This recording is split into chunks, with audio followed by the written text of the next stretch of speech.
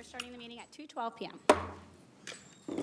Thank you, Vice Mayor. Councilmember Kaplan is expected momentarily. Councilmember Dickinson. Here. Councilmember Pluckybaum will be absent today. Councilmember Maple. Here. Mayor Pro Tem Guerra. Here. Councilmember Jennings. Here. Councilmember Vang. Here. And Vice Mayor Talamontes. Here. You have a quorum. Wonderful. Councilmember Vang, please lead us in the land acknowledgement, and Councilmember Please. Jennings in the Pledge of Allegiance. Please rise if you're able to. To the original people of this land, the Nisenan people, the Southern Maidu, Valley, and Plains Miwok, Putwin and Wintu peoples, and the people of Wilton Rancheria, Sacramento's only federally recognized tribe. May we acknowledge and honor the Native people who came before us and still walk beside us today on these ancestral lands by choosing to gather today in the active practice of acknowledgement and appreciation for Sacramento Indigenous peoples, history, contributions, and lives. Thank you. Please remain standing for the Pledge of Allegiance. Salute and pledge. I pledge allegiance to the flag of the United States of America and to the republic for which it stands, one nation, under God, indivisible, with liberty and justice for justice all. for all. Someday.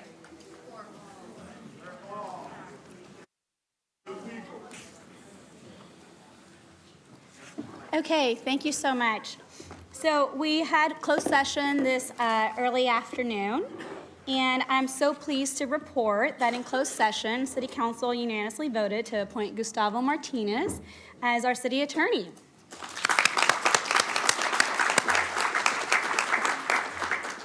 Gustavo joined the City of Sacramento City Attorney's Office in 1997 and continued to provide legal advice to this body for the past 29 years.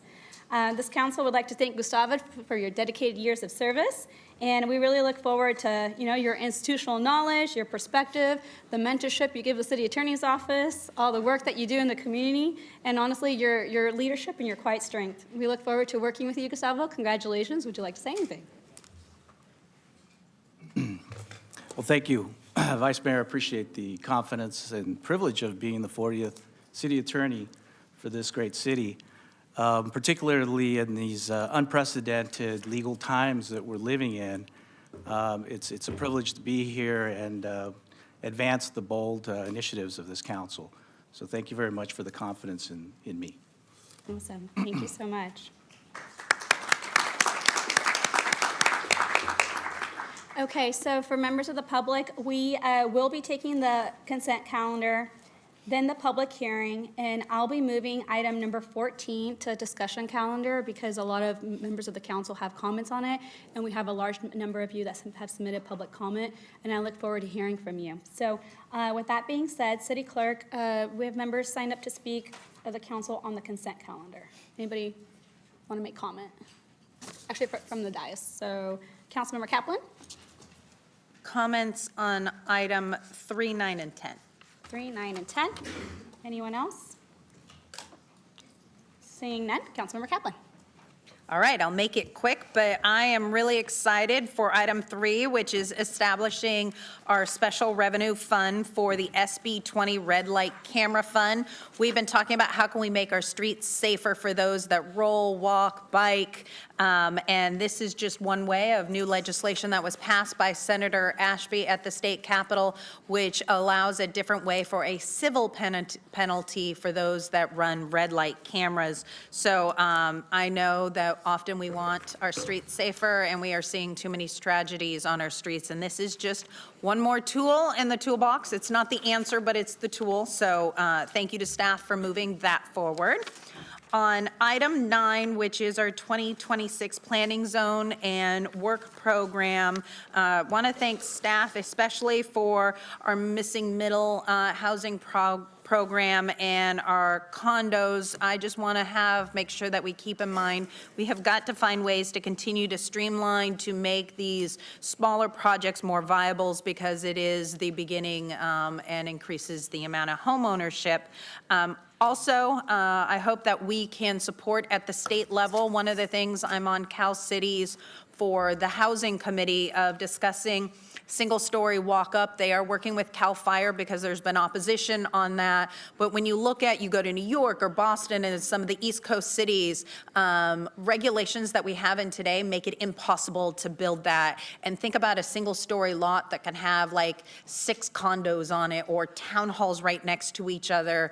I think that shouldn't only be a possibility downtown, but in our suburbs to increase the amount of initial housing that those can be in.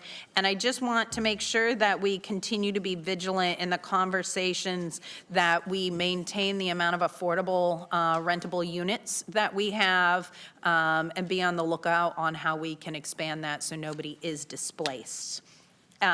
So I would love the support on the state level for a single-story walk-up of making that a possibility for Sacramento. And then on item 10, which is our trash full capture system design, something else that we need to be aware of, the state has decided to redefine some things, which means that all of the cleanups you see, the River City Waterway Alliance, who have over 3 years cleaned up 3 million pounds of trashes in our canals and waterways, that the state has taken away the ability for the city to get credits for in-stream cleanups and how we use funding in our waterways and how we implement the full trash capture system design. So I hope that we as a city can work with the State Water Board requirements and add that back in, because that was taken out, and we should, as a city, engage the State Water Board around how we can receive credits or supports for cleaning up our streams and waterways, because that prevention is better than the capture of the trash in our waterways. And this is a multi-jurisdictional issue, so I hope we reach out to neighboring cities and we do that. But these are some things that are really important happening at the state level that are hurting our ability to address climate change and others. So if there's nothing else, I know we might have public comment, but I will make a motion on the consent calendar. Oh, I'm sorry, Ms. Maple. Councilmember Maple was going to make the motion because we have 2 items that are being If continued. that's okay, I would make a motion that we move the consent calendar with item 13 and 15 being continued and item 14 moving to discussion. And a second. Wonderful. Thank you. And we have public comment on this item, on this consent item. Thank you. So consent calendar, we're voting on items 1 through 12. I have 3 speakers. The first on item 7 and 8, and they did not put their name on the slip. But then I have 8, Mary Frances Chacon, then Eben Burgeon. And if you've turned in a slip for item 7 and 8 but didn't put your name on it, Lambert, Mr. Davis, and then Mary Frances, then Eben.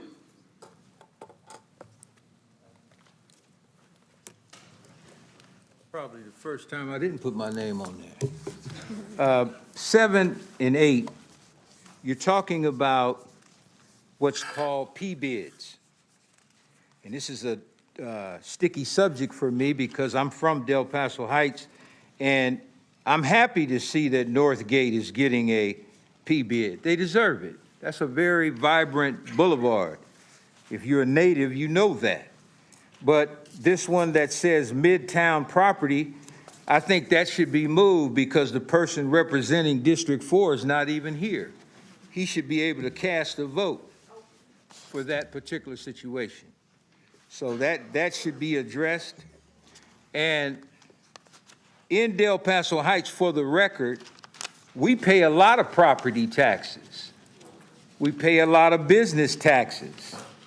We've always wanted a separate P-bid from Del Paso Boulevard because they've been very isolated towards Del Paso Heights over the years. I can remember my parents had businesses. They couldn't even get part of any of the P-bid advantages. My uncles and aunts, I'm a native. And when I see things like this, it shows the double standards. The double standard being Midtown. Midtown already has a P-bid. It says on here, adding 13 businesses. If you can add 13 businesses to an existing P-bid, why can't you have a P-bid for Del Paso Heights off of Marysville Boulevard? go from Marysville Boulevard to Raleigh Boulevard, there's a lot of businesses there. And one of the most successful businesses is called To the Bay and Back Cheesecakes, which went viral during Martin Luther King. Thank you for your comments. Mary Frances?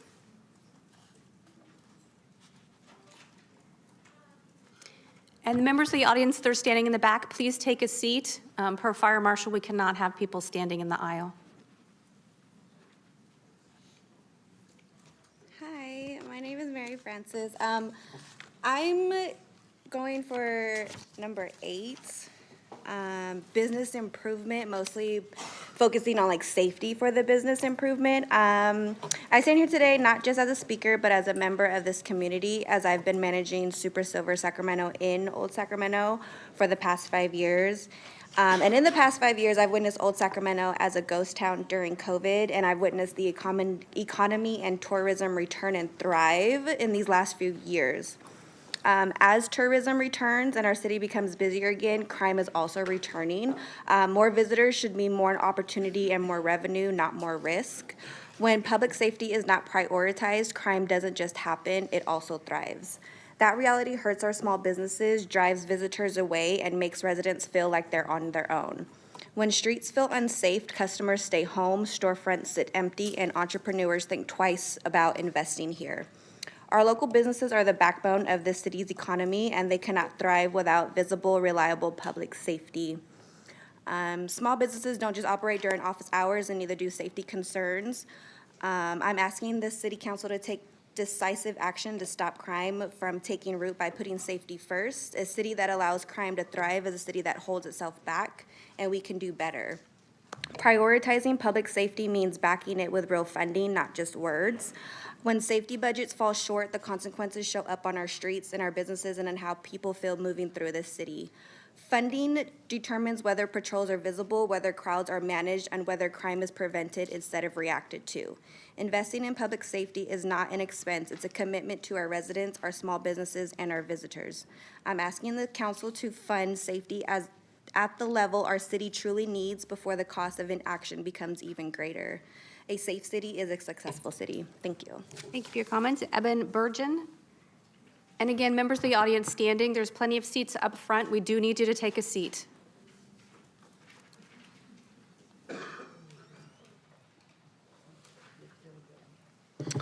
Hello, distinguished council members and community members gathered today. Under this absurd law, I have come to turn myself in and seek mercy. For this ordinance would have you believe that for the last 15 plus years of my career in comics, from Isleton to Rio Linda, through collaborations with libraries, schools, universities, museums, I have become a criminal mastermind inspiring many thousands of Sacramento's youth toward the delinquent path of reading comic books. As I said in my remarks to the subcommittee, comic books are an essential and vibrant force for literacy, not delinquency. Studies have shown that comics create avid, lifelong readers, and that their marriage of art and words create cross-cultural understanding and can only foster empathy. I'd observed the impetus for removing this old law was born out of a proactive desire to remove it before harm is done by it.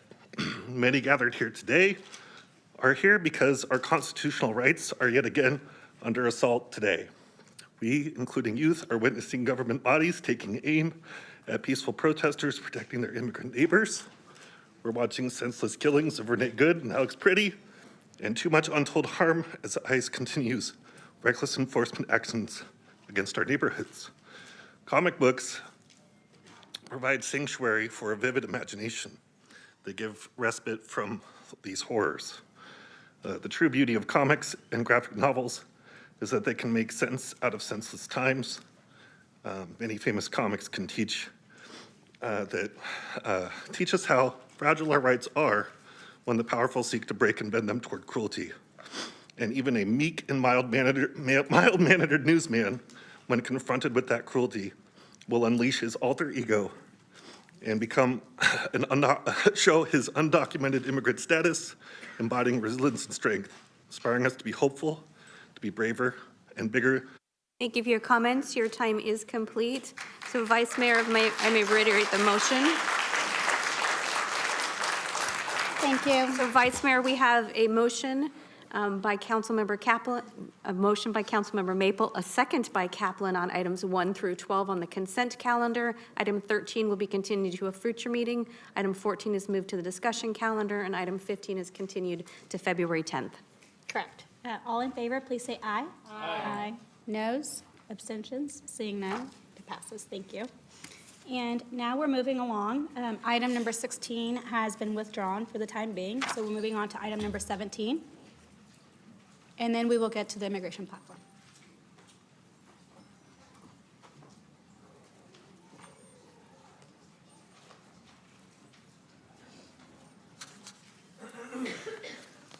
And clerk, I'd like to open the public hearing. Thank you. Good afternoon, Christine Weikert, SHRA. Staff is requesting approval to issue tax-exempt mortgage revenue bonds and $2 million loan consisting of permanent local housing allocation or PLHA funds for the I Street apartments. The proposed new construction project will be located at 15th and I Street and serve homeless earning approximately 30 to 80% of area median income.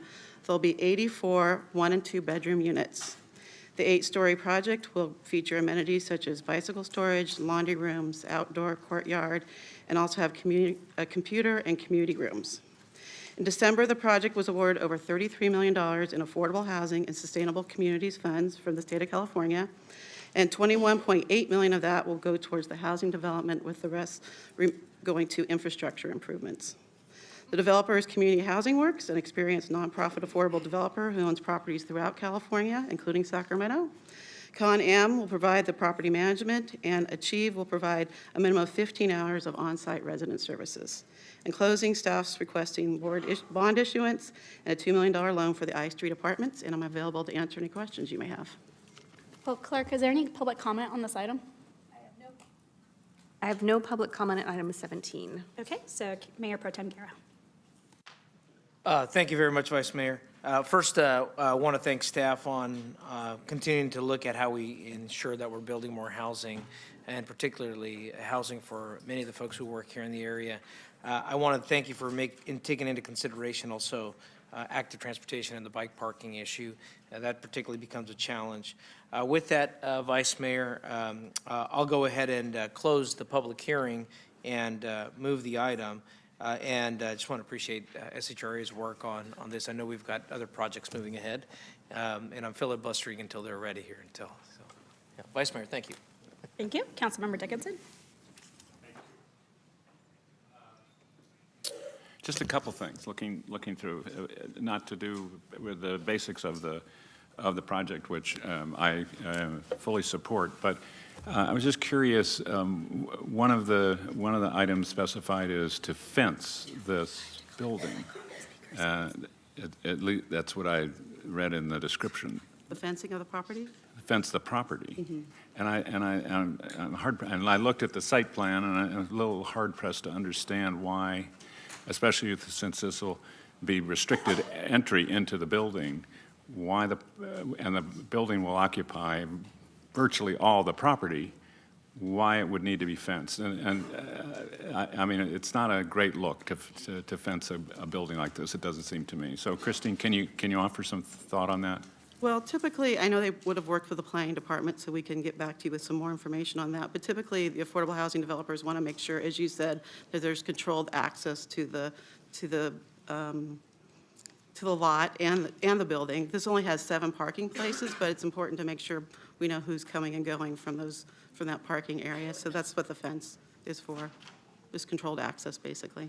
So access to the parking spaces is not restricted? I believe the fence is not restricted. Well, absent the fence, it wouldn't be restrcted for Right. access? Just it's to control the ground. Which, and of things course, like is not that unusual in the core either, but it starts to look like a fort. We could absolutely revisit that. I don't think, this is early in the process. They'll have to come back to get the rest of their entitlements and permits, so we can revisit that with the developer and planning. I think that would be worth taking a look at. I mean, I think you want this to look like anything else that gets built private or public in that respect, and not give it an appearance that makes it look like it's somehow different in a negative way. So that was one thing that caught my eye. The second was there was a rather simple rendering of it attached. The architecture didn't look exactly thrilling.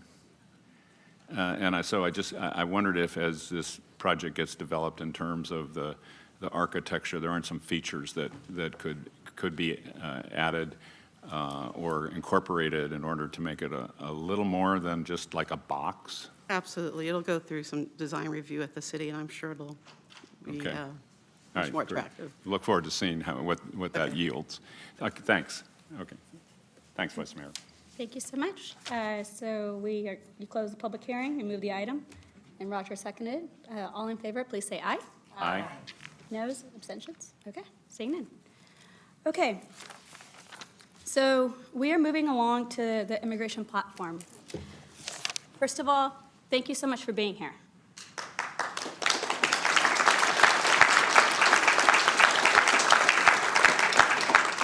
I think that Minneapolis has shown us what's possible when government, faith-based, community-based organizations, small businesses, advocates, and people come together to fight back against an authoritarian government.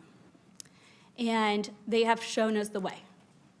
And they stood united together, and unfortunately, we've had a lot of tragedies in the last month. And people in Sacramento are living with fear. People are scared. People are nervous. People are nervous to call the police department. People are nervous to ask for help. Kids are scared to go to school. People are scared to ask for government resources, afraid that they're going to get on a list. And there's just a lot going on in our country. And today, us as a Sacramento City Council, we have this immigration platform, and we have an ordinance to ban city facilities from ICE from using from city facilities here in the city of Sacramento, which will be heard at Law and Ledge next month. We're living in really tough times and really scary times. And us as a council, we had put this on the consent calendar because we all agree that we need to stand up to this bullying. We all agree that we can't let fear be a weapon. And just seeing the number of people that are here, we decided to move it to the discussion calendar because I think everybody here on this dais wants to chime in. We have 652 e-comments. Thank you, Sacramento.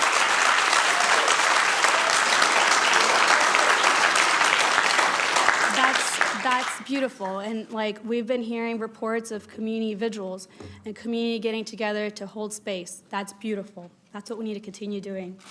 So far, we have 72 public commenters signed up to speak. 97.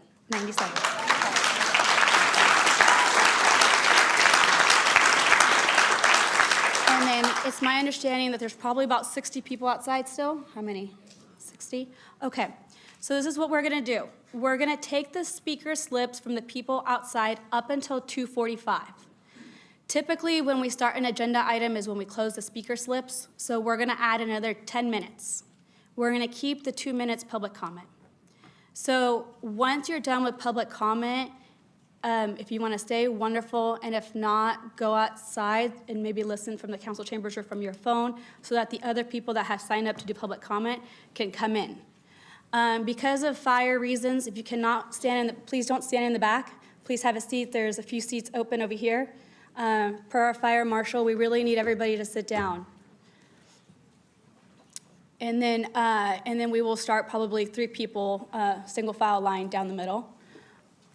So if we can get a message and somebody from the clerk's office to hand out speaker slips outside, we will collect those until 2:45. So if you have a friend, tell them they have now 9 more minutes to go. And we will get this started. We look forward to hearing from you, and after that, the city council will have council deliberations, and we will go from there. Thank you for being here. Thank you. Yep. Clerk, please call the first 5 speakers. Thank you, Vice Mayor. And I'm going to call a few names at a time. Please be respectful of the speakers. If you can line up in the mid-aisle, that would be appreciated. The first is Jim Gonzalez, Giselle Garcia, Ruth Ibarra, and then Moise.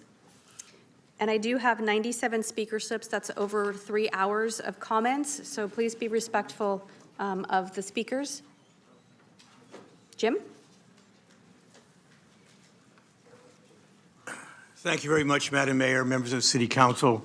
My name is Jim Gonzalez. I'm here representing the Latino Economic Council and also Cien Amigos, working for California and Mexico. It is personally very disturbing to me to be here after 35 years ago when I had the privilege on the San Francisco Board of Supervisors of passing the first sanctuary ordinance in the country. Not a resolution, an ordinance, which by law created guardrails for police, sheriffs, and other city employees not to cooperate and become de facto immigration agents. Now, almost 35 years later, it's, we're seeing an administration blaming cities and counties for standing up for their immigrant population and protecting them. And that has to continue, because sanctuary ordinances are not to blame for the violence that is being visited upon by ICE and DHS and the White House administration. We have a responsibility to understand that immigrants is what makes our society strong. In construction, in hotels, in restaurants, in our schools, in childcare, in every aspect of society. And persecuting people for the color of their skin or their accent or where they came from is un-American. It is authoritarian, it is fascist, and it needs to be called out to be that. I applaud your city attorney, Gustavo, and others who I've worked with in talking about how to update sanctuary resolutions and, most important, police procedures. Thank you for your comments. Your time is complete. Giselle Garcia, Ruth Ibarra, Moise. And then if Oswaldo Ortiz will come to the front, you did not put a number on your speaker slip. Your time is complete. Please take your seat. Take your seat, please. Your time is complete.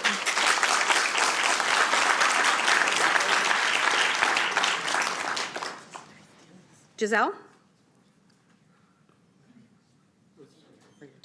Hi, I'm deferring my time to Ruth. This is NorCal Resist.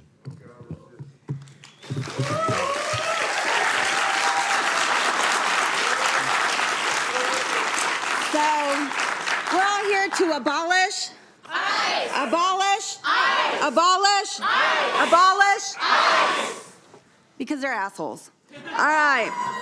Good afternoon. My name is Ruth Ibarra. I'm speaking both as a Sacramento resident of District 6 and a representative for NorCal Resist as their executive director. It is imperative that City of Sacramento strengthen its sanctuary policy today by voting to enact the updated sanctuary policy introduced by council members Guerra, Vang, and Talamantes. What we need is a robust policy that truly puts our impacted neighbors' safety first, not some watered-down proposal without teeth that is used to boost your political clout. NorCal Resist is seeing firsthand how our immigrant neighbors are being traumatized by the ever-changing current immigration system.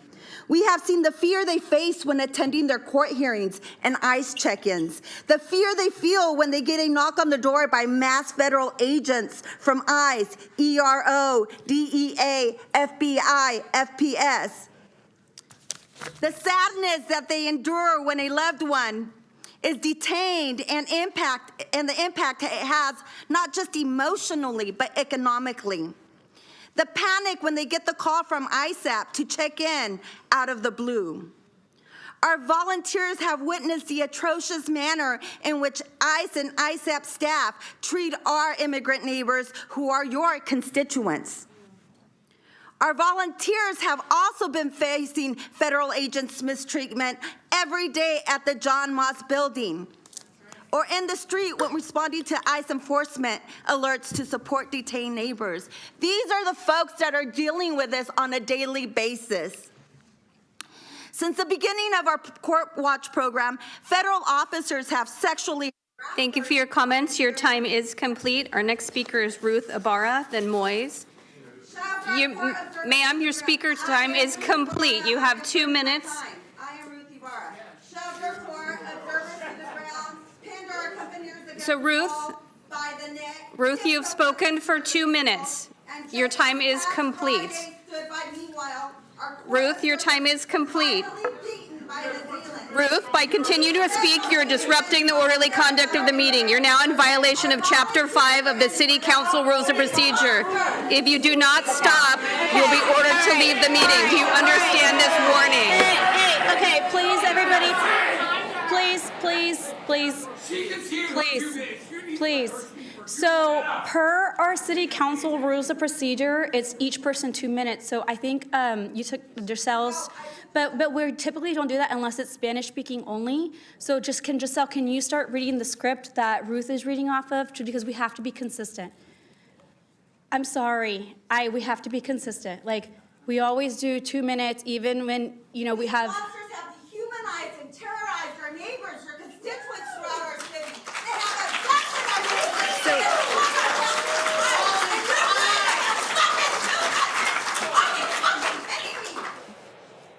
Okay. This policy update is long overdue, and it's a shame that Like it to has clear not chambers, been a Vice priority for you all.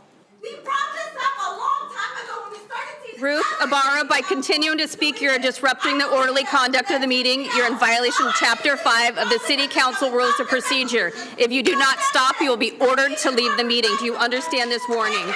Please return to your seat. Ruth Ibarra, you're in violation of the City Council Rules of Procedure.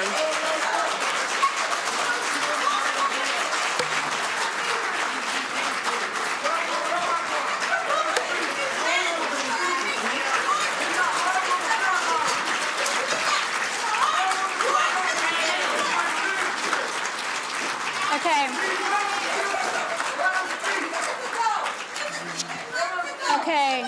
Weeks ago, and it's needed now. Thank you. Thank you. I expect you all to vote yes, not only in solidarity, but as your ethical obligation to drive our city's policy.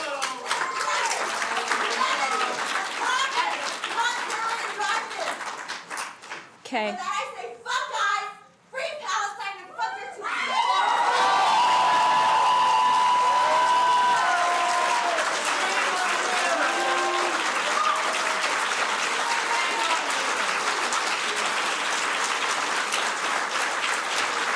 Okay.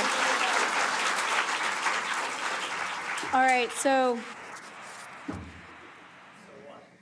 NorCal Resist, thank you for all the work that you do. But Ruth and her team have been on the front lines of all this, and I'm very appreciative for all the work that they do. We do have over 100 speakers, so if we want to continue and hear from everyone, we will need everybody to stick up to the 2 minutes. If we can't do that, then we're just going to have to shut down council chambers, and I don't want to do that. I want to hear from everybody. So please, we're going to do 2 minutes each person. Okay? Thank you. Go ahead, next speaker. Afternoon. My name is Moyes, and I'm the Organizing and Advocacy Manager for Asian American Liberation Network. This resolution is not sufficiently responsive to the demands of the Community Accountability Letter sent on November 18th. I am disappointed it does not have teeth, a plan for implementation to ensure change. In just the 5 days since today's agenda was posted, as you said, over 650 Sacramentans have responded to our call to leave public comment online on this item. Thank you to everyone who has and will comment about why this is important. Sacramento is demanding action from our city council to stop ICE. On Thursday at the federal building, where community has been regularly gathering to protest, a federal agent hit a community member in a vehicle before driving away in a hit and run. Rather than receive help, the person who was hit was then arrested by agents wearing DHS markers with no jurisdiction on our city's streets and somehow transferred to the county jail with nonsensical federal charges before eventually being released. Federal agents are out of control from Sacramento to Minneapolis. On September 15th, just upstairs in Mayor McCarty's office, I met with his staff on these topics. The mayor did not attend that meeting like he did not attend tonight. I flagged the need for a statement of values through a birthright citizenship resolution, which still has not moved forward, as well as tangible policy solutions like a data sanctuary ordinance that Los Angeles and other cities are already implementing to strengthen their sanctuary protections. We want to ensure Sacramento's total non-cooperation with federal immigration enforcement. Passing this resolution is a start, but we need tangible change in city operations. Hold the city's police department accountable for intimidating and interfering with protests at the federal building. Enact a data sanctuary ordinance. Pass the birthright citizenship resolution. Incorporate the full proposals in the community accountability letter that was resubmitted to you yesterday, particularly a prohibition on the use of any city property by federal immigration enforcement. A better world is possible.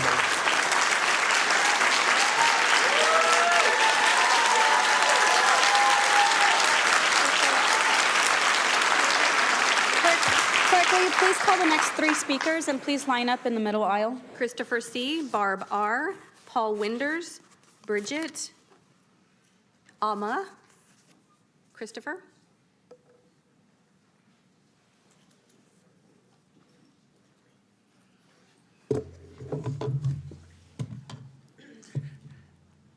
Let me know when you're ready. Good afternoon. My name is Christopher Camilo Carvajal. I'm the program and campaign coordinator for TCARCV Sacramento, and I'm here because of a loss this system created. I was a child, 6 years old, with my father, Camilo, was taken by immigration enforcement. I watched officers stand outside my home, arrest him, jail him, and eventually deport him to Mexico.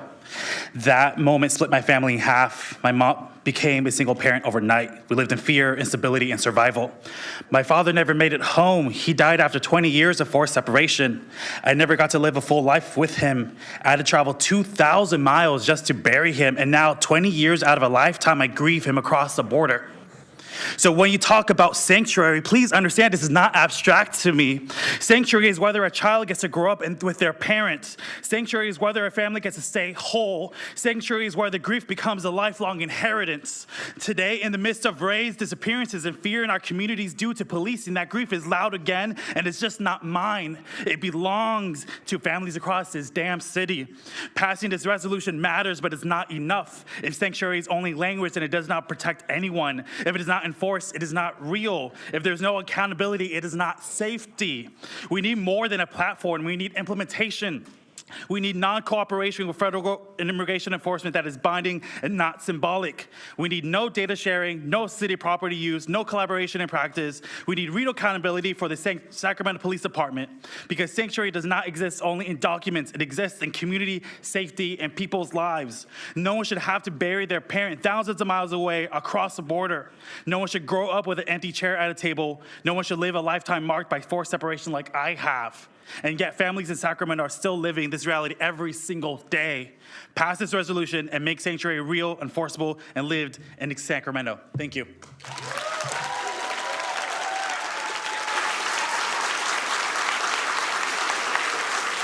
Barb and then Paul.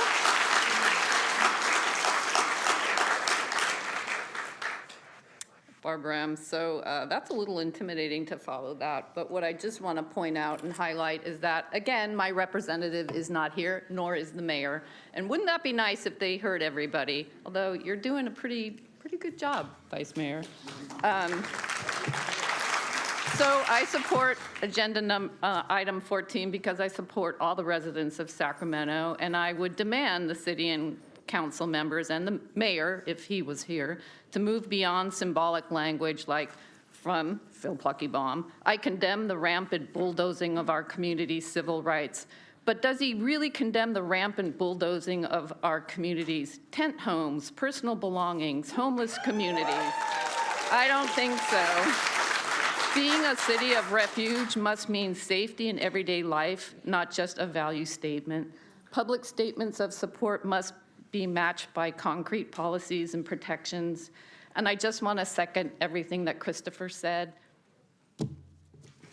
I hope you do the right thing.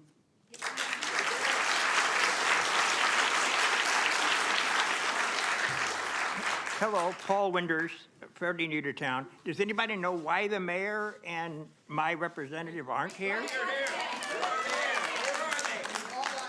Does anybody know? All right. Okay. Anyway. Okay. Please So resume your ICE comments. are not trained law enforcement.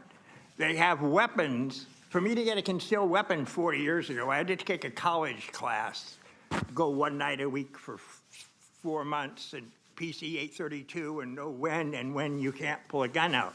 They're just pulling their guns out, aiming at people. They don't plan on shooting, and shooting people they shouldn't shoot. They should have ID numbers on them, 1.5 inch high numbers or letters sewn on their outside garment or on a very easy big-ass badge you can read from 50 feet away. They're not seeking law enforcement people care about justice. This is lawfare. They're using the law to fight. They're advertising for white people in small towns in the Midwest with Nazi slogan kind of stuff, tattoos, flexing. We have an asshole convert our Defense Department to a Department of War by a guy that wants a Peace Prize. It's a bad movie. They need to shut down ICE for at least 45 days, documented training, and documentation of who's there. If somebody gets detained, within 12 hours, they have to be in a publicly accessible database. When they get moved, within 12 hours, publicly accessible database. They have to be accountable. And one thing I know I've been down a couple times. Thank you for your comments. Your time is complete. Bridget is our next speaker.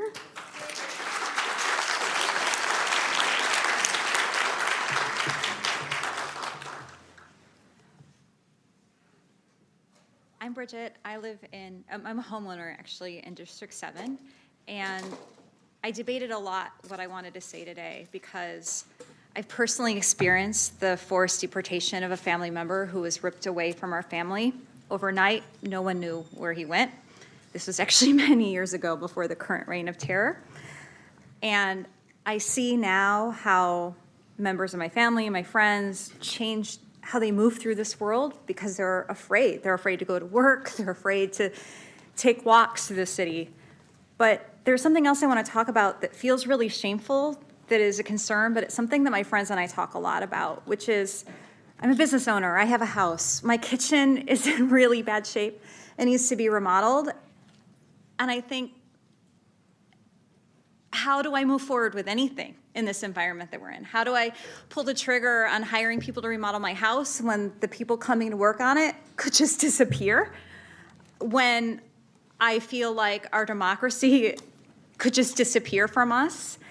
And I'm constantly looking for what is the thing that gives me the confidence to stay and make investments and run my business and support others and ask them to support me financially in return that way? And how do I make decisions? And I need to see that the people who are representing are fighting back.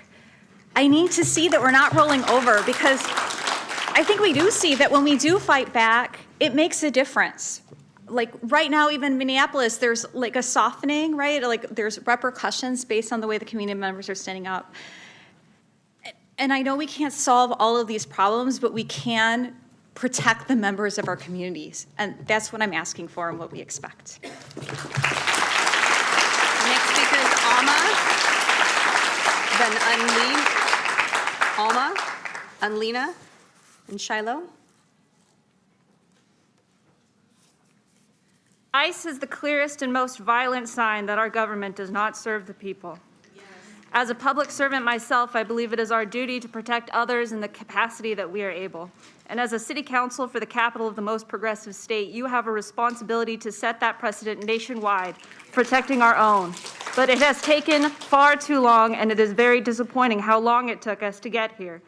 The oligarchical control of media, the mass arrests, the brutal mistreatment of peaceful protesters, and increasing murder rates are textbook qualities of an authoritarian and fascist government. We tolerated the violence the U.S. enacted on other subjugated countries, and now those same tactics are being used on us in the name of quote-unquote protection.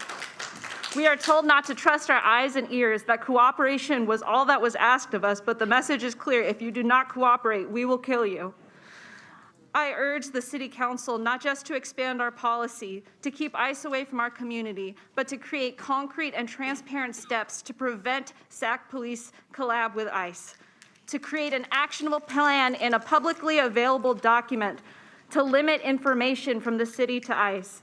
Everyone is watching, obviously, not just our direct community, though they're all watching together, and we are disappointed with how long it has taken. But other states, other countries, our children and our futures, everyone will know the direct actions we took now and when they come for us. Thank you.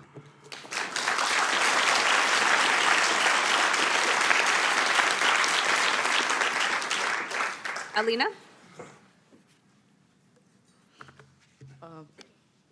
If I cry, the cry is anger. Hello, my name is Alina, and I'm here to call on Sacramento to take a long-term, proactive action to establish our city as a true refuge for immigrants. Immigrants are not new to Sacramento. They are the reason Sacramento exists as it does today. They built the agricultural foundation of this city when it was still developing, and they continue to feed us every day. Their labor, culture, and families are woven into the fabric of this city. Right now, people are being forced to live in fear. People have built their lives here. People have put down roots, started families, and created community, are afraid of being taken into humanizing and humiliating ways. On the streets, in their homes, and at their place of work, at school. People are disappearing in ICE's custody with families left behind and no answers about where their loved ones are and where they have gone. This is not a distant threat. This is happening now.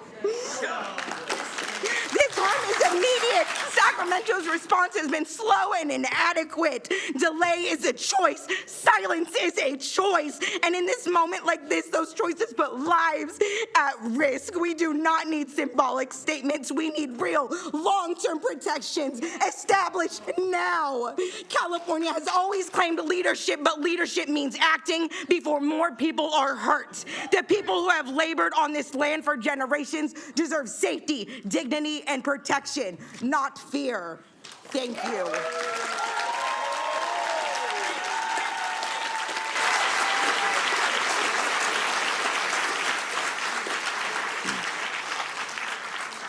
Shiloh, then Karen Humphrey, then KM, Brock, and Marlene. Good afternoon. I am a resident of District 1, and I want to speak not as an activist or a resident, but as a mother. District 1 is not just a collection of neighborhoods. It's a home we share. It's the laughter of our children in our parks, the mosaic of languages spoken at our schools, and the deep pride of families. Our district is one of the most beautifully diverse districts in the country. It is the 87th most diverse zip code in the United States, and it's a reflection of who we choose to be. Many of our neighbors live in quiet fear. Children worry about the knock on the door. My own sons, who were born at Kaiser Roosevelt, now currently, because they speak Spanish and have a Hispanic last name, carry a copy of their passports in their backpacks when they go to high school. My son is a lifeguard at the city pool. Is he safe if ICE comes knocking? Every day, my children walk home from school, risk being stopped because they look Hispanic, they are Hispanic, and per the Supreme Court's Kavanaugh rule, we know that they can be stopped and detained. I see ICE vehicles lurking in many of the residential parts of District 1, and it is only a matter of time before this administration realizes that the heart of California's resistance, from its lawsuits to its laws, new laws, come from Sacramento. For perspective, Minneapolis is 420,000 residents. Sacramento is more than 500,000. It's not about if, but when. We deserve policies that reflect our compassion. This measure is not enough. A promise is not enough. We need to do more. I'm asking you please to strengthen our policies, but also make actions happen. I urge you to listen to what people are saying here today, but also think about my sons with their passports in their bags. Yes.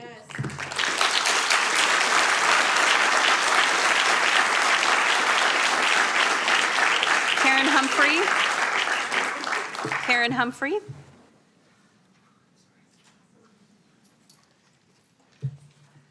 Mayor and council members, thank you. Thank you for listening to all of the people here. I'm speaking mainly because from the National Women's Political Caucus, which as a national organization with local and state groups took a position, a very strong position against what is happening in this country, and will be working as we can in DC to change things. But everything that's been said to you today is meaningful. I have not had somebody picked up by ICE, but I can empathize with what is going on, and the pain I'm hearing today can't totally be resolved, but hopefully you can help make it go away.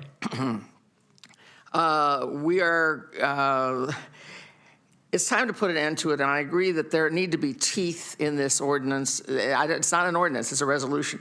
There need to be specific teeth in an action plan for how to make sure that the City of Sacramento is in no way complicit with this unconstitutional, unlawful, and horrific, and frankly, very cruel regimen that we're in now. It's part of a systematic effort of this president and his minions to impose a white autocracy on the United States. And any resemblance to a police state is not coincidental. So I urge you to work with the members of NorCal Resist and any other person here who could be a resource on how to make this sanctuary city status real, how to help it be stronger, how to take the resistance that is here and strengthen it nationally. And don't be fooled by the fact that the resistance in Minneapolis and other places has pushed the administration back slightly. Don't be fooled by that. They will simply regroup. This is a long-term effort, and it's a very, very horrible effort, not just for immigrants, all the people who are sitting in jail right now in horrific conditions, and all the people who are afraid to do anything. So the city can be a real leader, and I really... Thank you for your comments. Your time is complete.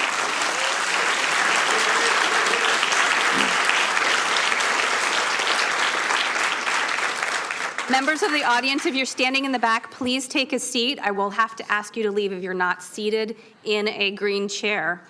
So you may not sit in the aisles. You may not stand in the aisles. There's a safety concern. So please take your seats. There's plenty of seats up front. There's some here. Thank you. K.M. Brock, Marlene, Alex Pizzari. And Clerk, how are we doing with the outside chambers? We have about 22 additional speakers in the lobby. Okay, thank you.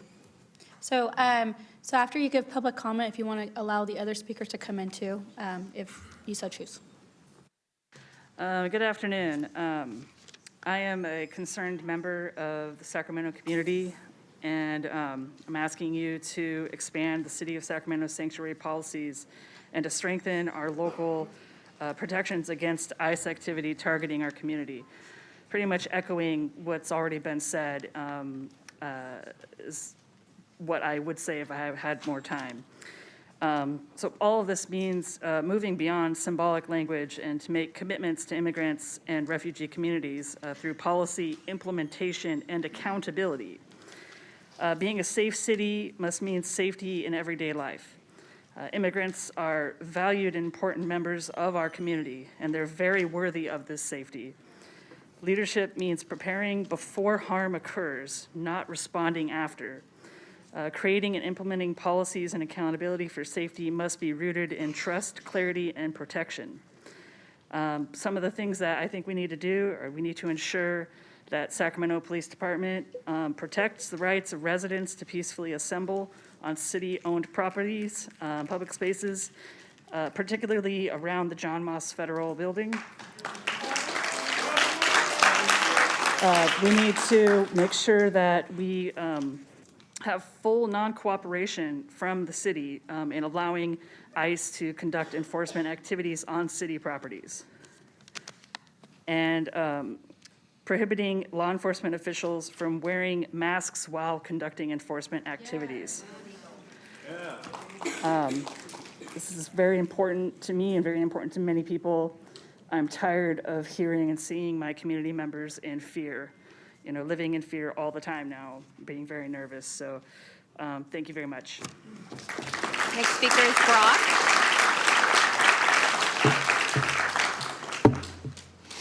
Hello, my name is Brock, and I'm a resident of District 6.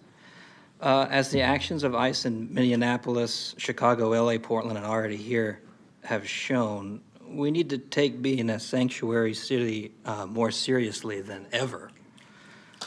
What I've seen federal forces do to people, both non-citizens and citizens, regular constituents and elected officials in the last year or so is frankly terrifying. I mean, we don't feel safe with ICE operating out of our city in any capacity. I've seen many communities this last year come together to resist and push back, defending themselves using local municipal policy courts and good old-fashioned organizing and coming together as neighbors. And we can push back against these attacks on our communities by federal forces, and we can come out of this stronger for having done so.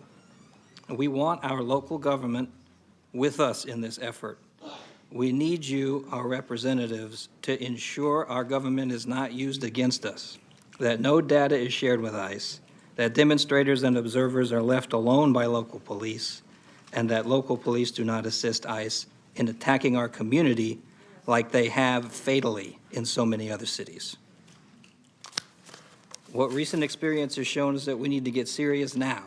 The expansion of our city's sanctuary policies under consideration today are a step in that direction, and I urge you to make them actionable and not to leave your constituents alone in defending themselves. Thank you. Marlene Heath.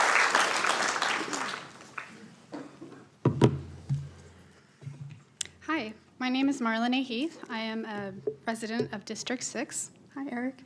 I will probably lose my job being here. I was supposed to be at work. So, thank you. So, it's unfortunate that the mayor is not here to hear us. The actions of ICE are not to make law or create safety. They're to raise intimidation and fear. I'm not afraid. Don't be afraid. And what I say at a national level is a real lack of leadership.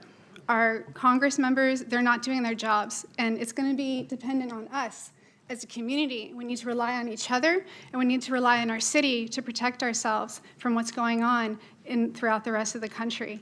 And I really need to have confidence that you guys will be our leaders and that we can all come together and protect our constitutional rights and our neighbors, our immigrant neighbors, and America and us. It starts here. We can do this. And I know you guys can do this for us, and we can all do this together. Thank you. Thank you for your comments.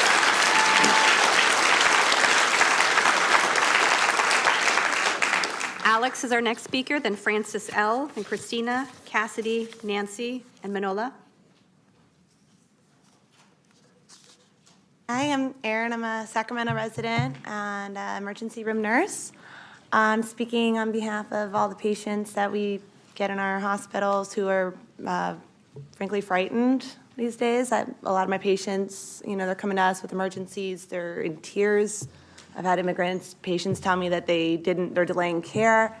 And these are, patients who are here legally. They're members of our community with jobs and like a purpose and families that love them. And as we've seen in other examples in like Costa Concha and Concord and other like neighboring hospitals that ICE has been showing up at the very minimum as a show of force to show patients as well as staff that they are not safe, that they should be threatened, that they have an army waiting outside ready to pull them out the second they are discharged.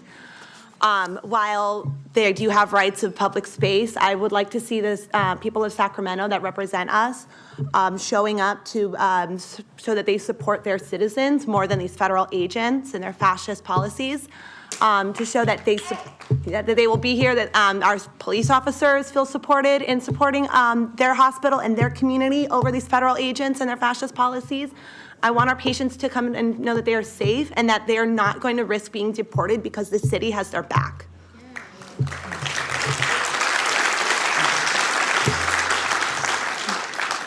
I love the city. I love the people in it. We can do better than this. We've done great things for now. I would like to see, as an amendment to this outline, that we do add language to protect hospitals, to protect patients, and to protect the staff that is trying to protect these patients, and so they're not going to jail when they protect their patients.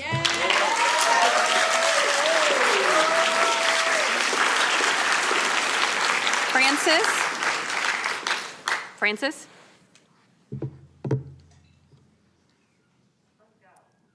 I'm ready. Please proceed. Yeah, okay. Oh, my name is Frances Liu. I'm a resident of District 4 and an organizer with Decarcerate Sacramento. For months, community members have demanded for the City Council to update its sanctuary city policies with concrete measures to protect our residents from ICE and advocate for the free speech of protesters targeted by Sacramento's police department with very limited engagement. An updated letter from 25 community groups was sent yesterday reaffirming our demands. Today's proposed update to the city's immigration platform is wholly inadequate to address our concerns. It contains platitudes and symbolic gestures that will do little to protect our community from being abducted, kidnapped, and murdered by ICE agents. I want to express deep gratitude to Councilmember Mai Vang and her staff for their leadership, engaging with community members, and proposing policy updates and advocating for an action plan. Council members Guerra and Talmontes, I appreciate your support of her policy, and I hope you'll continue to match your words of action. I will repeat what I said in November. How can Sacramento call itself a sanctuary city when its own police department is targeting community members who are protesting against ICE? I am not naive enough to ask SAC PD to protect our community members from ICE. They are both part of the same system of state policing that targets and harms our Black and brown neighbors. However, I ask each of you to do the work to keep them out of our way. Leadership is defined by action, not elections or titles. I'm honored to be in this room filled with leaders from my community, protesters outside the federal building, neighbors doing ICE Watch, organizations fighting for immigrant rights and against policing. I invite the mayor and the members of the council to join us. Take action, take leadership, and protect our community. Thank you. Next speaker is Christina.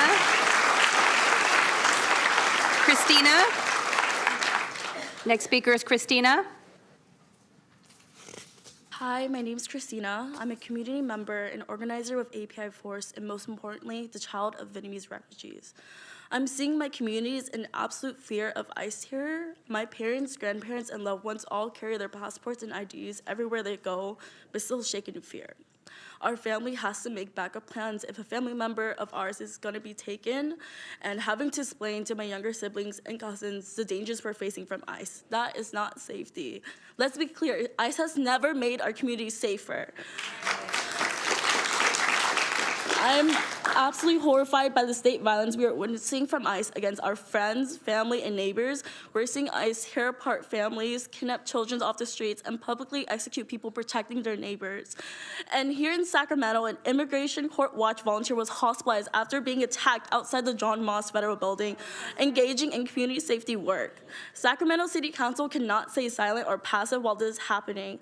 ICE informant does not create public safety, and we cannot stand for this. And as elected officials, it's your job to serve the people. And that's why I'm urging you to strengthen our sanctuary ordinance and local protection against ICE activity. But that's just the bare minimum. We need a commitment to get ICE out of our homes and cities and abolish ICE. Sacramento must protect our people and our immigrant communities. Thank you.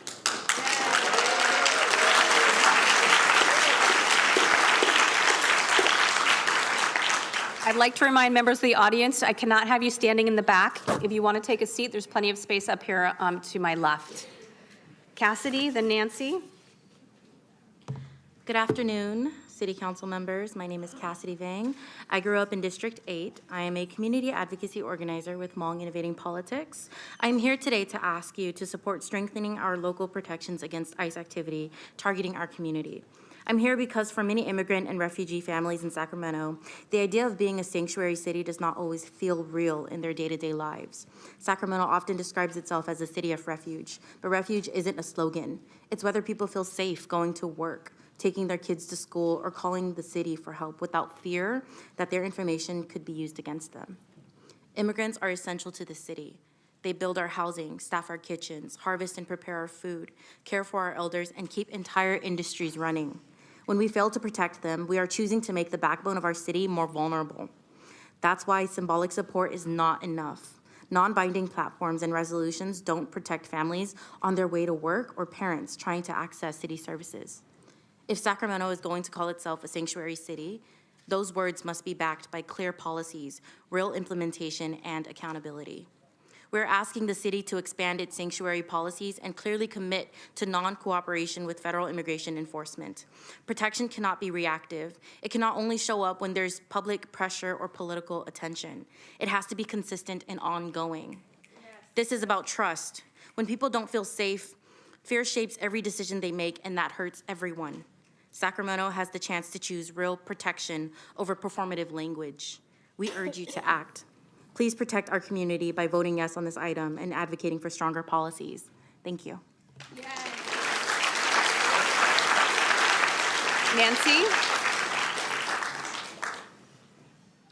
Good afternoon. My name is Nancy Zhang, and I live in District 7. I'm the Executive Director for Hmong Innovating Politics, but most importantly, I'm the proud auntie of 29 nephews and nieces. We are part of the Hmong American community, and we came here to escape war and persecution. Now I watch my nieces and nephews grow up afraid of who might come to their door, afraid their classmates won't be at the school the next day.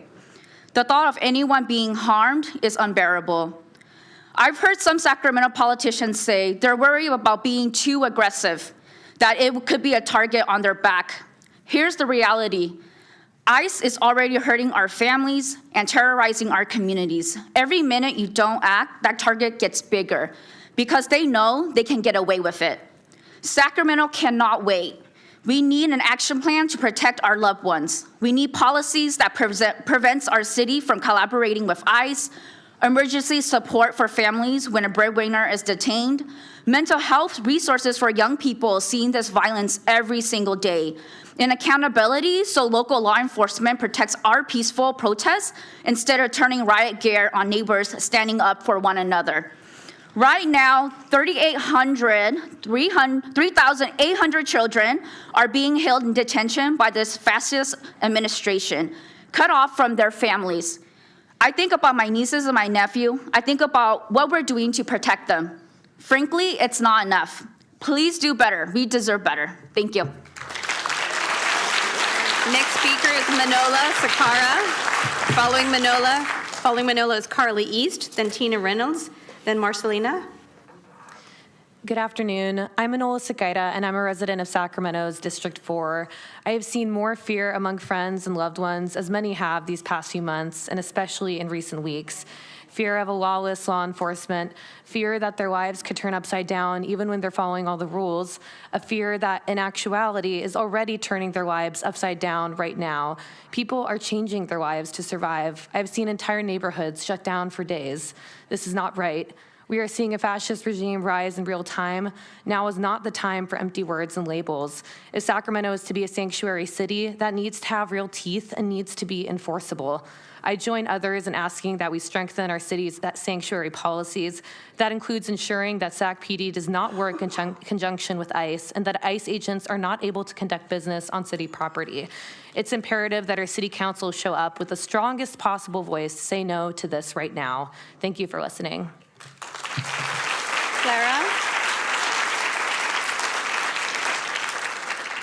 Clara? Hello, my name is Catherine Auercade. I'm a relatively new resident of Sacramento's Oak Park neighborhood as of June of last year. I'm old enough to have walked into this city with Cesar Chavez. And it breaks my heart to see this sanctuary city, also as having been raised Catholic, sanctuary is sacred. And I am a retired pediatric nurse. The thought of children's mental health and very real danger, afraid to go to school, that they will come home and their parents will be gone. This is damage that will take their lifetimes to overcome. Please honor sanctuary. Keep ICE away from our children.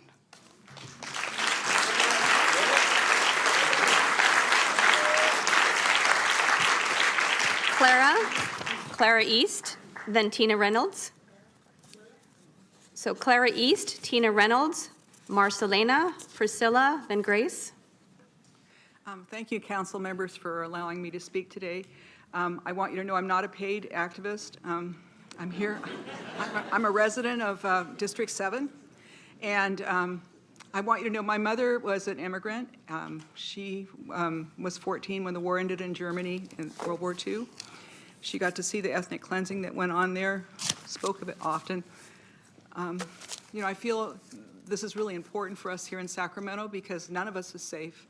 When ICE can break down doors and enter people's homes without any warrant, it's not just people of color, they're taking the brunt of it, but none of us is safe. And so I'm really encouraging you to put some teeth into this resolution and do what's right. Thank you. Next speaker is Tina Reynolds. Tina? Honorable City Council, my name is Tina Reynolds, and I am here representing the Badassery Group. I don't have written notes, but I have feelings that I'd like to share. January 27th of last year, we met with Mayor McCarty to talk about Sanctuary City. And when we brought it up, our group has a policy and researcher, and we were ready to assist the city in writing stronger policies. And Mayor McCarty said he was not interested. He didn't want to raise any red flags, and he didn't want to draw any attention to Sacramento because he was afraid the Trump administration was going to come in, and guess what? They're here. And now we've lost all this time where we could really be, we've lost all this time where we really could write some substantial sanctuary city rules and regulations. We could make it out of cement rather than the flimsy paper that it's written on now. The city has access to researchers, but you have access to a full city of people that are ready to stand up and help rewrite a policy. Now, these are very knowledgeable people that have information that you can use so that we can build up this sanctuary city and put it into concrete. The Badassery Group wrote a protocol for what happens to the city when ICE knocks on your door. There was no policy. We worked with Councilmember Vang, and you moved the protocol forward on what to do with ICE. All I want to do is crush ICE.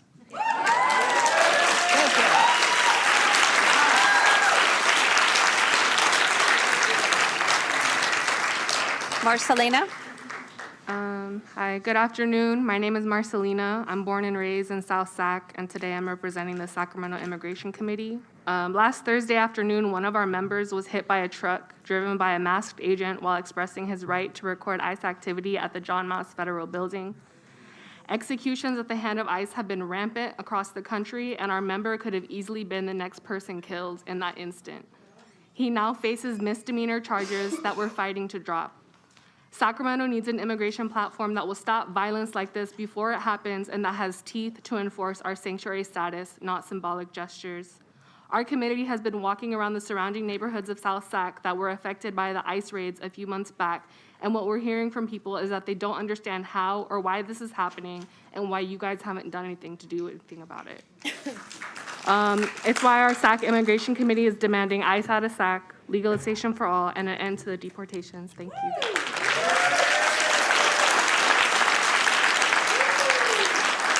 Our next speaker is Priscilla. Following Priscilla is Grace, L.R. Roberts, Gabrielle, then Kayla Xiong. Priscilla? Good afternoon. My name is Priscilla, and I'm a member of the Sacramento Immigration Committee. While we were on our monthly barrio walk last Saturday, I connected with the young Indigenous youth who expressed the terror they feel because of what is happening. They are 15 years old, and they attend McClatchy High. Every morning during the week, they have to get themselves up and off to school. Their mother is unable to accompany them because she works at 4 a.m. Every time this young human gets on the bus and the light rail, they feel panic, fearing that they will be the next one targeted simply for existing while native. Colonial forces like DHS and ICE are targeting anyone they see as other, even those who were here on this land long before the white man. What is happening is causing unimaginable pain to our communities. Sacramento fancies itself as a beacon of progress and forward thinking, a place where all people are not only welcome but celebrated. It is the duty of the city to put their ideals into action. We need to protect our communities. Sacramento Immigration Committee demands the end to the racist targeting of our neighbors, and we demand ICE out of Sacramento.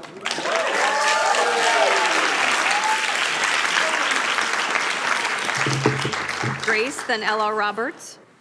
Hello, my name is Grace. I'm a resident of District 4. I'm here today to urge the City Council to support expanding the City of Sacramento's sanctuary policies and to strengthen our local protections against ICE activity targeting our community. While today's resolution is a good first step, we need more than symbolic action. We need concrete policies and protections. The City of Sacramento must prohibit any city resources, including property or personnel, from being utilized for any immigration enforcement. Likewise, Sacramento must prohibit the direct and indirect sharing of data with federal immigration authorities. Yes. The City of Sacramento must establish a rigorous process to ensure no collaboration or data is shared with the city, is shared from the city with immigration and custom enforcement. Additionally, we need real accountability for the police department and to ensure the Sacramento Police Department honors the Sacramento Sanctuary City policy, which prohibits its cooperation with ICE. SAC PD must cease intimidating and citing protesters outside of the John Moss Federal Building. Thank you. L.R. Roberts. Following L.R. Roberts is Gabrielle, Kayla, and then Skylar. I'm L.R. Roberts. I live in Katy Maples District. I live in Oak Park. My hubby, Richard Perry, and I were among the people who helped get Sanctuary City passed in 1985.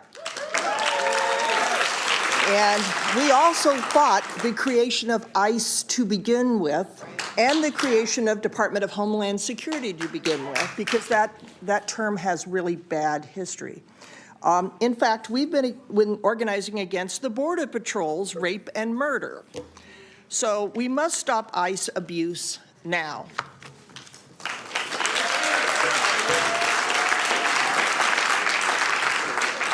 Gabrielle, then Kyla Young, then Skylar Henry. Gabrielle. Following Gabrielle is Kyla. Gabriel, thank you. My name's Gabriel. I'm a resident of District 6. I know that there's been a lot of talk, especially on the national level, about the current authoritarian government in the United States, as if that has not always been the case. I want to emphasize the fact that I understand, due to federalism and bloated bureaucracy of our government, that there is limitations to what City Council is able to do in these situations.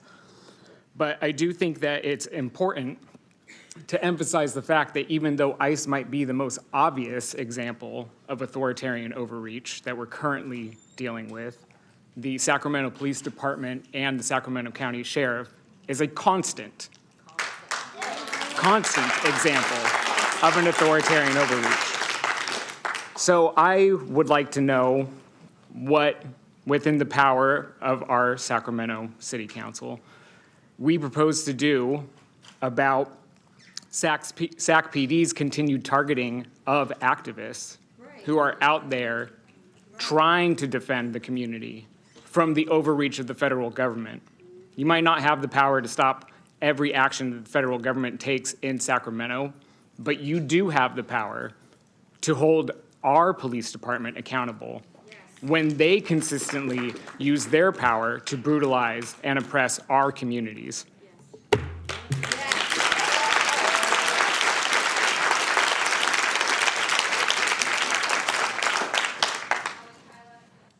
Following Kyla is Skylar, then Katrina Marks, then Frankie.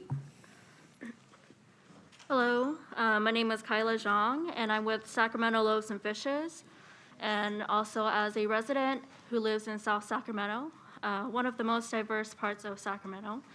My neighbors, who are mostly people of color, both housed and unhoused, are most vulnerable solely based on the color of their skin, the way that they speak, and overall, just the way that they look. And let's be honest, ICE they are doing more than just detaining people with felonies or promoting safety. And the Trump administration and Homeland Security, we have seen throughout time that they are no strangers to committing unconstitutional acts involving violence and injustice. Before it's too late, I ask that the City Council makes a positive and stronger decision to protect their constituents who essentially contribute to the beautiful foundation of diversity that Sacramento is known for.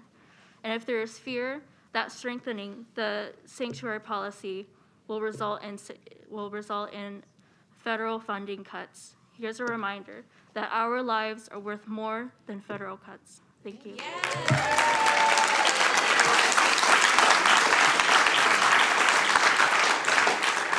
Skylar? Hi, everyone. I'm going to start by thanking Roger and acknowledging Roger as the only white guy on the dais who actually showed up to listen to this community today, who's out here advocating for immigrants.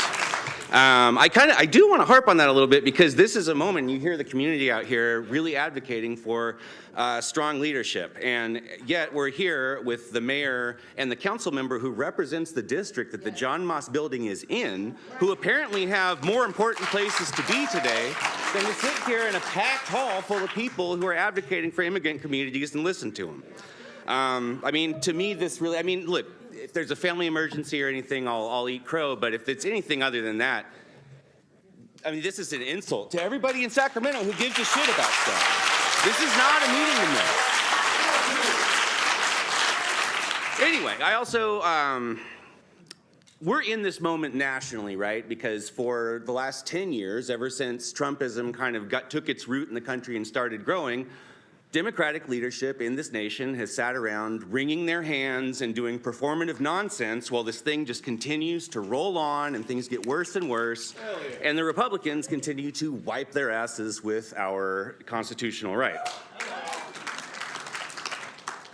So I guess with that in mind, I'm really, really hoping, and people are giving y'all plenty of ideas and actual tangible solutions to go with, and I'm not going to go with any of those. I'm just going to say, please take this seriously. Please do not just be another tier of Democrats who sit here and say, this is very bad and unacceptable, and somebody should be doing something about this. That somebody is y'all. And we're doing everything we can, right? This is all we can do. So it's up to y'all. I hope you take it seriously.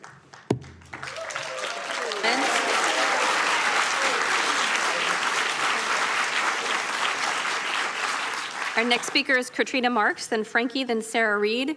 And people that are standing in the back, I need you to come sit down. There's at least 4 seats over here. There's at least 4 seats on this side too. Thank you. And again, please come take your seat or we do have to ask you to lead. It's a fire marshal issue. It's for security reasons. Katrina? Good afternoon. My name is Dr. Katrina Marks. I am a pediatrician here in Sacramento and a voting member of District 5. I take care of kids and their families at all stages of life, and I directly see the impact that immigration enforcement activity has on our children. That is why I am here to say unequivocally that the immigration and customs enforcement has no place in the health care of our children. It doesn't take a pediatrician up here to explain to you why kids need their families. What I can tell you is that from my job, I can only do my job when my patients and their families feel safe coming to see me. And right now, they don't. Families are not coming to the doctor's office because they are afraid of ICE waiting for them behind that knock on the door. Now, when their kids are sick, they have to weigh the risk of bringing their child to the clinic against the fear of someone coming out of the woodworks to separate them from their family. When I took an oath to do no harm, I didn't specify to which kids I meant. I meant don't do no harm to any of them. But promises are not protection. Our patients and my community deserves more. My patients deserve to see me with free of fear. Our neighbors deserve implemented policies that shield them from the shared trauma that ICE is enacting. Passing this resolution is a start, and I pray this council brings action to follow. Thank you for your time and your consideration. I urge you to vote yes on this matter. Thank you. Frankie? Frankie? My name is Frankie, and I am a resident of District 4, and as a lot of us have pointed out, the mayor and Plucky Bomb are not here. So as a doula and birth worker, I take it upon myself to advocate for my immigrant clients. As California's capital city, is the capital of the most progressive state in the country, as one of the first sanctuary cities in the entire country, and as America's farm-to-fork capital, it is our duty to protect those in which this region's success is built upon. Anything less is a failure. It's a failure to the state, it's a failure to the city, it's a failure to our communities. These actions, we're asking you to take action. Real action, as I've heard so many of my community members say, something with teeth. Kaplan spoke earlier about keeping our streets safe. How are we supposed to keep our streets safe when ICE is around every corner? They will come, just like they came for Minnesota. They will be here. And for that, we need actions, bare minimum actions. We need a clear action plan to implement city operations to protect our communities from ICE. This includes prohibiting the use of city-owned properties for ICE enforcement activities, prohibiting law enforcement from wearing masks, protecting the rights of residents to peacefully assemble, including stopping the immediate citation and intimidation of the protesters in front of the federal John Moss building, and a transparent and clear process on how we are going to protect our city's data from being in ICE's hands. Do your job, fuck ICE, free Palestine, and we keep each other safe.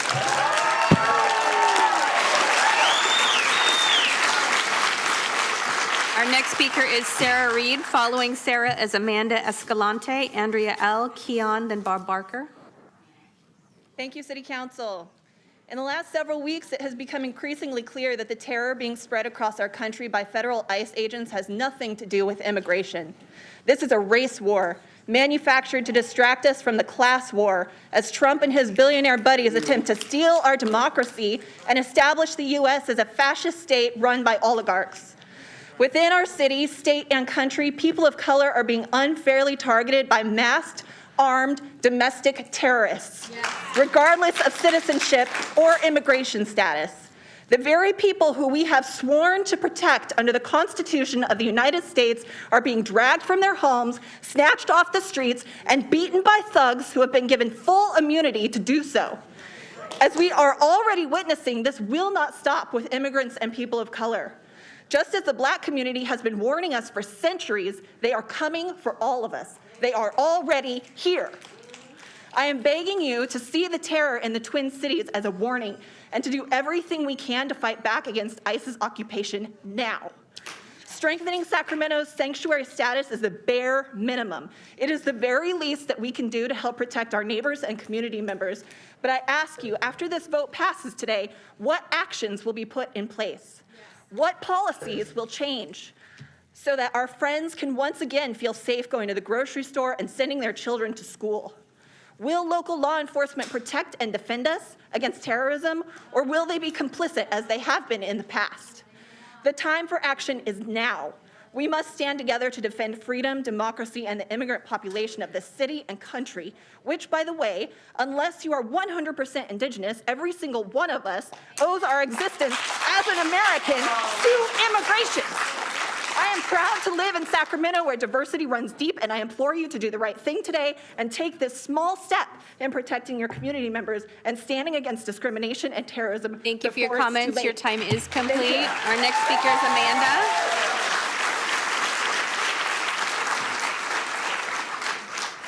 Amanda, then Andrea L., then Keon. Good afternoon, Council. Thank you for your dedication in listening to your community. I hope none of the details in our experiences are drowned by the overwhelming roar to stop this injustice. This call to action pleads you to acknowledge what rages rampant in our country. ICE actively kills citizens and terrorizes neighborhoods unabashedly. They move with fascist and falsely granted impunity, oversaturating their egos with a presumed and deadly omnipotence.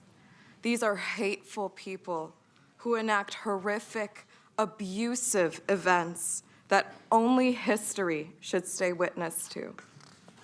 Will you honor your oath to serve your community, or will you stand aside? These cruelties have commanded times before, so understand, I'm beseeching not just your action, but a commitment to a basic moral compass. I do not need to convince you this is wrong. It's unconstitutional. Please bind these atrocities to the past and be the public servant that offers people hope, a safer future. Abolish ICE and have our police actually protect its people. Thank you.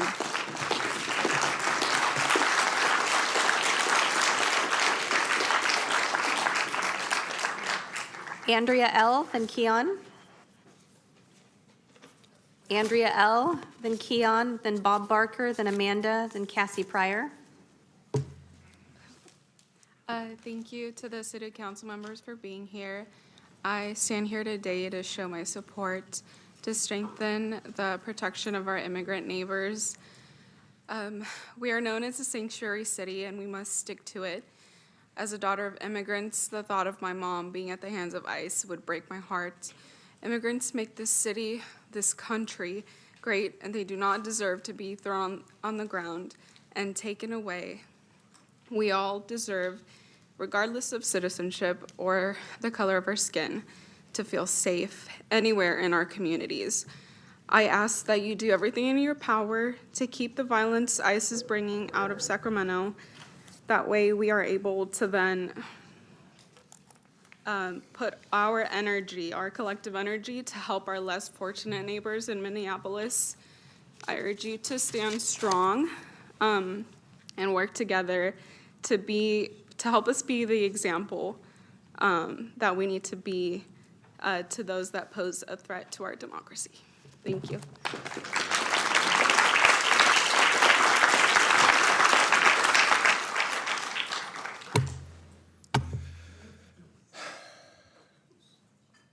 Here we are again, talking about non-binding platforms and performative resolutions that don't actually bind or require the city or its law enforcement to do anything, to change anything about their practices, policies, or attitudes. It's not a subjective opinion to say that the culture of Sacramento Police Department is fundamentally racist. It's literally objective fact that has been confirmed in study after study that goes back to literally 2001. I've been saying that for years, noting it, the police review commission that you have that's subject matter experts that I used to serve on has been telling you that for years. And a majority of this council, unfortunately, has just ignored that. This is more like what we're seeing right now from Minnesota to LA and beyond is not just an immigration issue. This is an authoritarian issue. And the fact of the matter is that many of these agents learned and are doing the very things that they're doing right now from law enforcement like SacPD. I don't believe for a minute that you're worried about being too aggressive on this issue or slippery slopes. I think you're more worried about pissing off the wealthy white bigots that are bankrolling your election campaign. You're worried about pissing off the law enforcement associations like Police Officers Association that's bankrolled campaigns for a majority of this council by $100,000. You're worried about pissing off the Metro Chamber that's given more than $114,000. And I think you're worried about AstroTurf groups that all of these organizations funnel their money to that has given this council no less than $275,000. Thank you for your comments. Our next speaker is Bob Barker. Thank you for your comments. Your time is complete. Keon, you've exceeded your speaking time. Please stop speaking and take your seat. Keon Bliss, by continuing to speak, you're disrupting the orderly conduct of the meeting. You're now in violation of Chapter 5 of the City Council Rules of Procedure. If you do not stop, you will be ordered to leave the meeting. You understand this warning. Keon, please return to your seat. Clerk, how many more public comments do we have? I have quite a few more. We're about a third of the way through. So we probably have about 90 more public comments.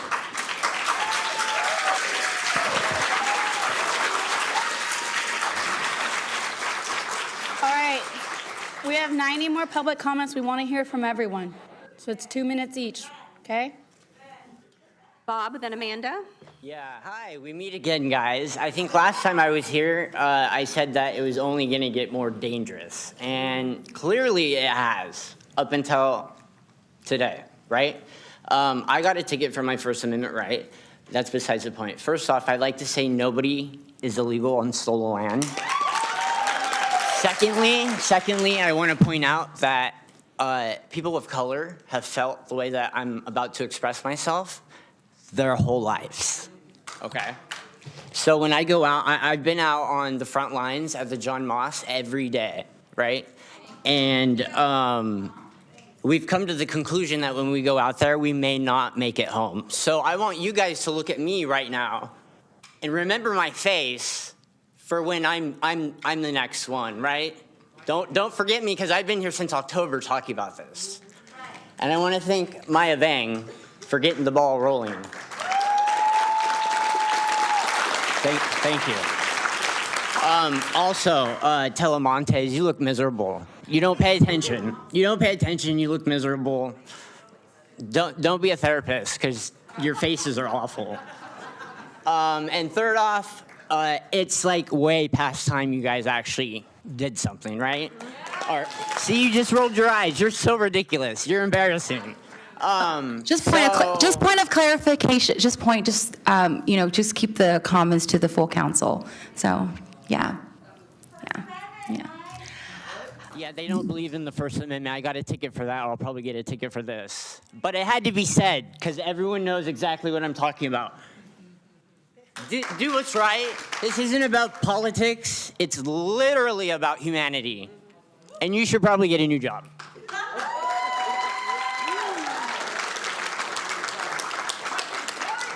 Our next speaker is Amanda. Following Amanda is Cassie Pryor, Brother Carter, Cynthia Shallett, Vincent Troughton.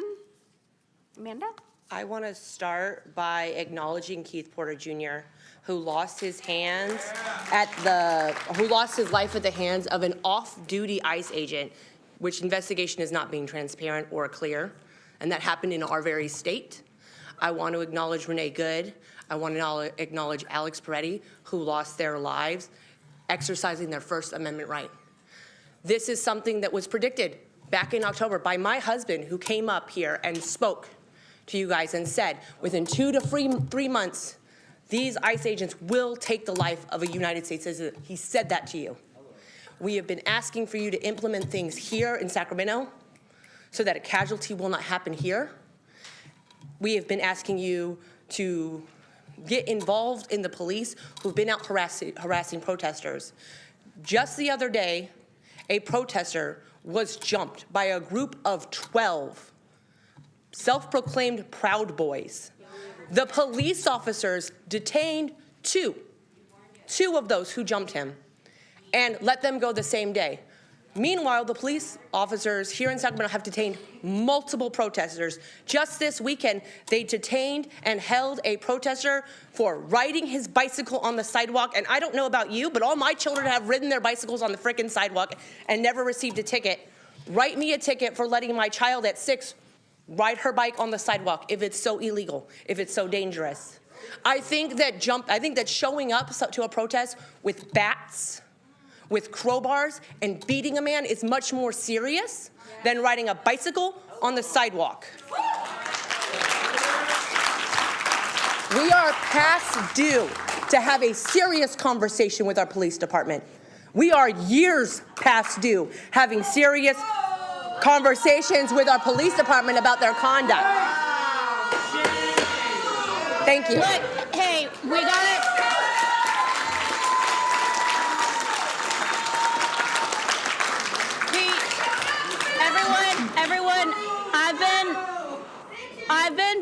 flexible on the public comment, allowing more speaker time. Please respect the council chambers. We need to get through all the public commenters. Everyone deserves 2 minutes. Please be respectful of the council chambers. Yes, this is my job to keep the meeting going. Thank you. And if you cannot keep decorum in the council chambers, we will pause the meeting. Hello, my name is Cassie Pryor. It's so intimidating being up here. I can't imagine how intimidating it is being a leader during this time. So thank you for showing up today. I am not particularly well spoken, but it feels like such a it feels like such a privilege to be here and see how strong our community is and see how much people care. We're showing up for each other, and I just appreciate that you're showing up for us too and fighting for our rights, fighting for our neighbors. Immigration status is so made up, but what's happening here in this room is so real. So thank you, and please keep fighting for us, and thank you for fighting for us. That's all.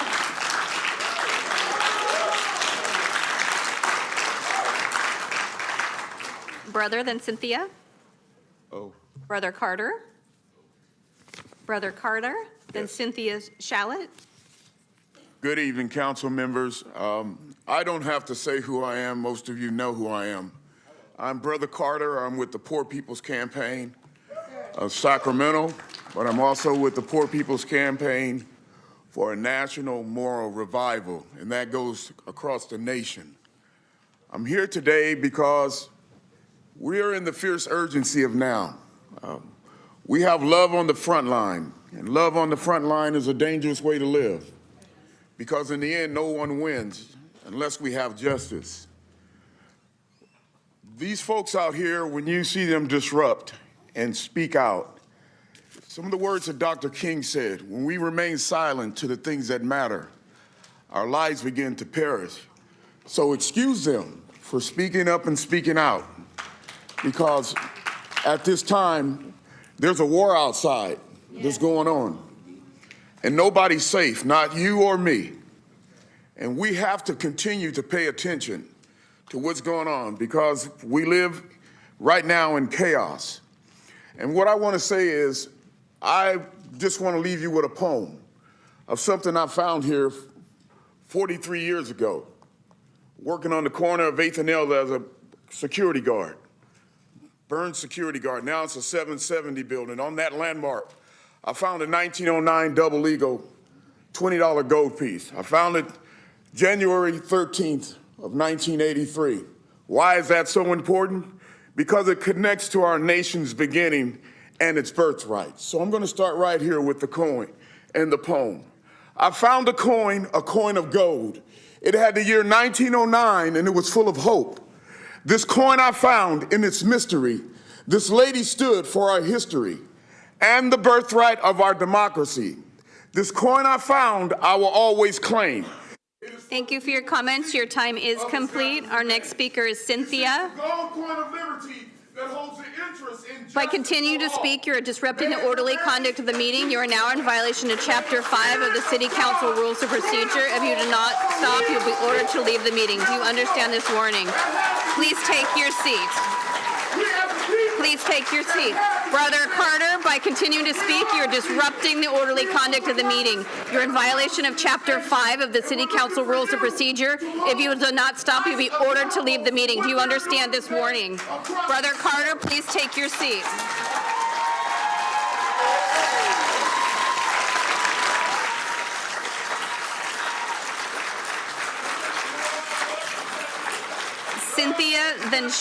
Cynthia, then Vincent.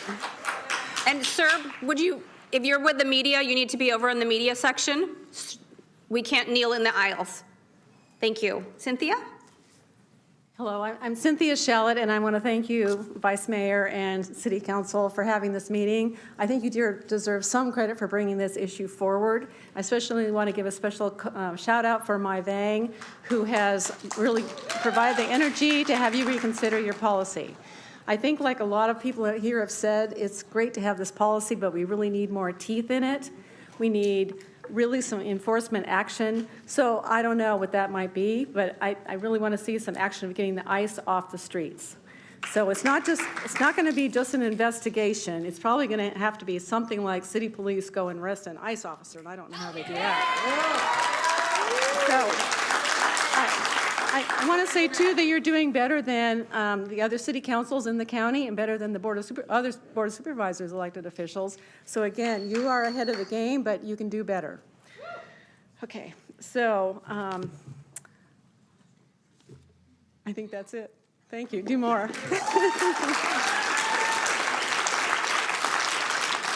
Our next speaker is Vincent. Following Vincent is Melissa Atocha, then Alex Ye, then Amanda Bartel.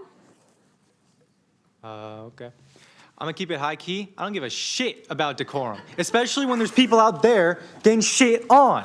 I mean, you want me to be nice? You want me to give you kind words? This guy walked in late as fuck. Yeah. I got off of my class schedule an hour early just to be here. I was here 2 hours early. He can't even show up 30 minutes early? That's fucking bullshit. I'm scared. And there's other people here who are mortified, terrified, horrified. Their futures are being ripped from them. The future that everyone here was promised is gone.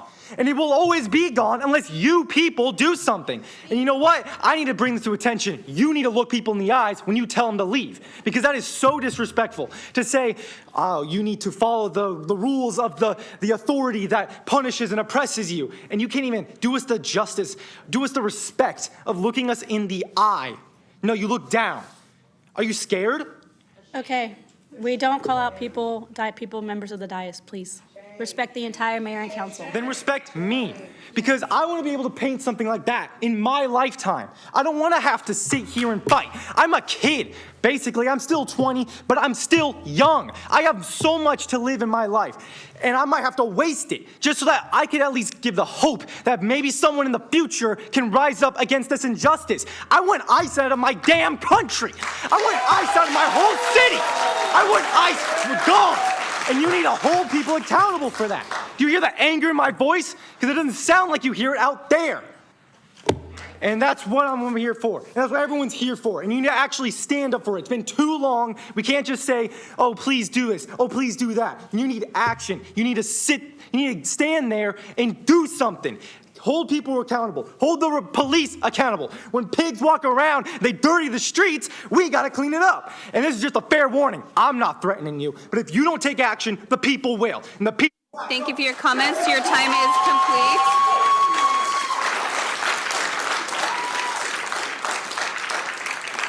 complete. Melissa, then Alex, then Amanda.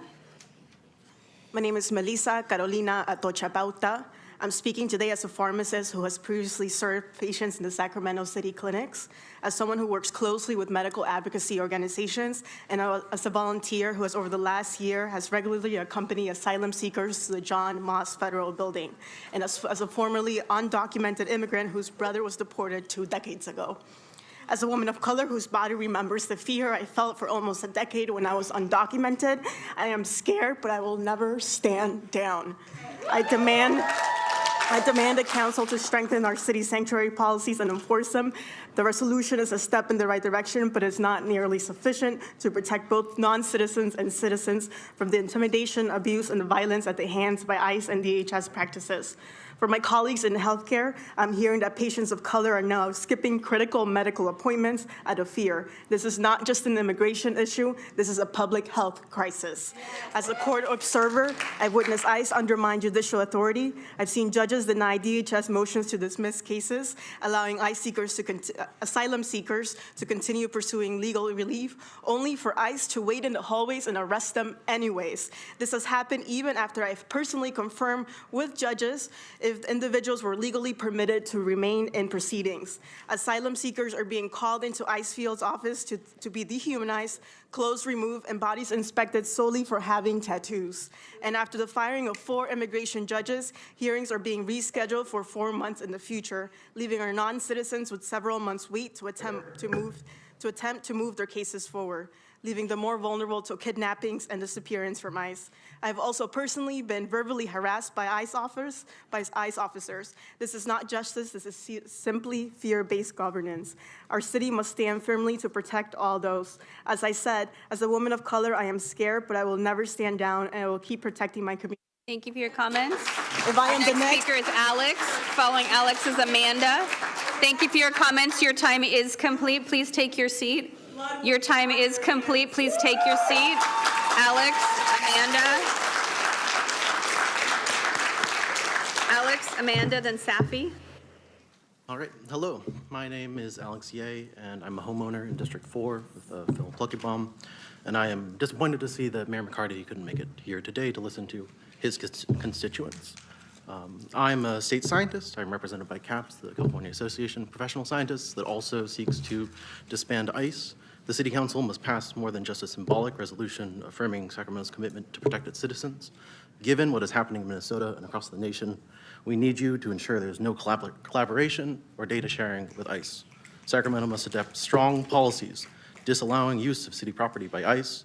Sacramento must stop local PD from harassing the protesters at the John Moss Federal Building. We cannot wait until even more of our neighbors and community members are taken. We cannot comply in advance.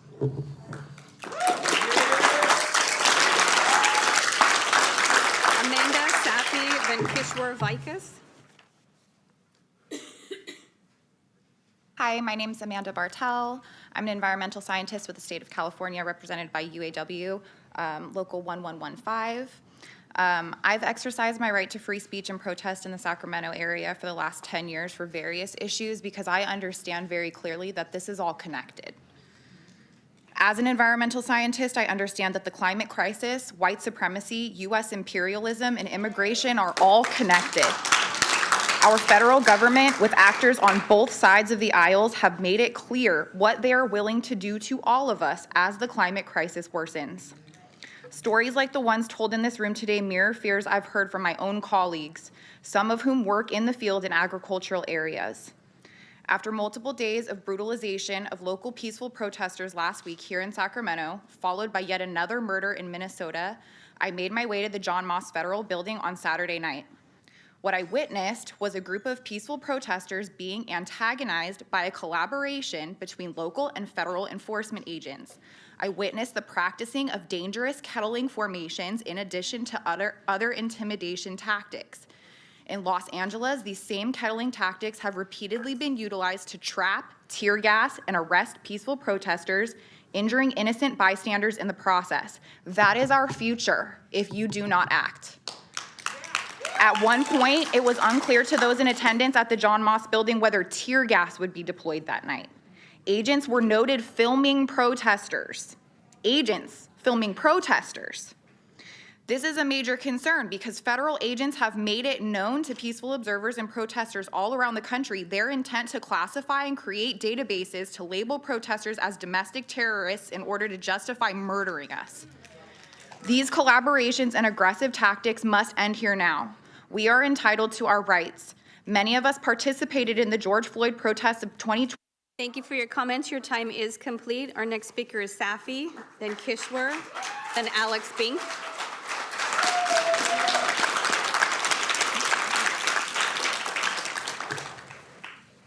Hi, my name is Safi. I'm coming to you as a resident of District 3. I am a member of the Socialist Party. I'm a small business owner who works with children and families. And I'm also coming to you as the great-granddaughter of the former governor of California, Earl Warren. I am writing to ask you to support strengthening our local protections against ICE actively targeting our community. We live in a lawless era where ICE is terrorizing and murdering citizens and non-citizens alike without any repercussions or accountability. ICE agents and their wannabe vigilante impersonators are on record tormenting people. This abuse is done through the unwarranted use of pepper spray against non-combatant and lawful bystanders. They are assaulted, they are beaten, they are shot at, and they're even killed. Additionally, ICE agents and their unpatriotic impersonators are abducting and kidnapping people, and this includes children. People are being torn away from their families. Women are being raped by ICE agents. They say that they're trying to take the worst of the worst off the streets when we know ICE agents are on record of being rapists. They are monstrous. ICE agents and their impersonators are bypassing all protections provided to citizens and non-citizens through our American Constitution. They've demonstrated extreme carelessness and apathy when it comes to acting within the confines of the law.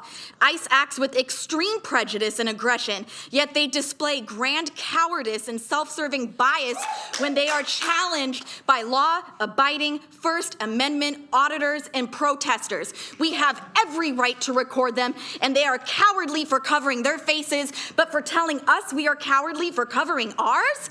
This is for our safety. We love immigrants. We hate ICE. ICE didn't exist before 2003. Please support the community. Abolish ICE. Thank you for your comments.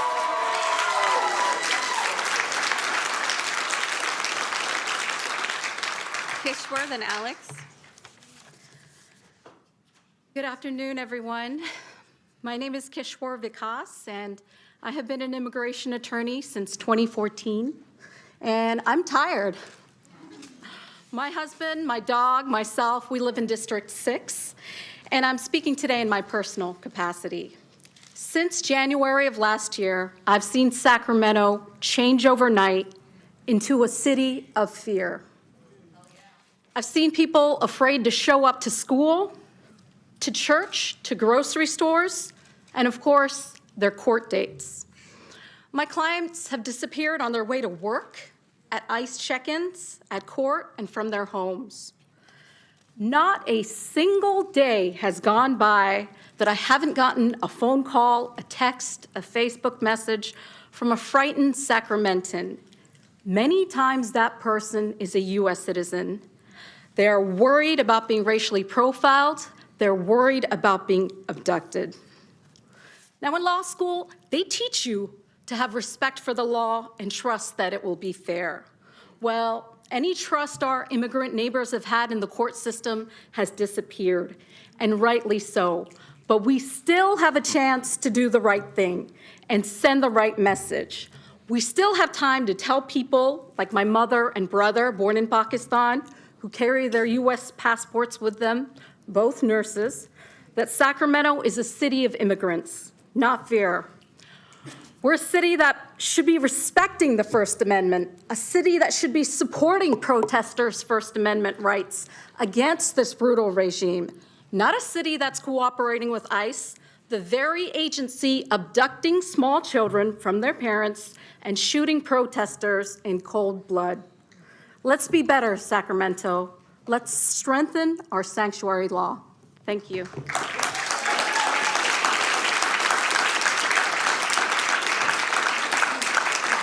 The next speaker is Alex Bink. Following Alex is Catherine Phillips, AV, Cheyenne Miners, Mark Valdez.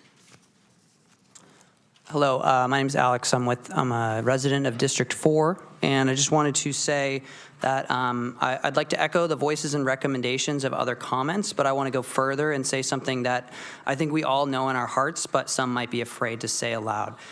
In recent weeks, we have seen armed and masked federal agents committing brazen and indiscriminate violence against members of the American public. This violence is not only illegal and unconstitutional, but seems intentionally so. Like many in our community, I'm left wondering if I or my loved ones will be next. While I understand that unjust laws limit the actions the city can take to oppose federal tyranny, the bare minimum is preventing local officials from interfering with the basic rights of Sacramentans.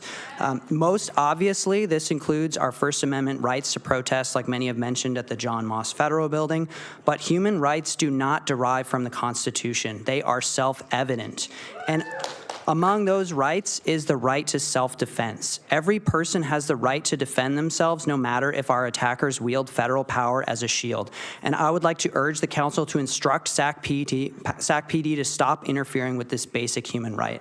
Our community is powerful and can protect itself, but we need local officers to stop collaborating, even indirectly, with this invading army. If the police can't or won't stand with us, then at least stand aside. Thank you.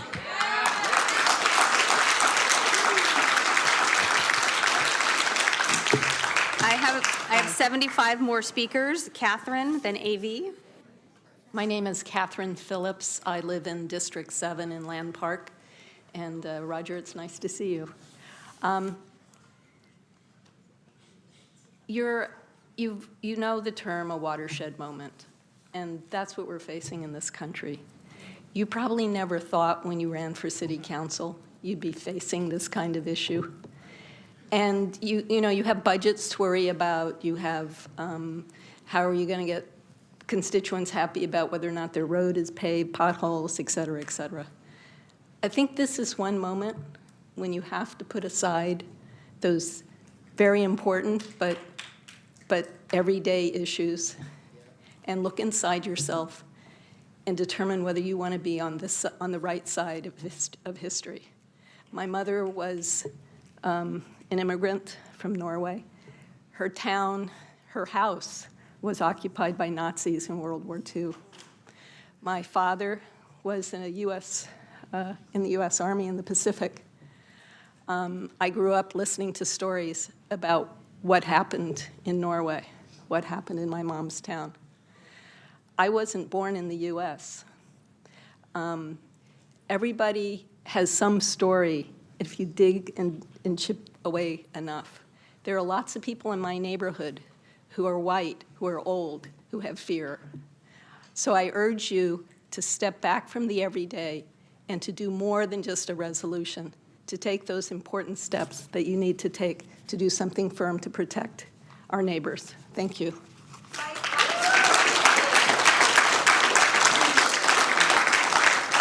Our next speaker is AV, then Shayna, then Mark.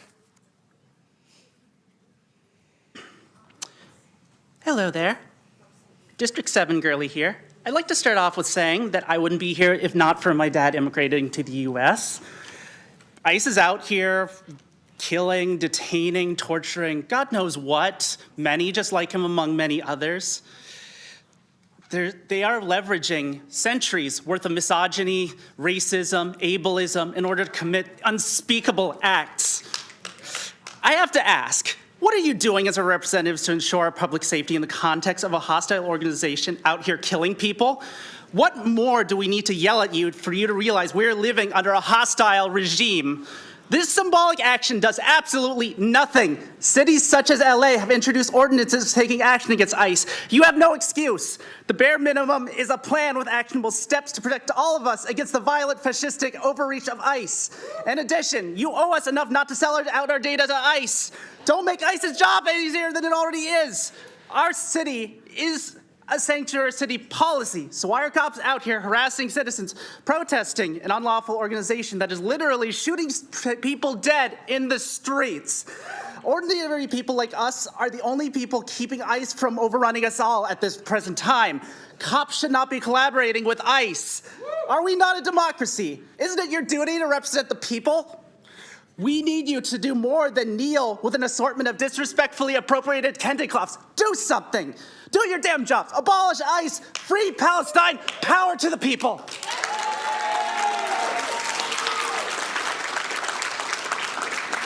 Shayna. Good afternoon. My name is Shayna. I'm a resident in District 6, and I'm standing here today in solidarity with and caring for my immigrant neighbors. I stand opposed to the horrific actions of federal immigration enforcement. ICE is clearly shown to not support safety or law or order. Instead, they're spreading terror wherever they operate. I urge you to take whatever actions you can as a city council to not cooperate with them and instead protect Sacramento's diverse communities, your constituents, filled with people living their normal lives. I also ask you to act to protect everyone standing up in this moment, exercising their right to free speech and assembly to speak out on what is just, including at the John Moss Federal Building. I appreciate the sentiments of this platform update. I want to live in a Sacramento without my peaceful neighbors being kidnapped from their homes, schools, appointments, and preschools. The truth is that while I appreciate the chance to speak with you today, I didn't particularly want to come here. I took the time off work. I chose to spend my afternoon with you here because I was thinking of the people who cannot be here. because they're scared to leave their homes. They're already detained despite just living their peaceful lives where they chose to make their homes, or one of the people who've already lost their actual lives from ICE from either bullets or deplorable conditions. I want people to not be harassed or executed in the street for speaking out against this, not be run over with cars and then arrested afterwards. And I believe the safety of Sacramentans requires a plan for more tangible action. Thank you for your time.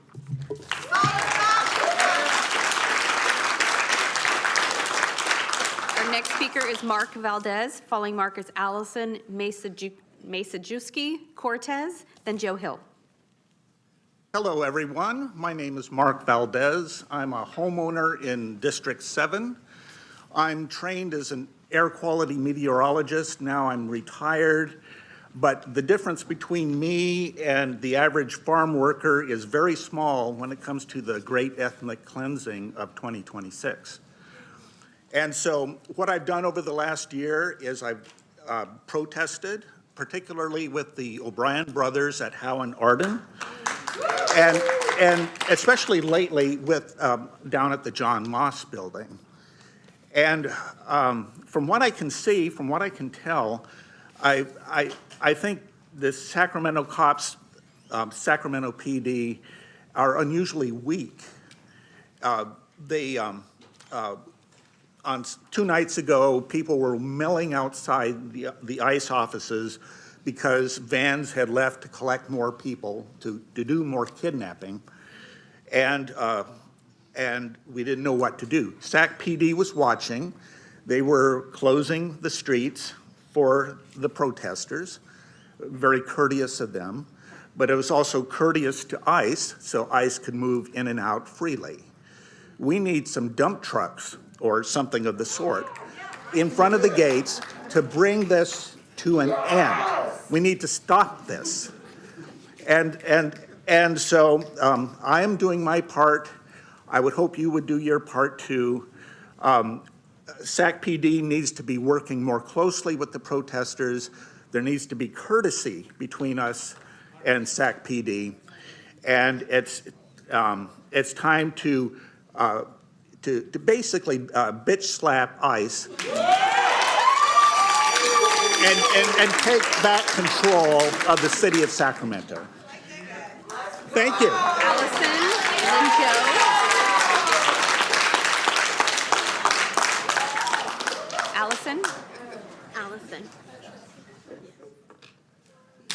Hi, my name is Allison Maciejewski Cortez. I vote in District 4. I am an unpaid accompaniment volunteer with NorCal Resist. That means 4 times a week at least I am down at the John Moss Federal Building. I have regular interaction with DHS, Border Patrol, ERO, and ICE agents and their staff. Yeah, I'm at 650 Capitol Mall a lot. I'm there with people who are going to their asylum hearings. I'm there for ICE check-ins and also for USCIS citizenship process. I want to give you a peek inside Sacramento's local ICE agents because we see on the news people violating constitutional rights, human rights, and we see them executing people in the street. I want you to know that the ICE agents here in Sacramento are the same. Their ICE staff at the field office, I have heard them make fun of people's names and accents out loud audibly to the room. I have heard a DHS attorney do the same. I've heard them degrade people for being immigrants, refuse to identify themselves to me in person, and I've heard them tell me they have my full name and that I am in their facial recognition system. That's terrifying. It's not just Greg Bovino's crew, and it's not outside of our city, it's already here. It's not a couple bad apples, the whole barrel is rotten. I urge you to support stronger sanctuary in our city. I urge you to not cooperate with them, any of those agencies I mentioned. I urge you not to data share with them whatsoever. I urge you to end SAC PD citing and harassing me and my colleagues who protest lawfully at a place where we see so much ugliness. Please protect me and protect my neighbors.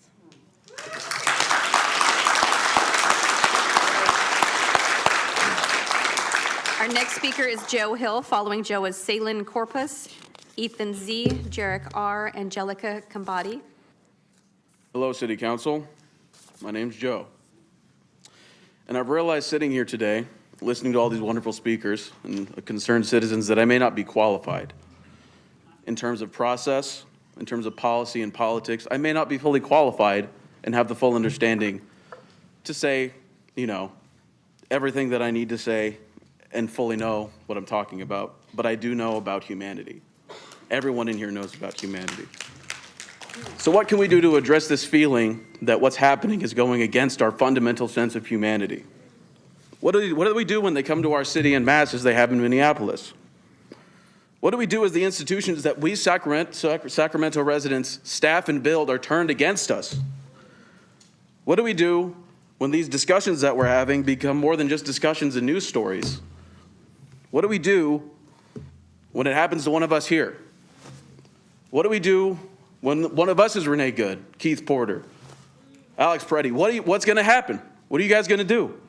And I don't say this to accost you. I say this genuinely. What are we going to do? I think we should do everything possible to get ICE out in every imaginable capacity. I think we should do everything possible to protect the people of Sacramento regardless of where they were born. And to everyone sitting behind me, standing behind me, all the wonderful people I've heard speak here today, I have one more thing to say. To paraphrase my namesake, when you're done mourning, organize. Thank you.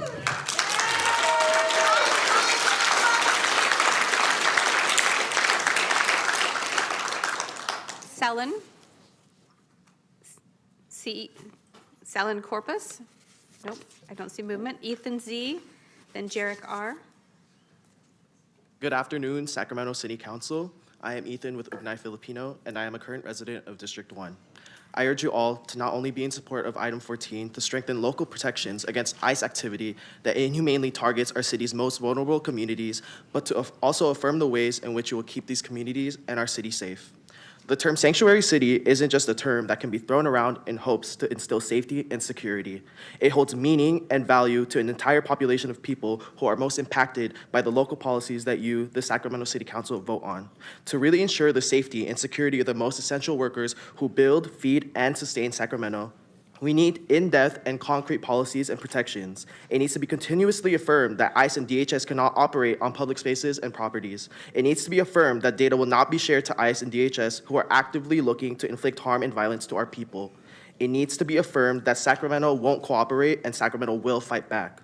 If you truly care for the people you serve, these protections will not only be put in place, but will be ongoing.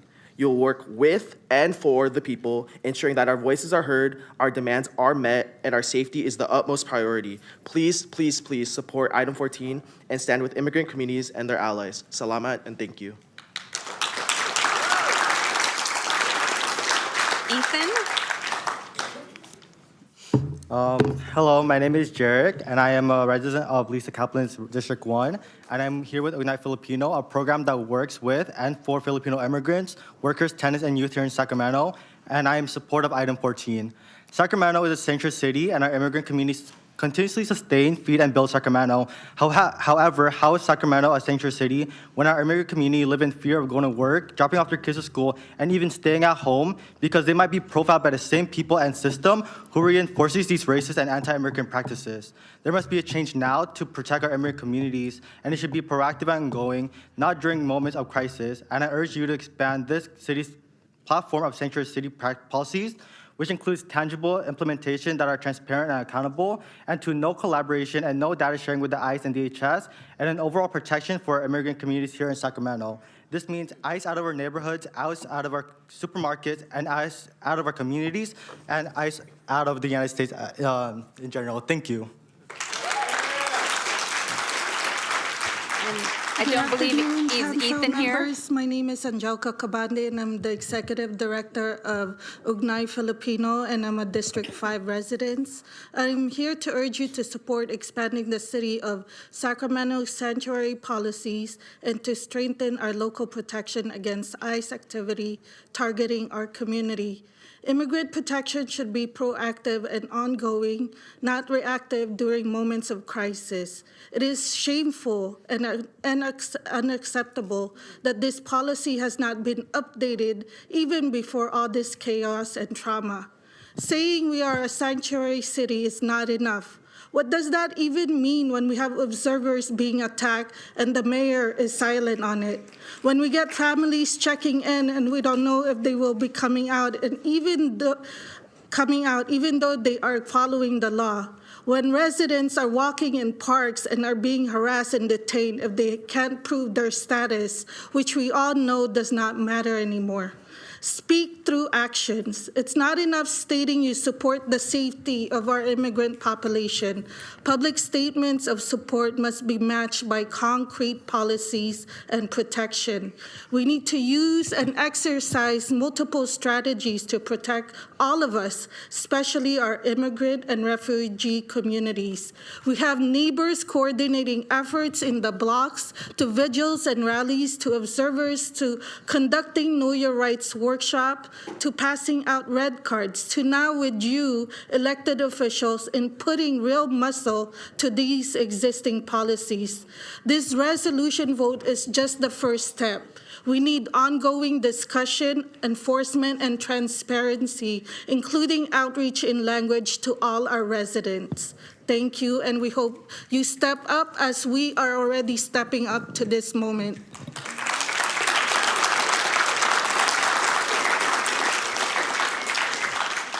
I don't believe Ethan Z is here. Ray Castillo, Gao Ia Yang, Emma, Morgan Asher, Beatrice, Alexandria Estrella. Is Ray here? I don't see Ray. Gao Ia Yang. Thank you. And then Emma and Morgan.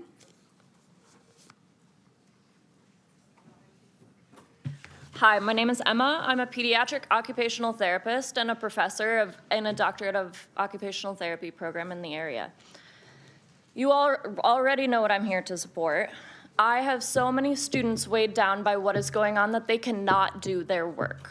I have clients and families who are immigrants, who are working on their statuses and have worked to be active members of the community and work to build their entire lives from scratch.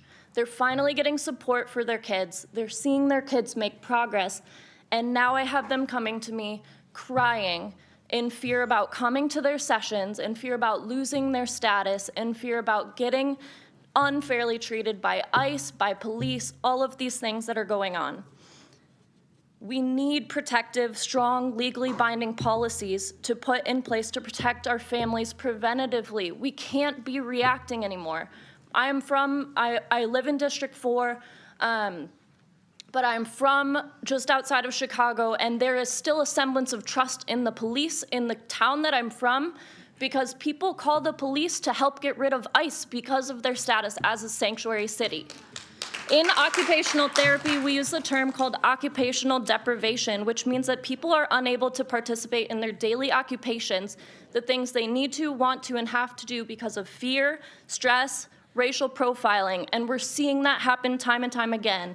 There was a study in 2013 saying that immigrants experience this at higher levels, which leads to worse mental health, more negative well-being, and it has only gotten worse in this state that we're in today.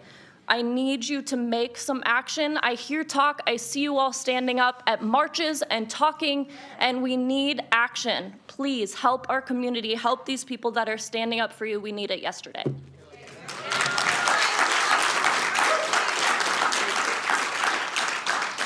Is Ms. Yang with Cal Defense here? Okay, thank you. Yes, please. And then Morgan, then Beatrice. Good afternoon, members of the Sacramento City Council. Thank you to Councilmember Vang, Guerra, and Telemontes for your leadership on this initiative. I am Go Ia Yang, Director of Cal Defense, a community-driven initiative established to protect Southeast Asian refugees and immigrant families from being detained and deported by advancing pardon campaigns and also working with them on other post-conviction relief efforts. I work with a population that is oftentimes the first ones to be thrown under the bus because of their old criminal records.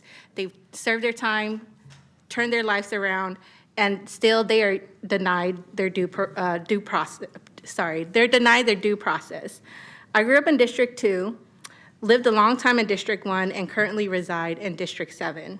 I stand before you to urge you to develop and implement a strong, coordinated plan to protect the safety of all immigrant and refugee communities here in Sacramento and to uphold basic constitutional rights. We must ensure that all Sacramentans are able to live in their homes peacefully. That is the most basic, is just to be able to live in their own homes peacefully, to be able to go to school, hospitals, work, their court hearings, their check-ins, and access other public services without fear of being taken. This plan must also include the role of Sacramento Police Department, which is here to protect us and not be in cahoots with ICE or Border Patrol, nor become only an observer or a bystander when ICE is attacking the community. I urge you all to go beyond a resolution and invest funding in a coordinated response that will protect immigrant and refugee communities and all of Sacramentans. Thank you for your time.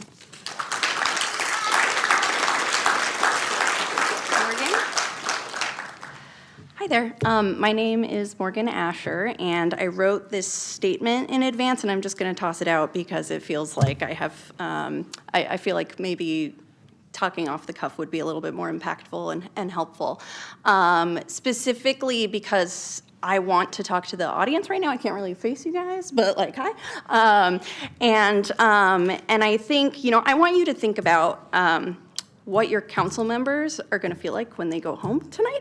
And are they going to be like super fired up and motivated and like, yeah, you know what, we want to change this because there's so much injustice happening? Or are they going to go home and be like, damn, so many people called me a jerk today. Like, I don't want to go actually make a change, right? So like, if you're planning on doing that, I would urge you to come up here and be courteous so that we can actually focus on making the changes that we need to make.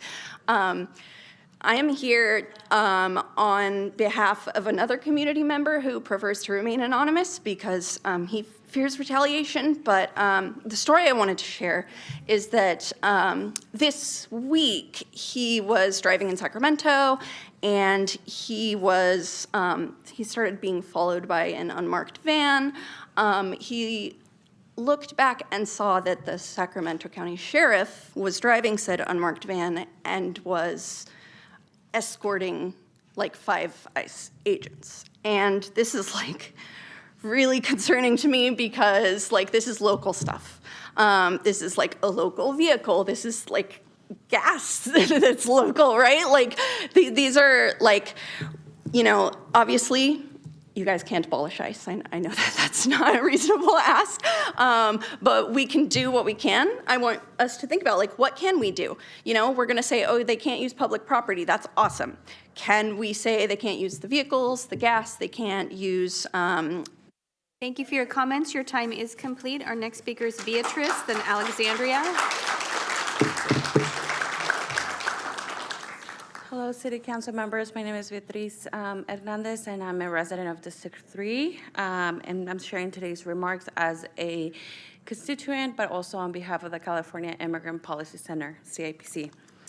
Sacramento was the first city my family and I settled when we came to this country. The El Paso Heights Elementary School is where I made my first friends. Norwood Middle School is where I learned English. And Grant High School prepared me to go to college. This city represents the city where I built a new life and found community.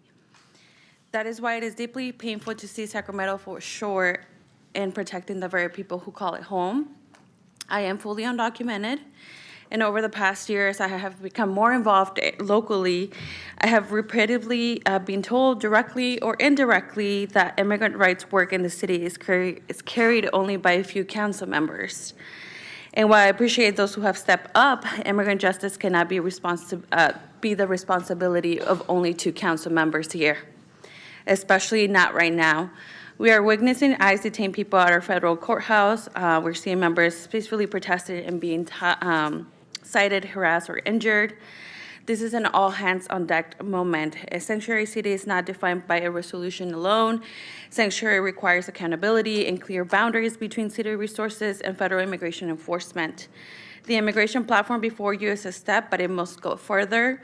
The demands laid out in the ICE Accountability Sacramento City Letter are not extreme. They're necessary to protect public safety and community trust. So I urge every single one of you today to take leadership and treat immigration protection as a shared responsibility and to adopt an immigration platform that truly reflects the commitment in action. So with that, I really look forward to seeing a timeline and update as to when that's going to be updated. Thank you so much. Our next speaker is Beatrice. Following Beatrice is Alexandria Estrella, Jane Churchon, Nicodemo Bustamante, Theodora Forsterberg. Good afternoon, everyone. My name is Alexandra Estrella. I am a Sacramento resident, and I work for the California Immigrant Policy Center. I'm here because what is happening in our city is deeply harmful and unacceptable. We have seen peaceful protesters outside of the John Moss Federal Courthouse met with violence, arrests, and citations for minor infractions. And more recently, we have seen a protester struck by a DHS vehicle and detained overnight under the threat of federal charges. I want to be clear. These actions are not about safety, they are about intimidation, and they leave our community hurt, shaken, and afraid to exist in public spaces. I am also speaking as someone who is a special immigrant juvenile status recipient. I came to this country seeking safety after experiencing harm as a child. When federal agents mask themselves, detain residents in public, and escalate peaceful activity into violence, it re-traumatizes people who already carry deep fear and past trauma. No city that claims to be a sanctuary should allow that to happen. What makes this even more troubling is that Sacramento is not without options. Counties like Alameda, Santa Clara, and LA have already taken concrete steps to limit cooperation with DHS in order to protect community members while maintaining public safety. These are proven models, and they show that stronger protections are both possible and effective. Sanctuary means more than its resolution. The city must actively protect the right to peacefully assemble and document interactions, prohibit the use of city property for federal enforcement operations, and ensure these protections are enforced in practice. Sacramento has the right to choose dignity over fear. This council has the authority to act. The choice before you is whether to use it to protect your constituents. I urge you to strengthen our city sanctuary city policy. Thank you.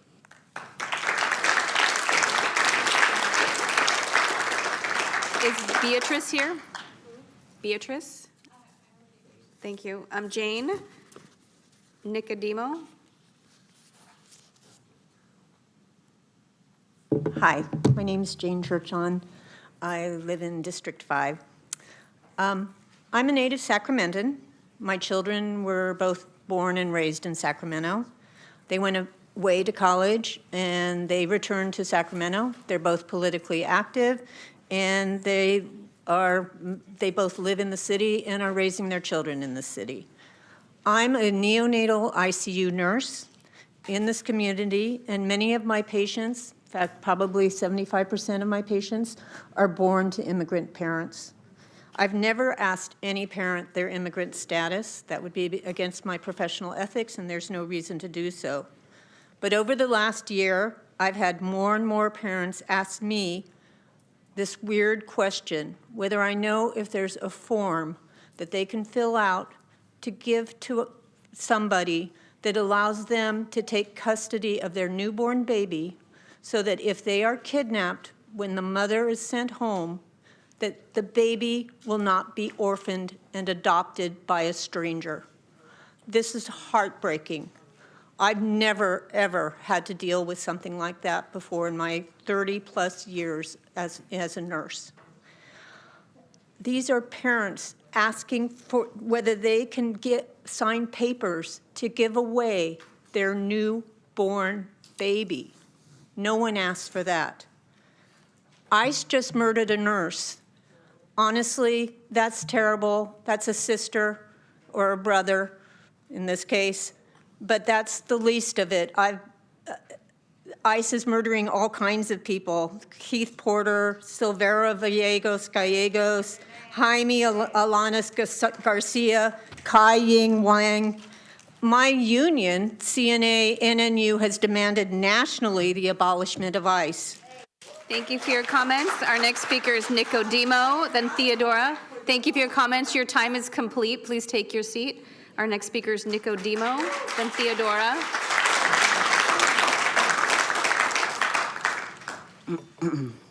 Hi, everyone. Hey. My fellow Sacramentans. City Council members, my name is Nico Bustamante, and I'm a resident of Sacramento, born and raised in California. Specifically, I currently reside in District 4. The system is working exactly how it was intended. Do we forget we inspired Nazi Germany? They were inspired by the African slave trade and Southern Jim Crow. Can I ask why you aren't pressuring Governor Newsom to get ICE the fuck out of Sacramento? The National Guard, what happened with that? Instead, you're allowing your citizens, like you always have, to be publicly kidnapped, beaten, tortured, and murdered. We all know who has paved the way and who will continue to pave it and keep it clean, which is us, the people. We pay your salary, your staff, your vacations. It's taxpayer money, what we're standing in, what you're using. It's all taxpayer money. We all have blood on our hands for letting this insane white supremacist pedophilic behavior of what is considered the US government transpire for too long. A lot of us don't trust any of you or even expect you to do your jobs or say what you're going to do. We hope you will. Why don't you make the right choices for the people and not just for your white-backed comfort? All power to the people. Thank you. Our next speaker is Theodora, then Teresa Chacon, then Rhonda Rios-Kravitz. Theodora?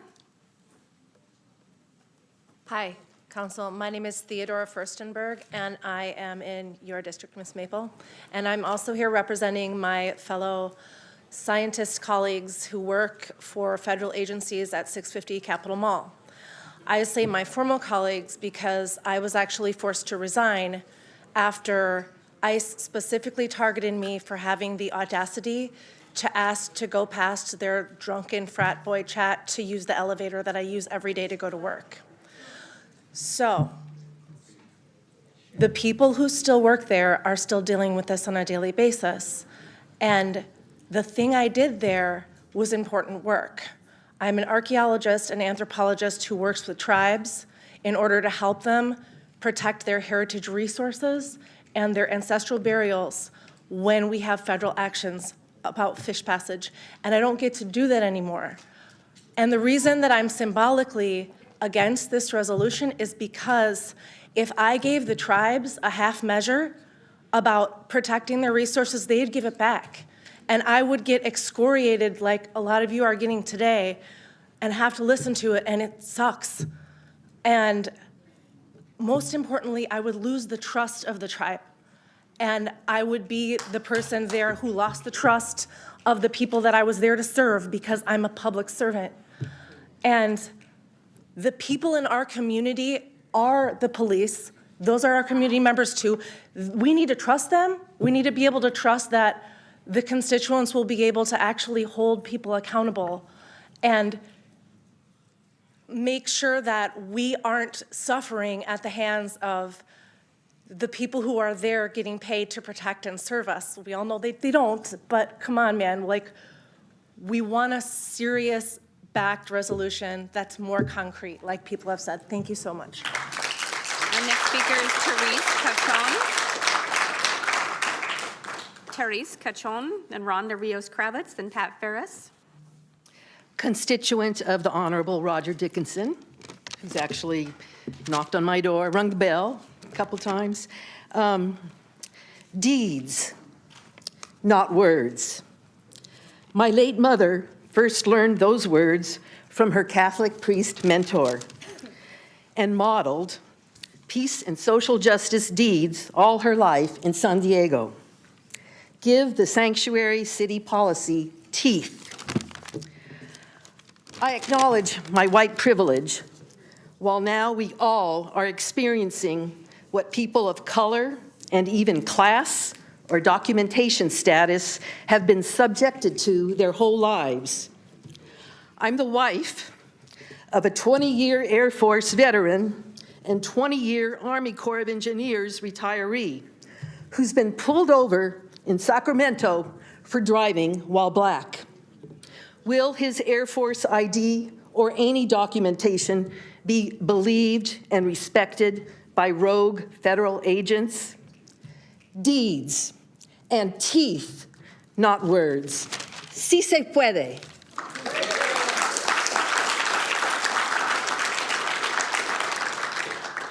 Rhonda? My name is Rhonda Rios-Kravitz. Good afternoon, Mayor and council members, or I should say Vice Mayor and council members.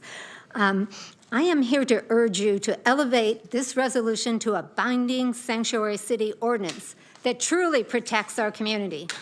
Today, the need for this action is urgent. Federal immigration enforcement has escalated far beyond what any of us should accept. Mass raids are terrorizing neighborhoods, disrupting workplaces, and tearing families apart. We are watching the erosion of any pretense that this country maintains a single, equitable system of justice. Sacramento must not stand by while militarized federal forces operate in our city without accountability. This resolution, which should be an ordinance, must reinforce local control of policing and safeguard civil liberties. This means ensuring that Sacramento law enforcement does not collaborate with ICE or Border Patrol except where absolutely required by law. It means protecting residents' privacy, their right to protest, their due process rights, and their freedom from unlawful detention and excessive force. We also need clear direction for how the city responds when federal agents overstep. This resolution, which should be an ordinance, should require the city attorney to take legal action when federal officers use excessive force against protesters or residents, and to pursue legislative advocacy that defends our community's rights. Another critical piece is the protection of free speech around federal buildings. As a volunteer with NorCal Resist, I was ordered off a public sidewalk outside the John Moss building, right next to my sister's cafe, while offering information to people attending court or ICE check-ins. I was told... Thank you for your comments. Your time is complete. Our next speaker is Pat Ferris. I have 53 more speakers. Pat Ferris, Stephen Dilbert, Taylor Cummings, Rishi Kasharani, Joe P., Van H., Marbella Sala, Pat, I don't see Pat, Stephen Dilbert.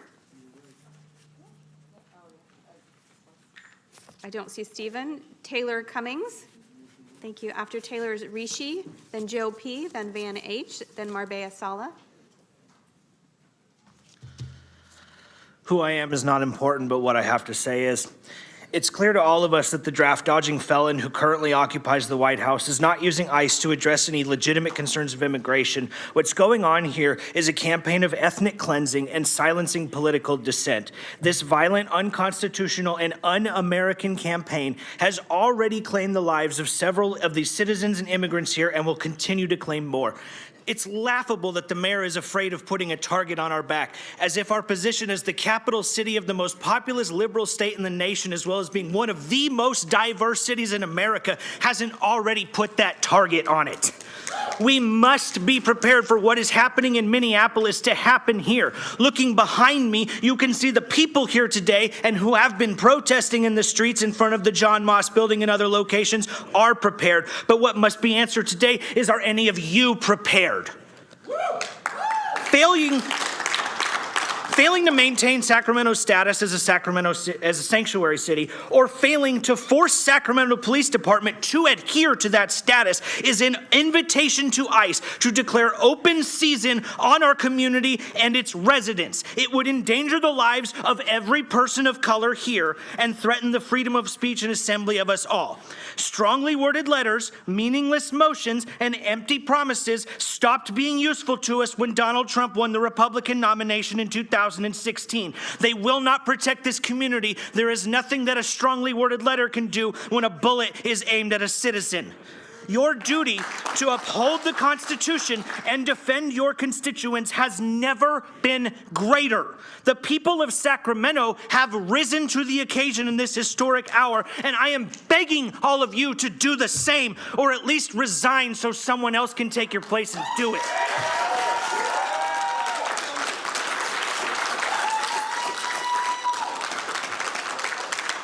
Our Our next speaker is Rishi. I have 50 more speakers. Hi, my name is Rishi, and I live in District 4. I think all the speakers before me have made it abundantly clear that this resolution isn't enough. People are being traumatized for the crime of having an accent. Their dignity is being systemically violated. They are being abducted and executed behind closed doors and in the streets. Here's what I would like the city to commit to. Plans in place to protect city data from ICE. Outreach for the unhoused and undocumented. Assured safety as immigrants seeking citizenship attend their court appointments. Accountability for any SAC PD officers who participate in targeting and arresting peaceful protesters outside of the John Moss buildings. Free speech zones. Signs distributed to local businesses and residents telling ICE that they are not welcome without a warrant on private property. Know Your Rights pamphlets mailed to every residence and business. No city property or resources being used in ICE operations. Law enforcement officers enforcing the California law that bans ICE agents from wearing masks while they brutalize our community members. Plans in place for the day that's coming when ICE agents enter our children's schools, target our vulnerable, and execute our activists. Human dignity and liberation affirmed on every level.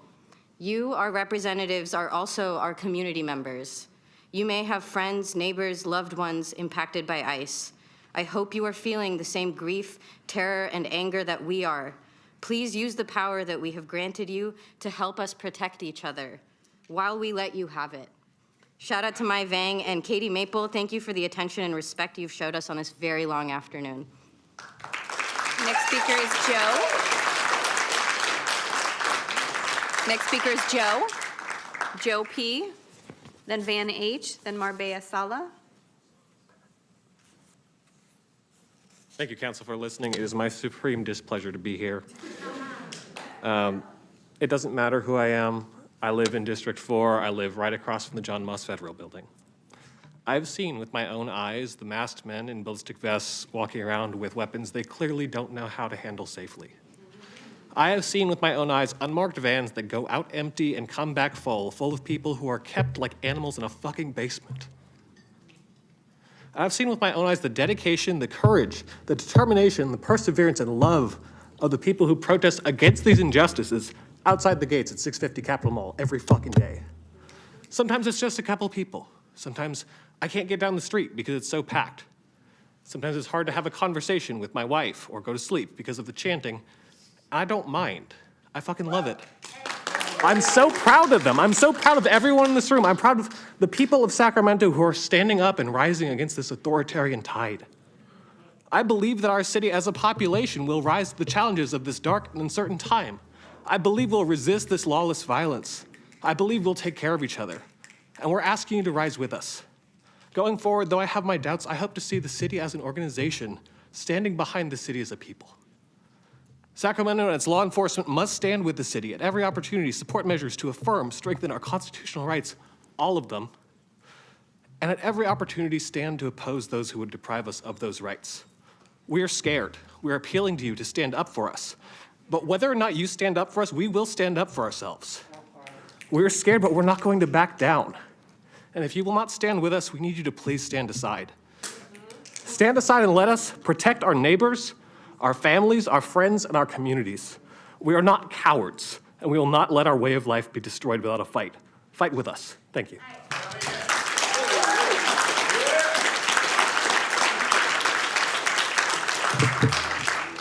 Van. Good afternoon. My name is Van Harding, and I live in District 4. I grew up in Massachusetts and moved to Sacramento 4 years ago. I love living here.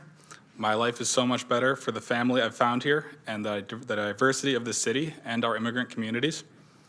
An aim of our current federal regime is to make us feel confused and overwhelmed and give up our hope. The organization of our community and our presence here today is one of the many reasons my hope is sustained. ICE won't hesitate as they bring violence and chaos to our community. Now is not the time to worry about doing too little. We don't need to wait until we see scenes in Sacramento like we've been seeing in Minneapolis. The time to prepare is right now. The cost of failing to meet the moment is far greater than the effort that it will require. It's our responsibility to take the measures necessary to keep us safe. The resolution is a nice step and it states our city's values well, but it's meaningless without action to follow. As many have advocated for, we need to develop and implement policies and procedures to prevent city resources from being used to aid and abet ICE and to protect the constitutional rights of our community members to oppose their unlawful and unjust operations. Our community has made its values clear. It's necessary that our elected leadership take action to uphold them. Thank you. Marbella Sala, then Rachel C., then Elena Varner, then Juliet Forbes. Good afternoon. I'm Marbella Sala. I'm the president of Garland Northgate Neighborhood Association. I live in District 3. I'm a Chicana. My family came here as undocumented when I was 5 years old. I'm now a U.S. citizen. My husband, I've been married to for over 30 years. He still has his green card, and I worry about him every time he leaves the home because he is brown and he has an accent. Like me, they might not arrest me because they'll think I'm white. But him, they will, and they'll ask later. They'll arrest him, and they'll ask later, what's your status? Because they don't care about the law. So the know your rights, the little red cards, my husband told me early on that ICE, immigration, they don't give a shit about the law. They're going to do whatever they want to do. And so I worry that he is an opinionated, articulate man, and they will beat him if he challenges them. And I asked a police officer at one of our meetings, what will you do if someone is being beat by ICE in front of your eyes, or we call 911, what will you do? And he said, we can't do a thing. So this resolution needs to change, and it needs to be made a law, an ordinance. And I'm hoping that Chief Lester is listening, that she can tell, and there can be a discussion about the police officers and changing their attitude. In the meantime, while you're trying to redraft this resolution, which I think it's great, and I appreciate, it's a good first start. And I also want to say thank you to Councilmember Talamantes, Councilmember Guerra, and Vang for taking this up and bringing this forward and sitting through. I know there's a lot of people that are passionate and angry, but you're not our enemies. Our enemy is the federal government and the current president that we have. So Thank you for your comments. Your time is complete. Our next speaker is Rachel C. Rachel C. I don't see movement. Elena Varner. Following Elena is Juliet Forbes, Laura Corlin Haig. Elena Varner, PhD, Senior Supervisory Scientist, working in Sacramento for the state of California. I'm here today as a public servant. As fellow public servants, I urge you to protect the community you serve. Take the horrors happening in Minnesota as a warning. This is what's coming. This will happen in Sacramento soon, and in many core ways is already here. Now is the time to heed Minnesota's warning and take steps to reduce the harm. Sacramento needs stronger sanctuary ordinances. What we are calling for collectively here today are incredibly basic protections. Public city lands cannot be where ICE inflicts terror on our own community. This is our community's land, and it is up to us to protect it and each other. Protect the right to peacefully assemble and protest. This is the First Amendment right. It's the first one for a reason. Adopted in 1791 as part of the Bill of Rights, specifically to protect against federal overreach. In 1791, the rationale was that peaceful, lawful assembly is fundamental to democratic accountability. Again, the right to assemble and peacefully protest is fundamental to democratic accountability. It is as true now as it was then. Protesting is American. From ending civil slavery to women's rights, civil rights to workers' rights, protesting helped Americans win a minimum wage, child labor laws, and the 40-hour work week. Today is the day to protect our First Amendment right. I implore the City Council to protect the mechanism that protects democracy. It is a shame that this City Council is coming forward to propose, that the community is coming forward to propose these Thank you for your comments. Your time is complete. Our next speaker is Juliet and Laura.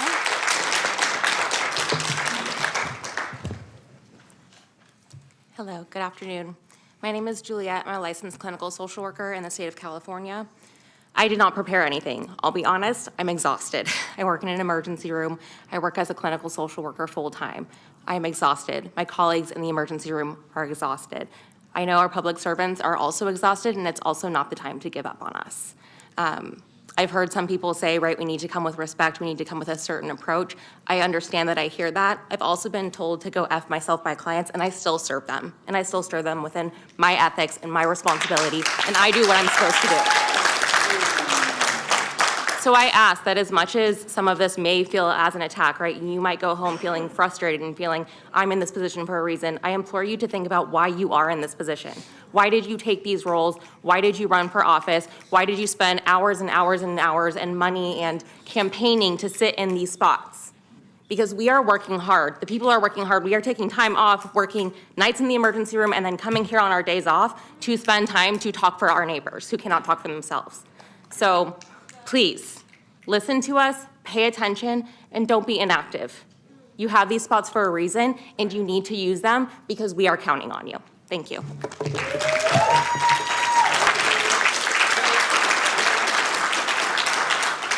Our next speaker is Laura. Following Laura is Ann Deep. Angela Hassel. Hi, my name is Laura, and I'm a voter in District 6. My husband is an immigrant, and after years of waiting, he finally became a citizen. I have to say, entering the John Moss building was terrifying. I can only imagine how my husband and other immigrants feel entering it. Since then, I have protested ICE outside the Moss building in spite of being scared for my safety and the safety of my husband. My fear of ICE and SAC PD affects my family's daily life. My family and neighbors should not have to live this way. I am here to ask that the SAC PD honors the Sacramento Sanctuary City Policy, which prohibits its cooperation with ICE in carrying out enforcement activities in Sacramento. I also ask the city to ensure no collaboration or data is shared from the city with ICE. Lastly, I ask you to implement these changes as quickly as possible, as things are only getting worse. Thank you. Next speaker is Ann Deep, then Angela Hassel, then Maria Cristina Mora, then Eric Sanchez. Hello, council members. My name is Ann Deep. I'm a resident of District 4, and I'm here to ask you to expand the city's sanctuary policies and to strengthen our local protections against ICE activity.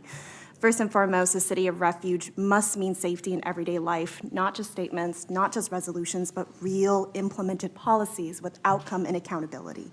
A strengthened policy ensures misuse and abuse of power does not occur against our neighbors and ensures that violence remains off our streets and protects the most vulnerable and marginalized of our community. And secondly, if that doesn't appeal to your humanity, I hope this does. It's good business. Immigrants are essential workers who build, feed, and sustain Sacramento. Take it from me, I'm one. And I'm so proud to call California my home, and I'm so proud to serve her people and the state. But when people are scared, they do not go to school, they do not go to work, they do not leave their homes, and the livelihoods of both the individuals and businesses are impacted, weakening our local economy and the vibrancy of our neighborhoods. And to be perfectly clear, one's labor is not prerequisite to safety and dignity. So lastly, and this is from my representative, Plugvam, I read in your profile that you really enjoy exploring our neighborhood's fine eateries. But these fine foods would not be possible without the incredible immigrants who make up a bulk of our food service, restaurant, and the agricultural industries that supply it. And so at a minimum, ICE's unchecked activities harms our local economies. At worst, their unchecked violence harms our neighbors directly. So your support in strengthening the city's policies will ensure that our communities are safe for all. People will feel safe going to work, going to school, or even just going out and having a nice meal with their friends. So I urge you all, for our Sacramento community, for the farm to fork capital, for the many fine businesses in the district that you represent, please stand up for the public safety by strengthening this proposal and giving it teeth and accountability the way that so many folks before me have asked for. So thank you.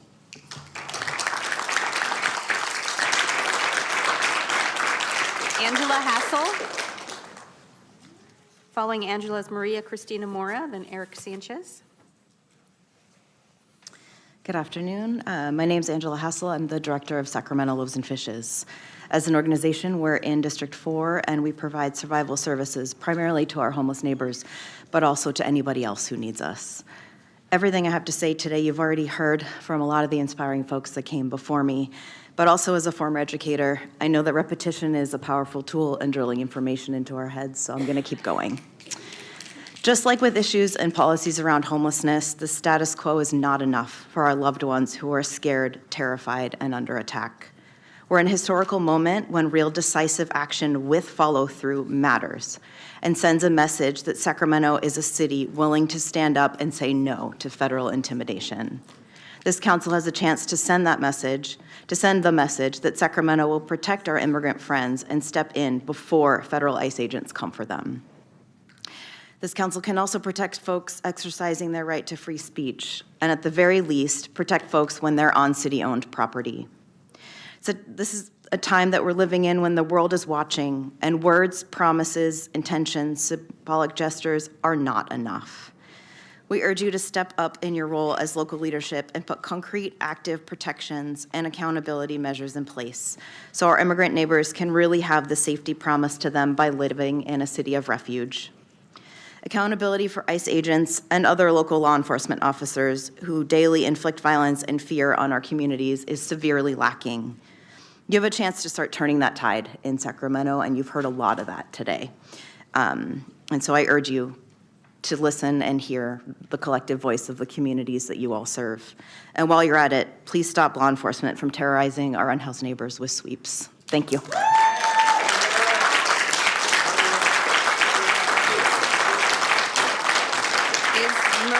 Cristina Mora here. Maria Cristina Mora. I don't see Maria. Eric Sanchez, then Henry Gordon, then Lena Knowlton.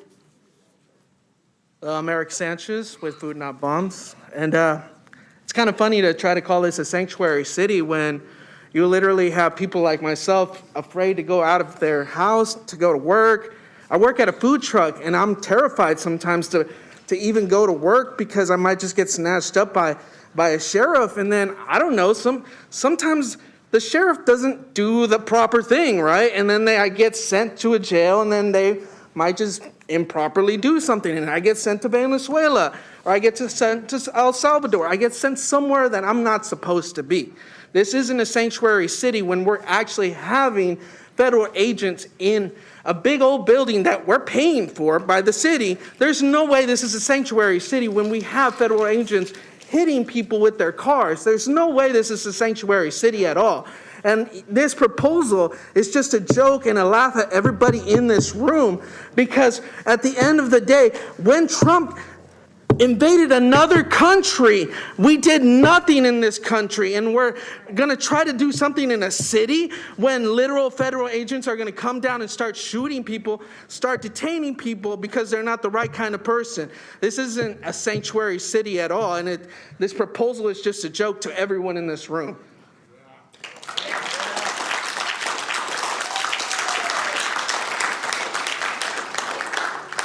Henry Gordon, then Lena, then Nathaniel, then Claudia Rios Manzo. My name's Henry Gordon. I'm a longtime resident of District 7. I'm proud that the city of Sacramento was a trailblazer and approved a sanctuary city resolution way back in 1985. That support was reaffirmed with a stronger sanctuary city resolution in 2017. And part of that 2017 resolution was the creation of the Fuel Network, which has done remarkable work on behalf of immigrants and refugees in the community and has received continuing encouragement and funding from the city and other sources. For those who are not familiar with Fuel helps provide pro bono representation for immigrants. It provides direct funding for a lot of pro-immigrant organizations like NorCal Resist. I'm hoping that the city, in the current circumstances, will increase support for the Fuel Network. Cruel and illegal attacks on the immigrant community require stronger measures, and I encourage you to enact a new immigration platform and a binding ordinance that, at a minimum, includes the following. prohibit the use of city-owned property for ICE enforcement activities, prohibit law enforcement officials from wearing masks during enforcement activities, and protect the rights of residents to peacefully assemble and protest on city-owned public spaces, and especially in the immediate area on Capitol Mall surrounding the John Moss Federal Building. Thank you.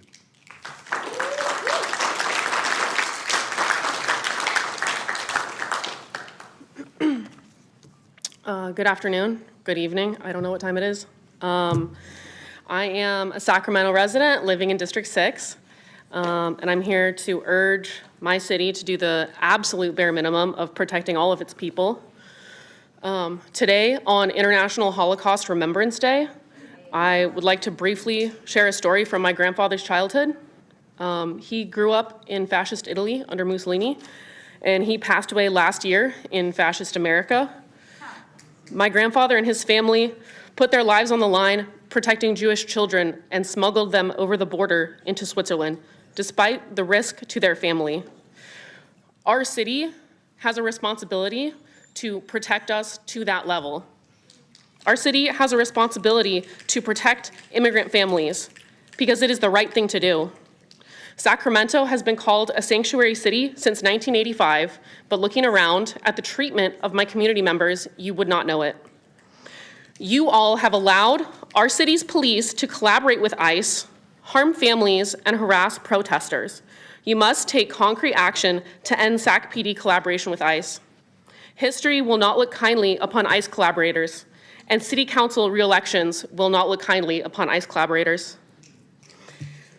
Eric Guerra and Karina Talamantes, I appreciate that you are in support of Councilmember Vang's resolution to ban ICE on city property. I am 100% in support of this, but I believe that we need to do more. Please, Sacramento, take real action while we still can. Thank you.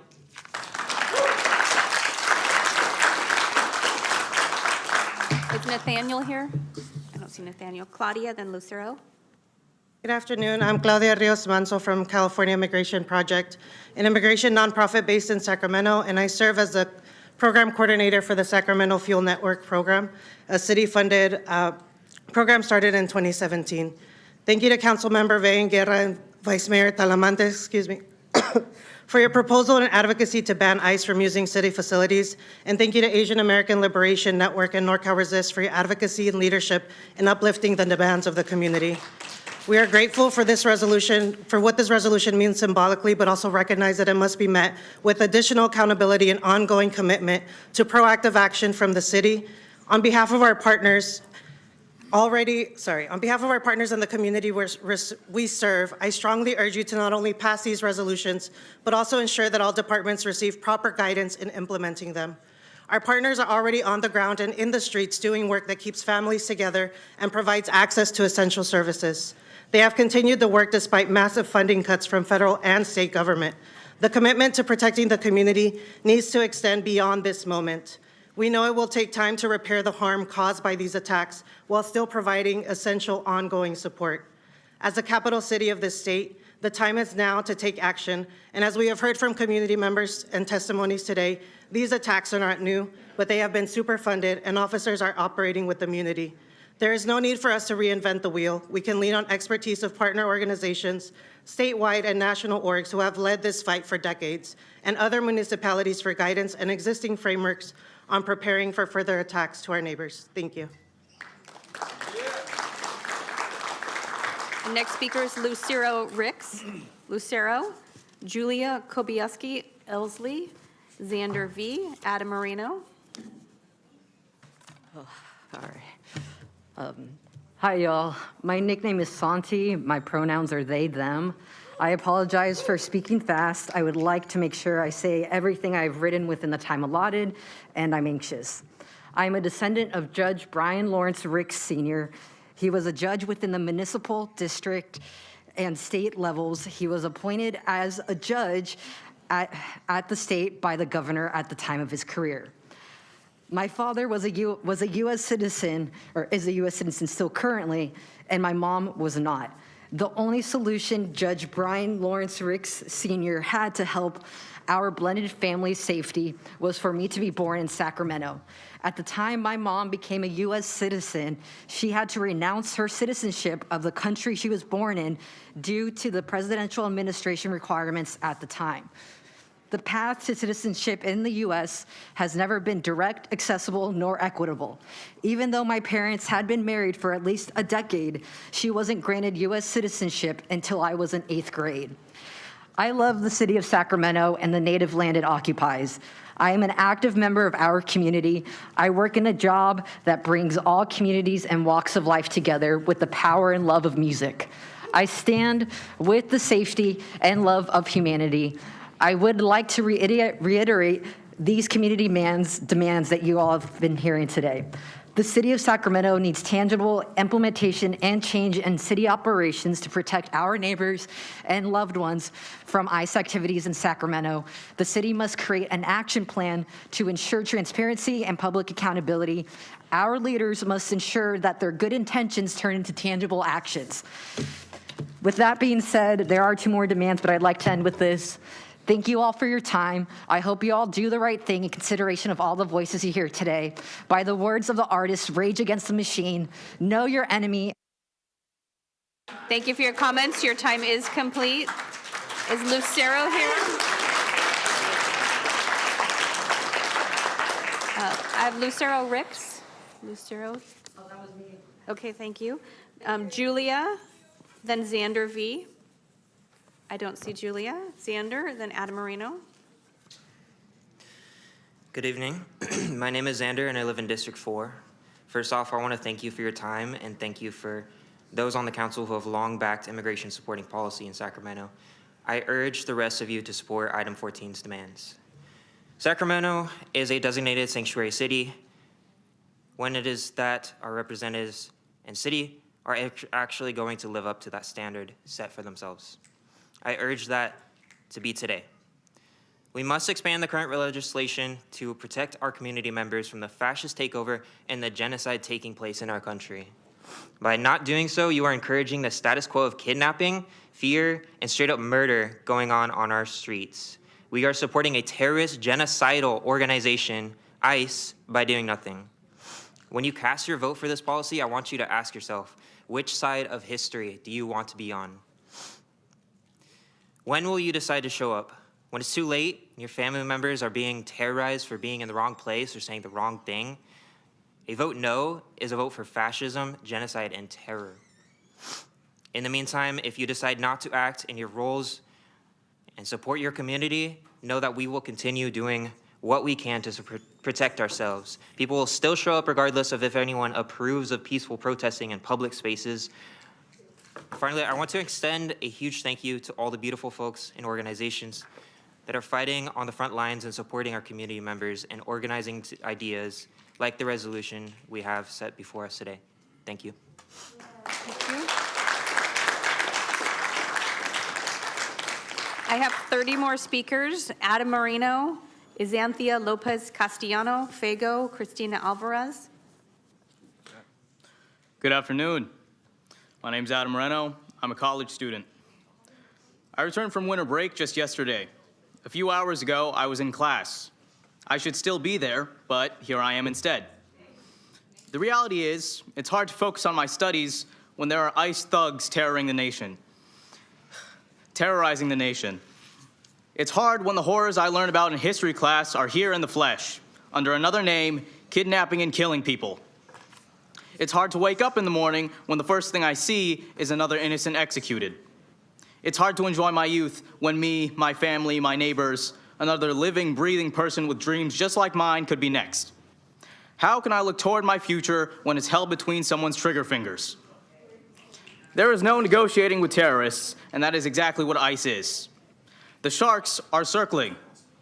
Raise your hands if you're scared. I know I am. Look at your constituents. Your people are scared. But more than that, we are angry.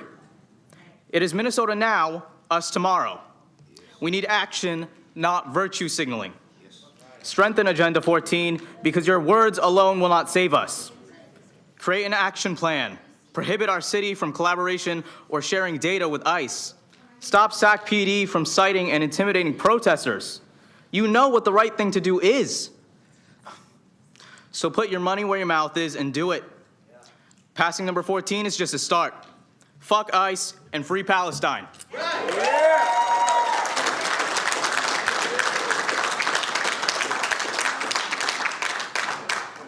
It's Zaina Lopez Castellano. I don't see movement. Fago, then Christina, then Fatima. And sir, please take your seat. We can't have you kneeling in the aisleway. Yes, please take your seat. I can't have you kneeling in the aisleway. Fago. Hello, Council. Hello, Council.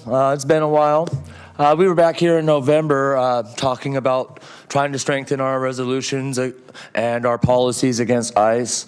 And I kind of feel like today, my council member, District 4, his presence here kind of is symbolic of what this resolution kind of feels like. Too little, too late. You know, it's been a long time. And while it is good, I do want to thank Councilmember Vang and the others that have been working on this. It's not enough. A resolution is nothing but a promise without anything to back it is meaningless. We need policies that have teeth, not 6 months from now, not 3 months from now. We need them yesterday. People are already in danger. We keep hearing, oh, it's not Minneapolis yet. It hasn't got here yet. But I've got my neighbors in my neighborhood here in Midtown, right there in Midtown, already getting stopped by ICE agents on their way to the restaurant to get food for themselves within a block of their own home. And these are homeowners here in Sacramento, residents. These are just everyday people. These are our freaking neighbors. And when you look at who was out here tonight, yeah, sure, people have a lot of anger in the way they're talking, but they're not angry for no reason. They're angry because they love their communities. They love their neighbors. They love knowing that their friends will be safe and their families will be safe, that children could go to school without being afraid that their parents will be abducted while they're at school, or that they'll be abducted when they go to the hospital, or go to their appointments to try to follow the procedures that are supposed to be the legal format. So as we progress, I know we like these feel-good moments and the strongly worded messages, but we need actual action. The community is out there building the networks and building the communities that we need to help defend where the city won't. I want to know that the city's actually going to step up and be there with us. Thank you.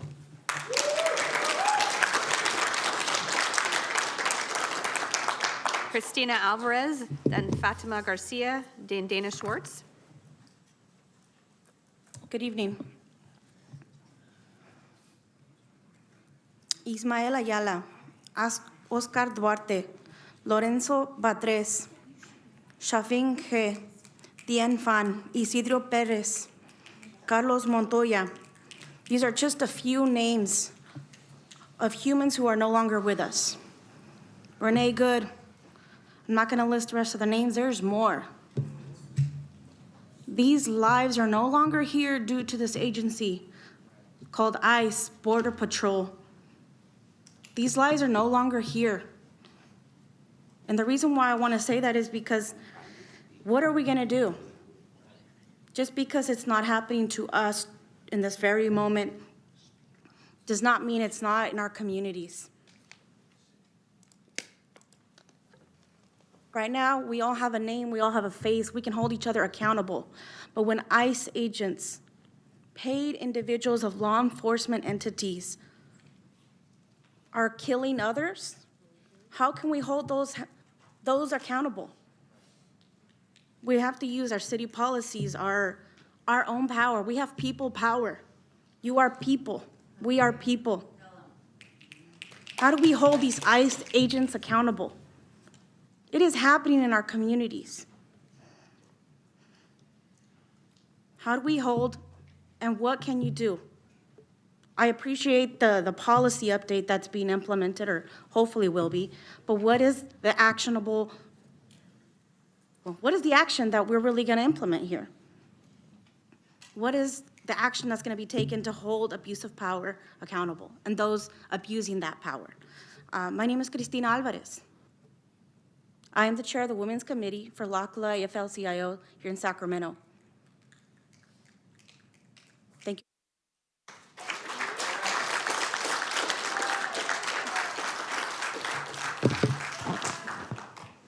Good evening. I am Fatima Garcia, a labor organizer.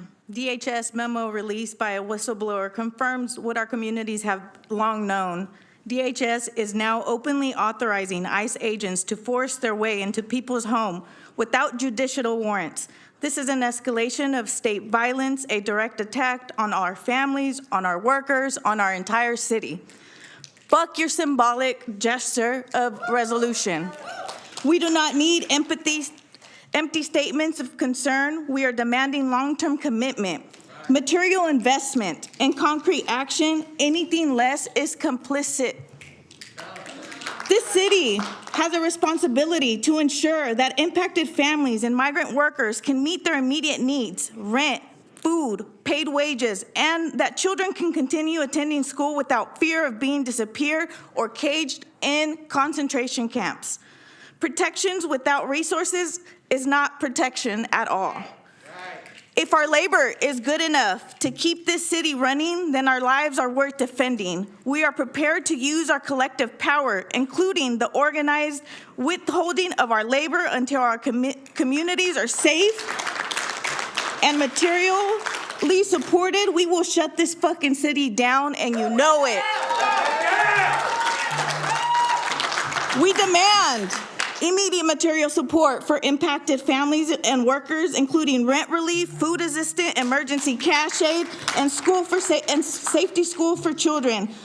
We demand that you do not cooperate in any form, including data sharing, joint operations, or access to any city facility, enforcement of the California SB 620 No Secret Police Act, which prohibits ICE and other law enforcement from wearing masks to conceal their identity during operation, aiming to increase accountability. Thank you for your comments. Our next speaker is Dana Schwartz.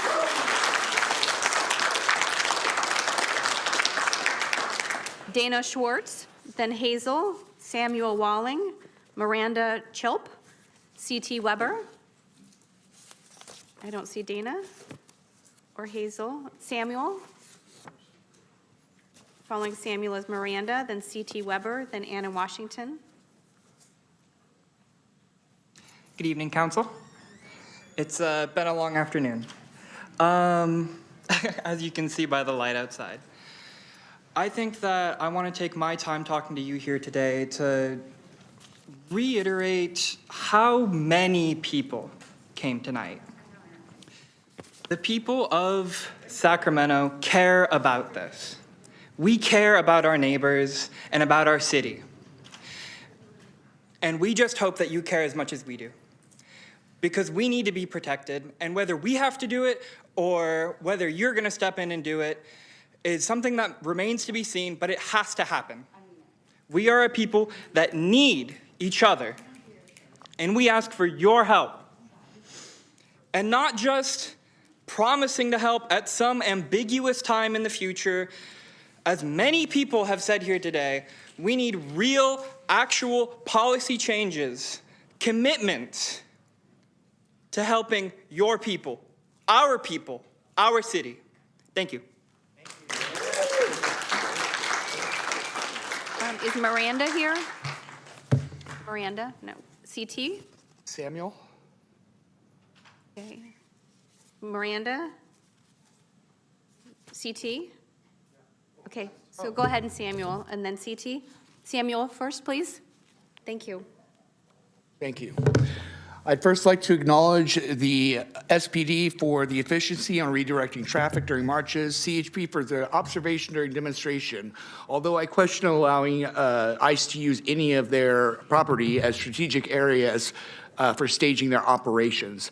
However, I have to note that it does differ quite starkly from their efforts in 2006 during the 4-day-long U.S.-sponsored agricultural ministerial when they parked a small tank on the block east of the Capitol's Park terminus in preparation for the expected activist influx in the wake of the events that took place during the WTO-sponsored financial ministerial held in Seattle just a few years prior.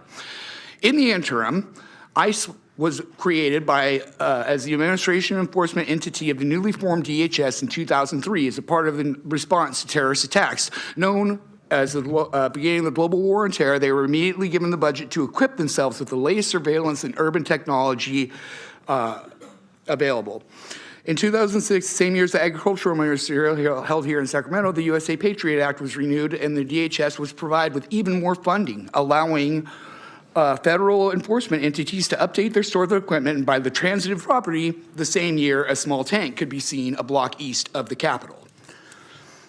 SB 54, AB 450, and AB 291 each provide a clear mandate on who cannot share a person's immigration status with ICE or border enforcement, but none of these sanctuary measures provide anything near what the community needs to see being done in the state of California or the city of Sacramento as adequate in response to ICE. There have been, in 2020, there was some acknowledgement, but all that came out of that was more budget for greater tech, which is a force multiplier. We have people who are being untrained. They are being led by people like Jonathan Ross, who's a murderer. He served 10 years, he served in the military, and now he's 10 years. Thank you for your comments. Your time is complete. C.T. Weber, then Anna Washington, then Kay Soul.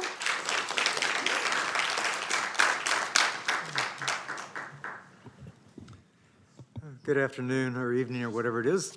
My name is C.T. Weber. I'm the Peace and Freedom Party of Sacramento County Central Committee Chair. And as people know, Peace and Freedom Party is California's only ballot qualified party in the state.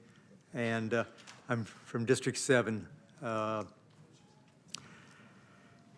guess it's kind of hard to, everybody's hit on so many things. I think the thing is that this is a good start, but it's obviously should not be the end product. We need to go further. I had a box of backbones that I wanted to bring down with me tonight and pass out, but I'm sure you're going to find it on your own. I think the thing that I want to say is that we need to strengthen our policy on Sacramento City, possibly making it an ordinance, including things like no masks, no data sharing, no collaboration with ICE, have an arrest-free zone where people can protest without being attacked, and have the police protect us against ICE. So that'd be the first thing. But I'd also like to have us do a support motion in support of the general strike in Minnesota. I think that would be very important. So thank you very much.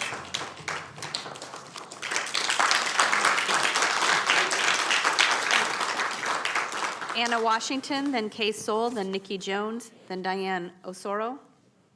Good afternoon. My name is Anna Washington. I'm a licensed child psychologist, faculty member, and a recently naturalized citizen. I am deeply appreciative and privileged to have had a legal pathway to citizenship, and I recognize that many people do not have that same access, even though they have the same human value as everybody else. I also have the same value today as I had 3 years ago when I was not a U.S. citizen. I'm here today because I'd like to highlight the mental health impact of immigration on our children. 1/4 of children, maybe more, have at least one parent that is an immigrant. And children who are immigrants or who have parents that are immigrants, especially if they have a precarious immigration status, are at risk of mental health concerns and suicide. Less than a year ago, Jocelyn Carranza, an 11-year-old child who lived in Texas, completed suicide. She completed suicide because she was terrified that ICE was going to come to her house and deport her family members. Her death is on us. We have a collective responsibility to keep children safe, including immigrant children. I urge you to take concrete and actionable steps to protect our children. And I also urge you to consider the negative impact of non-immigrant children who are especially at risk during times of immigration raids, during the racialized nature of immigration language and actions. Thank Next speaker is Kay Soul. Kay Soul. Following Kay Soul is Nikki Jones, then Diane Osorio. Hi, y'all. I'm Kay Soul. I'm a gender fluid disabled former activist, and I don't particularly like electoralism anymore, but there's two particular candidates that have really made me interested in politics in Sacramento, so thank you for that.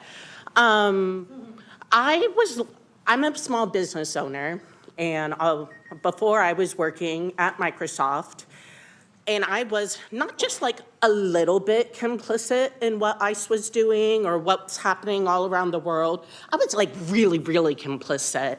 And I wasn't gonna talk about this, but the lady before was talking about unaliving yourself. And about now 2 years ago, I was like, I have these golden handcuffs. I just bought a house in Curtis Park. How am I supposed to make ends meet? And I had the choice of quitting and then staying alive or not quitting. So when I say like what we're asking of you, like, oh, this is easy, just have a moral backbone. Like, no, it's not easy. It's your livelihood. And I definitely know, because I am white, that it's weird for me to tell you guys what to do, all of you what to do. But what I will say is that being a small business owner right now is super fun. It's the easiest that it's ever been in like the history of the world. And when I say that in jest, it means it's really hard. Fellow small business owners are really struggling. When there are ICE raids, revenue drops between 20 and 60%, depending on the neighborhood, the demographics of the business owner, and the velocity of violence in that community. So I just want to say thank you, but also, you know, I could be a lot more radical than what I was on the mic tonight, so. Next speaker is Nikki Jones. Nikki Jones. Following Nikki is Diane, then Lucy Monterez.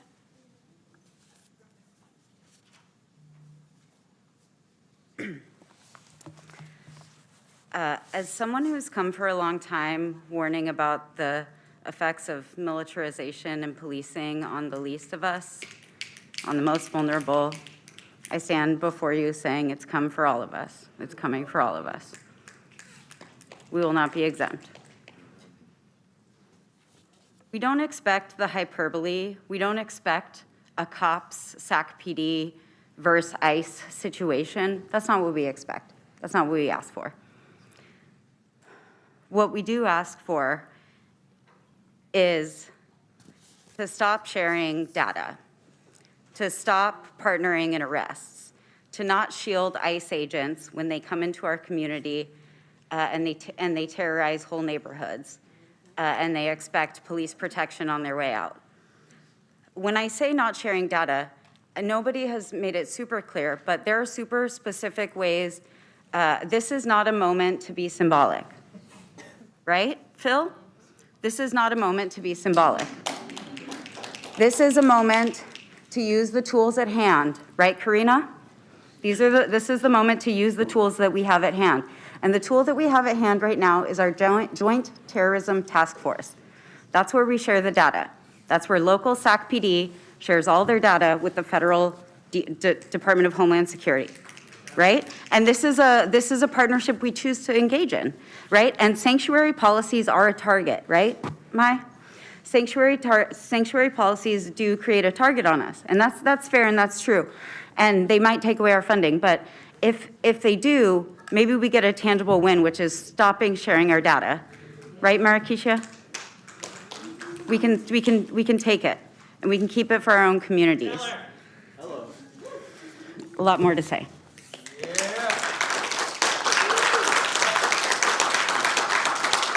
Diane, then Lucy, then Chris Sarkana. Good evening, City Council. My name is Diane Osorio. I am a little tired. I'm a proud daughter of Ecuadorian immigrants. I live in District 4. I have property in District 5. I am also the Sierra Club Mother Lord Chapter Director. And My husband had the privilege of going through naturalization process before this administration came back because we were scared. Because that passport, sorry, if I break, it's because I'm angry, not.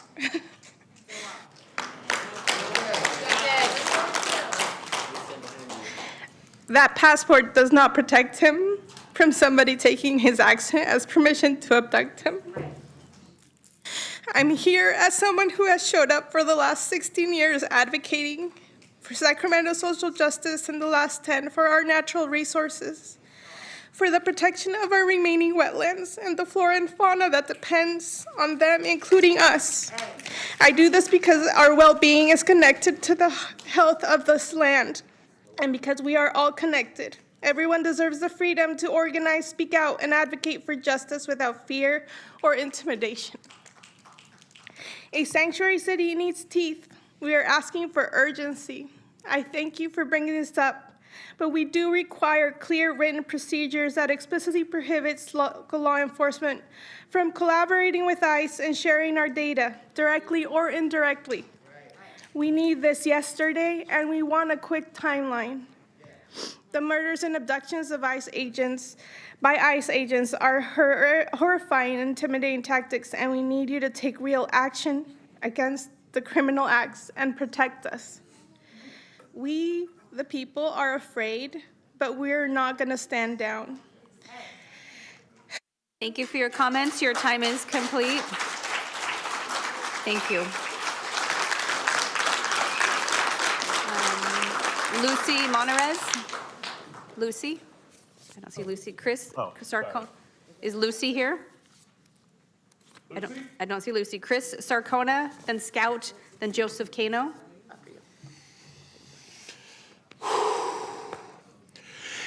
81 years ago, the 322nd Rifle Division of the 107th Red Soviet Army made a horrifying discovery in Poland.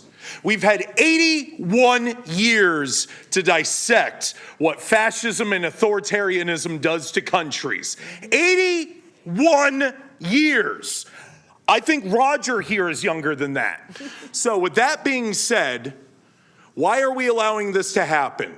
I'm going to ask one simple question because everybody here has already asked and begged for sanctuary city, more teeth, more responsibility, all of that. I came here 3 months ago and warned you within 3 months they would be killing people in the streets. That has come to pass. I am telling you from history and study, within 6 months they will be going door to door. So I ask you, council people of Sacramento, I am asking you this not as a threat. I am not trying to scare you. I am simply asking, what are you going to do if you vote no tonight? And the continued trampling of our First Amendments will eventually get answered by our Second. Do you want that on your conscience? Do you want to try and delay that? Do you want to try and stop that? We are asking you to do, admittedly, something very difficult, but to try and protect the people of this country. Try and protect the people of this California and Sacramento. I'm out of Sacramento.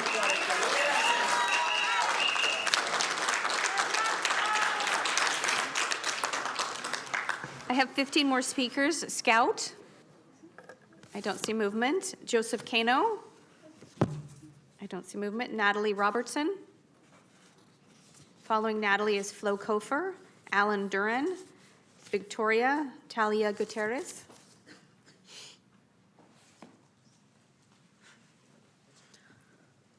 Good evening. My name is Natalie Robertson, and I live in District 4, and I'm a NorCal Resist volunteer.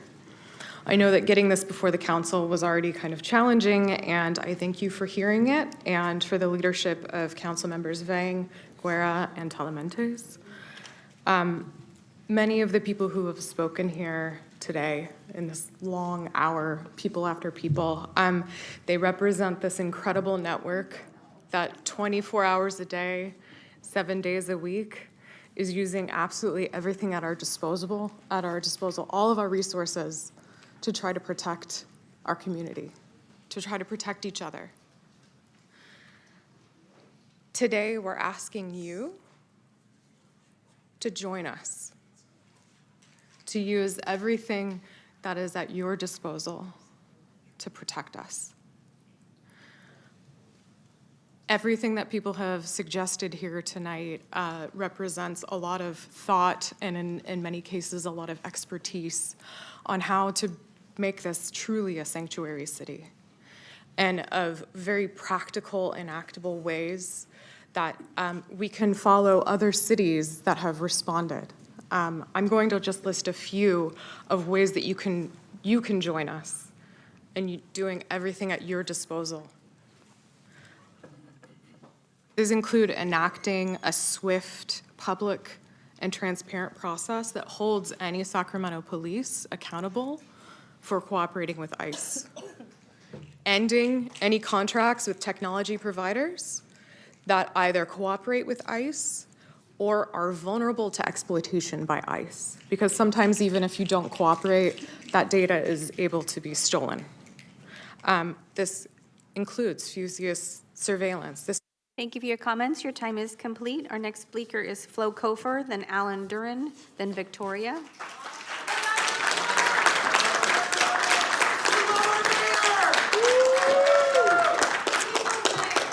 Good evening, Vice Mayor and Council. I'm here today to speak to you morally. I have sort of jokingly said that I've turned my Instagram page into a Brandon Johnson fan page because he is the mayor of Chicago and he's operating with the moral authority and clarity that I hope that the city of Sacramento can operate with. I am the 15th generation descendant of people who were trafficked to this country through the transatlantic slave trade. So I will never rely on the law alone to define my morality. History teaches us that the law should follow moral clarity, not the other way around. Our responsibility is to be clear about what is right and then shape policy accordingly. Y'all, we didn't even have passports until the 20th century. Before that, human beings simply lived on Earth, moving, working, loving, and surviving. The fact that we all passively accepted someone telling us, Earth dwellers, where on Earth we could dwell was the first authoritarian overreach that we all accepted and should not have. So when we talk about borders, we should ask ourselves honestly, who are we protecting and from whom? And that question collapses under any scrutiny. And so rather than tinkering around the edges of a broken and violent system, I want to be clear about a moral truth. ICE is doing harm. Its existence and its practices violate the values this city claims to stand for. Now, I understand that this council cannot abolish a federal agency, and I know that many of you feel reluctant about Sacramento City Council getting involved in issues outside of your local mandate. But to quote Lord Varys from Game of Thrones, power resides where men believe it does.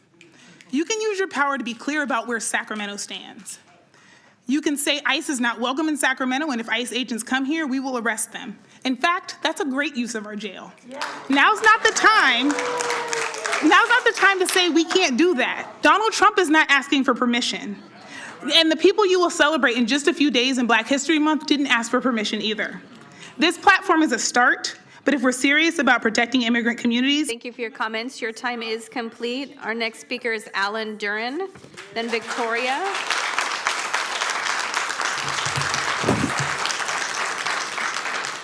My name is Alan Duran, and I am a longtime resident of Council Member Jennings, District 7. I am not a member of any of the organizations that you've heard from here today. I've never attended an anti-ICE protest, and I bet you'd be really surprised to have somebody come up and want to oppose the proposition that you're considering tonight, or to say that ICE is doing the right thing by, well, deporting criminals. That's not me. That's not why I'm here. I've been watching the news, LA, Portland, Minneapolis, Sacramento, and what we're seeing, and I gotta tell you, I'm concerned about our democracy, but I'm embarrassed by what's happening. I'm scared about what's happening, and I'm angry about what's happening. Not just about ICE, but about many, many other things.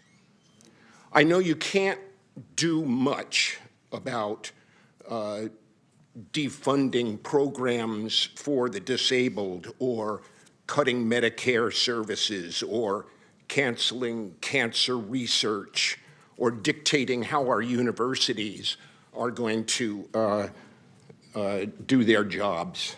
But I would say that you might be afraid of what might happen to the city or to yourself personally if you were to step outside the bounds of what you might think is right now. But I'd like to see you do some specific things.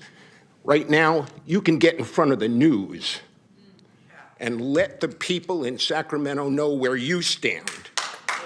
You can get our police to do the right. Thank you for your comments. Your time is complete. I have 10 more speakers. The next is Victoria, then Talia Gutierrez, Claire Tauber, Ariel Fant. 10 more speakers: Victoria, Talia Gutierrez, Claire Tauber. Hello, everyone. I'm here. This is my first time speaking up in a council meeting, but I'm here because we're all seeing, I don't have to reiterate time and time again the crimes that we are seeing these ICE agents commit. These are committing what should be considered the crime, which is brutalizing, terrorizing these people indiscriminately. Not only are they going after our Black and brown neighbors who have been warning everybody for so many hundreds of years about the type of brutality that we all experience when we allow this type of oligarchy and fascist government come forward. The other reason that I am here is because I am both a student and a teacher. This very morning, I was on the swings at a school where I volunteer at during my training with the 4-year-old child who behind us heard the police sirens. And you know what they said? They said, "Oh, that's the siren." Somebody said, "That's the ambulance." He said, "No, that's the nasty police." A 4-year-old child, and I don't have to tell you that that child is of color. You know it, because you know that the children of color are born with that inherent fear, and it's not a fear that comes out of nowhere. It is a fear that has been proven time and time again to be a very justified one for them to hold. He said that's the nasty police. That's talking about our regular SAC PD. Our SAC PD that me, while going to our most diverse school in Intercom in the country, had protested the killing of Stephon Clark by our own police. Now, what are we gonna tell the children when ICE gets here? That's gonna be the real nasty police. Am I gonna tell them the exact same thing I've been telling them? And now I'm gonna tell you guys the same thing. Yes, this is scary, but do it scared. You can do hard things. Be brave. They tell me it's scared. I'm scared to go down the slide. I tell them, you know what? Do it brave. After saying nasty police, he kept saying toes in and toes out as he practiced on the swing. This is the reality. Thank you for your comments. Your time is complete. Our next speaker is Talia Gutierrez.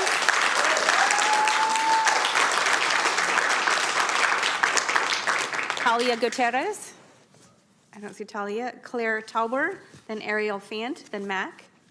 Claire. Ariel. Following Ariel is Mac, then Kim Rojas.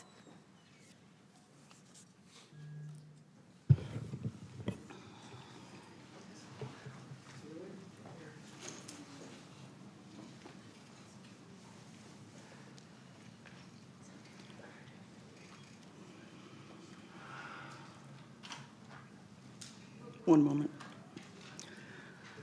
My face will be forgotten once I leave this podium. I hope my words are not. What is important for me to share is that at the age of 70, I am representative of 4 generations of family who have lived their entire lives in this city. For 40 years, I called this town home. They are no longer resting peacefully here. Grateful for the right to birthright citizenship, my never giving it a second thought until fascism and treason arrived in the Oval Office of the White House. I now reside in the newly District 7 in Placerville. Sacramento will always be my hometown. Many in this room may share a story similar to my immigrant ancestors, or they may not. My great-grandparents arrived here from Holland and Germany as refugees and immigrants. They arrived with a suitcase of personal treasures and a dream of freedom. Giving up their citizenship and pledging their allegiance to a new country was the realization that they could likely never see their homelands again. A heartbreaking choice to pay, but one they chose to ensure the safety and prosperity of their own children and future generations, putting down their roots. A U.S. Constitution that made the promise of free speech, birthright citizenship, and due process for all. That life, liberty, and the pursuit of happiness belongs to us all. That promise of equality in a country that believed that all human beings here, regardless of citizenship status. The recent deaths in Minnesota have elevated one sure thing. ICE has proved they believe that they are above the law. With the brutality and their violent escalation against protesters, they are ready, willing, and able to take our lives at any time. I ask this council to recognize the lethal and deadly force of a federal agency of our current administration, that being ICE and Homeland. Thank you for your comments. Your time is complete. Our next speaker is Mac, then Kim Rojas, then Cisco. Thank you for your comments. Your time is complete. Your 2 minutes is complete. Please take your seat.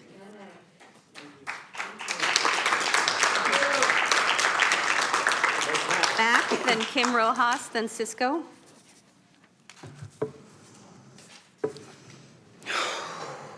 Good afternoon, Council. My name is Mac, and my pronouns are they, them.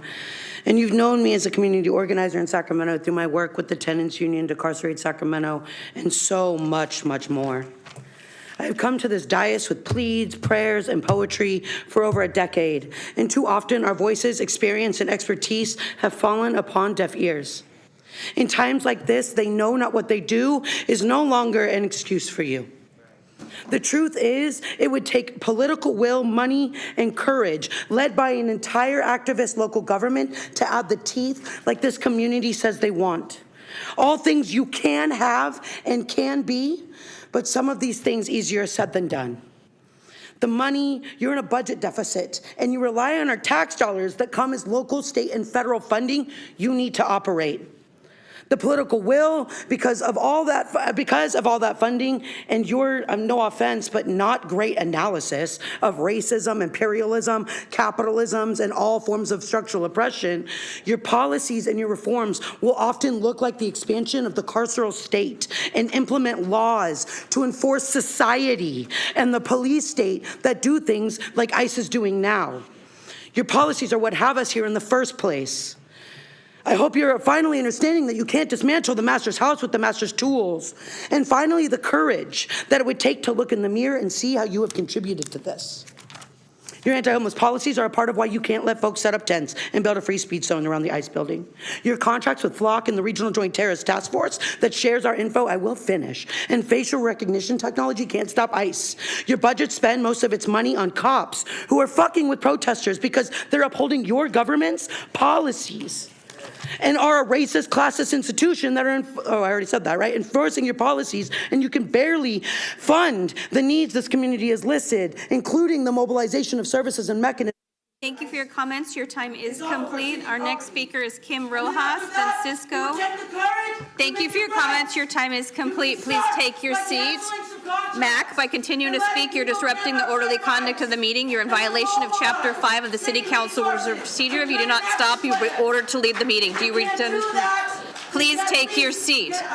Mac, by continuing to speak, you're disrupting the orderly conduct of the meeting. You're now in violation of Chapter 5 of the City Council Rules of Procedure. If you do not stop, you'll be ordered to leave the meeting. Do you understand this warning? Mac, please return to your seat. Mac, please return to your seat. Mac, please return to your seat. Kim Rojas. Is Kim here? Kim Rojas. Cisco, Aaron Horka, Teresa Flores-Onfray. Cisco? First off, I just want to say thank you to everyone that's been speaking today. There's not much that I can say that hasn't been said in this room already. So I kind of want to focus on how much do our words here actually mean to you? Many of us here have spent hours in this room. We've spoken in front of you before. All of our decisions continue to be made without much consideration to our input. So how do we make this time different, right? You can vote yes, but are we committed to upholding change? If you're still cooperating with their demands, their data sharing, if we're contributing to the repression of protesters, if we are not standing up for citizens of this city that are unjustly detained by this modern-day Gestapo, a title of sanctuary city means nothing. Performative virtue signaling will only keep you in office for so long, and if ICE continues at the rate that they are, there will be no offices to hold anyway. I understand that you have no power to control federal bodies, but we can all see effort. And just because you don't have a solution now doesn't mean a solution doesn't exist. What is your follow-through? Are we having those conversations to the offices that you have access to? Are you persistent in those efforts? I understand that because of the different levels of privilege that we all hold, this might not be important to you, but this is important to the people you represent. I want to give you the benefit of the doubt, but I can't help but to question if maintaining your comfortable status quo is more important to you than fulfilling the job that you were voted into. At what point will you hold your ground to protect the city? And at what point do we stand for people to no longer have the fear that that could be my parents, that could be my friends, and that could be me?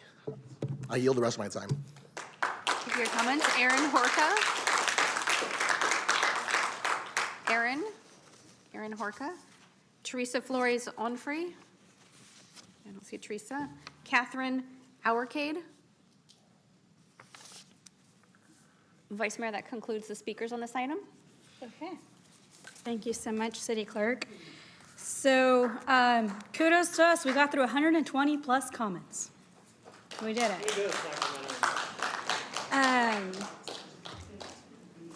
So this immigration platform was agendized by Mayor McCarty, who couldn't be here tonight. He asked me to read this message out loud. He's at the U.S. Conference of Mayors to meet with other mayors across the country to discuss immigration and city responses. He's supportive of this immigration platform and the proposal that Council Members Vang and Guerra and I have prepared, and bringing it to law and ledge as soon as possible. And he's also working with the Assembly members on stronger ICE enforcement policies in the state. So, geez, I'm a little bit at a loss of words with all the public comment. Just thank you so much for coming to Sacramento. Thank you for making your voices heard. There's a lot of pain, there's a lot of fear, there's a lot of frustration, there's a lot of uncertainty in the country. And, you know, as a daughter of immigrant farm workers, this is personal to me. I have a lot of loved ones that are undocumented. And it's real. The fear is very real. And so thank you to my colleagues. I know it was originally on the consent calendar because the full mayor and council support this immigration platform. But we did hear, you know, loud and clear from the community on expectations of wanting more. So I'm actually going to pass it to my colleagues, Councilmember Guerra and then Councilmember Vang, to go over it in detail. Ask some questions, I think, to city staff, and then I will move on in the queue of the council members lined up to speak. Great, thank you very much, Vice Mayor. You know, this, the vote here today is actually pretty easy, but for me, it's actually been, I've been struggling what to say, not because it's difficult to speak out, but because there's just so much. And so let me first acknowledge the anger that people feel and the fear that people feel, because it's very real. And it comes through a number of reasons. One, the lack of respect for just human dignity, and also a sadness and disappointment in where our country is today. And it's what we're facing here again is something even worse than we have seen in a very long time.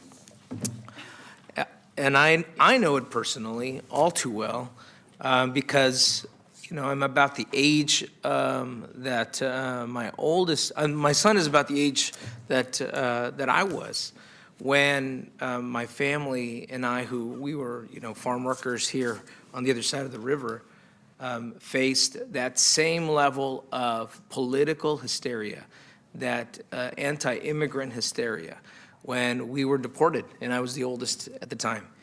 As a kid, you know, I remember my brother, my younger brother and sister and I, we would get used to hiding in the closet and taking the door handles off the closet. And we could lock ourselves in there, and with the butter knife, you know, these old door handles, you could pop it back open. But we would remember those gray vans that would patrol and go around the fields and go after people. We were victim to that, and And it was all stemmed out of this just intense hate. I can only imagine what my mother was going through at the time when she faced this. My dad had a green card. My mother, my brother and I were undocumented, and my sister was a U.S. citizen, a mixed status family. I mean, it's not black and white, and that's the unfortunate message and the unfortunate dehumanizing that's happening in social media. And let me just discuss a little bit how much of a cancer that hate is. Because I still remember after that process, after the deportation process, and all of a sudden within a year, the Immigration Reform Act of 1986 passes, and next thing you know, there's a pathway through citizenship, and things change, and all of a sudden, there was a change. But the damage of that hate stayed. And I still remember classmates of mine who didn't know that, we were undocumented and that maybe we were gone on a long vacation, and would talk about immigrants and the terms that they would use. And even when we did have the migratory patterns, migratory patterns with seasonal farm workers, the tone that they would use. We play in the same soccer fields. We play in the same playgrounds. But it's learned. It's learned by adults. It's learned by parents. And I think that is the dangerous part, because what it begins to do is break down how we work, how we live in, how we treat each other as neighbors. So to me, I think the step here, I guess my remarks are really more towards gratitude for those who came out here and spoke, for those who endured this long time, who took the time out of the day because it was middle of the day to come here. And also to those who this was your first time joining us, there's a lot of new faces that I've seen speak up in this work. And I've been working on immigrant rights now for well over 23 years. I left my career in engineering to pursue a lot of that in that profession. So I want to thank those first, because it is something that we can't just assume that it's a past. The story of the immigrant story and whatnot that we have. My kids just watched Ratatouille. It's not as happy as at the ending as it is. There's a real unfortunate undertone of hate that continues to be a cancer in our country, in our society, that we need to combat. Second, I want to thank those who have been here at a long time. And this wasn't timed this way, by the way, but what an opportunity to also acknowledge and welcome our new city attorney, because Gustavo Martin is not only his family and his history, but when I remember the first Trump administration, the first debates about the 2016 election, I reached out to Gustavo and the then city attorney Jim Sanchez, and we drafted a new resolution, a new updated resolution. And as we should question our policies, and are they evolving, are they moving forward? So in 2017, he and other attorneys here got to work before even the election happened, because we could see what was happening down the road. And it served us well. It helped us create the Fuel Network. It helped us create a legal defense fund here that has been working. And I saw many of them here with Fuel and NorCal Resist and others. And I do think they deserve a big round of applause for their work. Please, recognize their long hours. They've been doing it for a long time. I didn't know the answer. I'm not an attorney, but it was the Sacramento legal community who pulled together. I do have to recognize Dr. Kevin Johnson at UC Davis Law, and also McGeorge local McGeorge for the Immigration Law Clinic for their support in that creation and that development, and also for the actual platform that we have today in place that we will update and amend after this vote. But that platform allowed this city to take an active and proactive approach to sue the federal administration in the last time around when they tried to. And we won in court, and we will continue to take that approach again. So I do want to thank Jim and Gustavo for that. And I do want to, I know he left already, but Jim Gonzalez, Luis Espedes, Magda from CRLA Foundation, and a number of others from the Unity Bar who pulled together. Emilio was I guess you were a young attorney back then. We're getting older, buddy. But who pulled together and said, hey, we need to figure out how we start to be much more proactive in that effort and build on what we learned before. I also want to, thank from that effort. We led an effort to actually bring this to the schools. I mean, this is a unique thing that Sacramento has done. We went and taught educators and of how to respond in this situation. What a sad situation that we have to actually teach our educators and community members on how to respond in the classroom when immigration comes. But, Rhonda Rios-Kravitz, who was here earlier with the Dreamer Resource Center, both at Sac City College and at Sac State, have been able to provide, at least for now, almost a decade, helping those students who now are going to law school, fighting for those rights as well. I want to thank also the faith leaders who, over and over again have tried to bridge and bring so many people forward to support and highlight these issues. And at their last prayer, at the last prayer vigil at the Mosque building, it reminded me again there when I was just a kid going to that Federal Administration building. Not only for, the deportation process, but then later on through my green card process and then when I actually ended up becoming a citizen. And in fact, that's what probably, infuriates me the most. As a naturalized citizen, a citizen by choice, I question and I wonder how many of those ICE officials could even pass that citizenship test. I wonder and question how many of the folks who are not seeing what is happening with the destruction of our Constitution, the due process, the fundamental respect to people is happening. So I want to just say that this work does not end. It never does, and it never will. When I joined this weekend the Japanese American Citizens League, they discussed, many of them who were born in internment camps, who fought against that, they discussed how we shall never forget, and we must never again allow that to continue. So it's a reminder that for us that even if we pass this today, we will have work ahead of us, and we will need to continue to do that. So I just want to, again, it was difficult to figure out what to say in this, because it is a consent. And we all, I think, have now are in a position where we feel that this is a #1 priority for Sacramento on what we believe is a city, built by many families who immigrated here, not as refugees, as asylees, whatever their path was, have built us here, and that's what makes us stronger. So I will say we will need everything. To assume that the city is our only tool, no. We will need everyone and every different tool to actually move us forward in this very trying time. So I want to thank my colleagues for their continued support over the last 10 years. As a former farm worker, the words, si se puede y la lucha sigue. So thank you very much. Thank you. Next up, we have Councilmember Vang. Thank you, Vice Mayor, and thank you, Mayor Pro Tem Guerra. Thank you so much for just sharing your personal story. I know that this fight is incredibly personal for you, and I also just want to take this moment to say thank you for your leadership over the years, fighting for resources for our immigrant and refugee communities before several of us were on the City Council. You've been at the forefront, so just really want to take this moment to say thank you to you. And I also want to take this moment just to say thank you to everyone who spoke today. Thank you for sharing your lived experience and the real safety concerns that so many of our families in Sacramento is feeling in this moment. And thank you to the over 650 e-comments that was submitted today. Just thank you to everyone who came today. And I just want to share with the people who showed up today, those who are watching at home, please know that it is your voices that brought us to this moment. And it's going to be your voices that's going to be your voices that will make sure that we're going to be able to see this through. And so thank you for coming today, but we're going to need you to keep coming back because we have to hold ourselves accountable.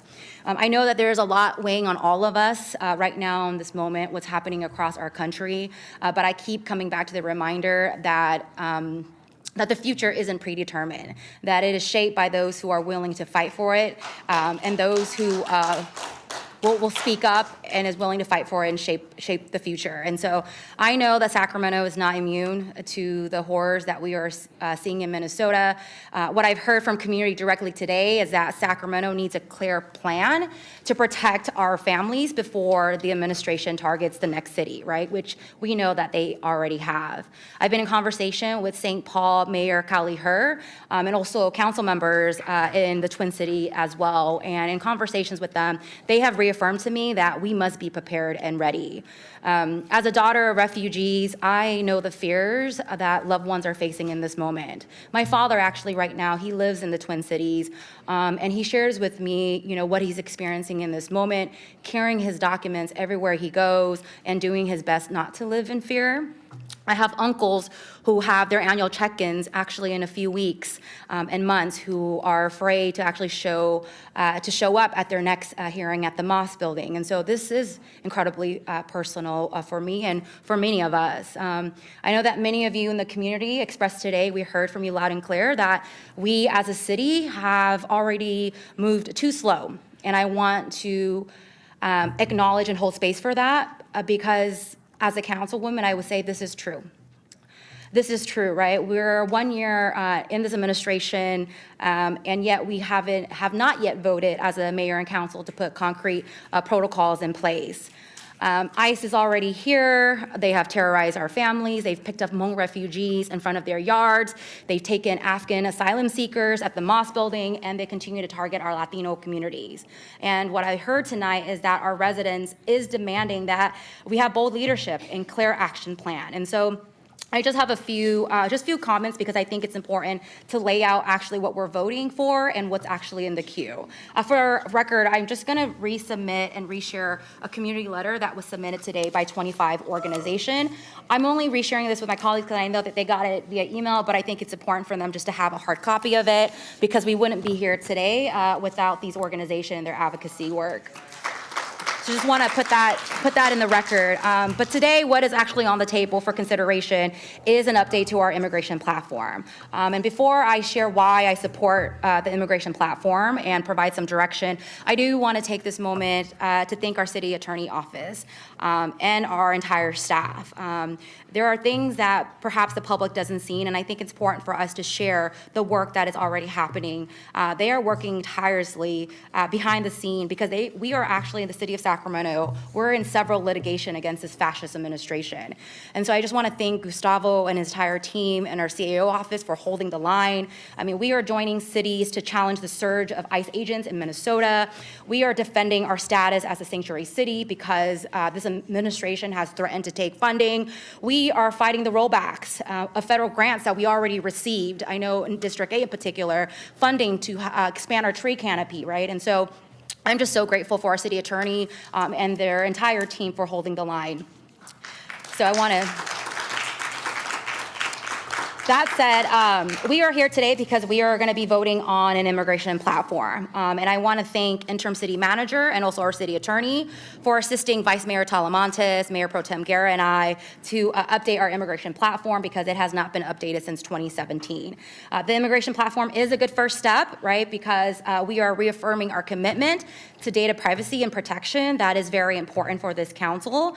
We are reaffirming our commitment to protect and preserve the rights of free speech in and around areas surrounding the Moss Federal Building. And a lot of the updates to the platform, I also want to acknowledge that it wouldn't have happened without community as well, because there was a letter sent to us 2 months ago in November making demands of mayor and council to update our policy. And so I just do want to share with community that we hear you and that we are doing what we can to update the platform. And so I want to acknowledge that work because we wouldn't be here without you. However, I will note that revising our immigration platform, while it is a good first step, it means little to communities at risk if we do not quickly adopt concrete action plan to protect our loved ones. Our local government is the first line of defense, and so I want to lay this out in terms of what is in the queue and what is happening. So Today, what we're bringing forth is an updated immigration platform. We're going to vote on that today. There is also a resolution that have been submitted to the city clerk and the mayor to prohibit ICE activities on city properties. Vice Mayor Talamantes, Mayor Pro Tem Guerra, and I have submitted this. Some of the details of this resolution includes direction to the city manager to ensure that we have signage for public and private properties to prohibit ICE activities.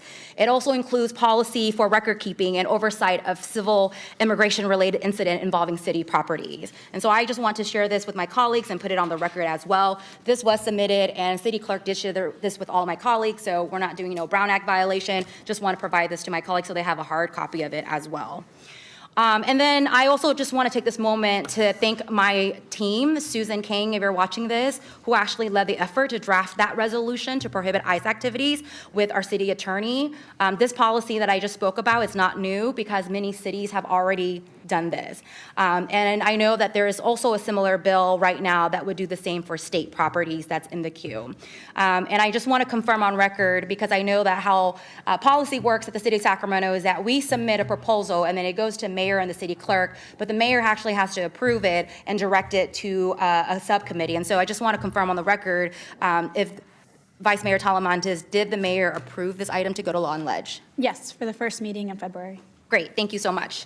And so lastly, in addition to the resolution, our job as local entities is to not wait for a crisis, right? We need to be prepared and we need to be ready when a crisis hit.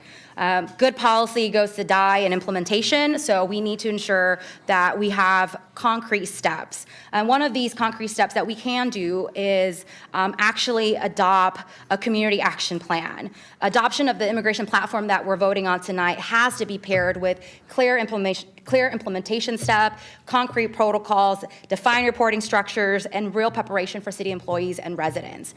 In this moment, I do want to share that several jurisdictions in the state of California and even across our country has actually adopted their own community action response plan.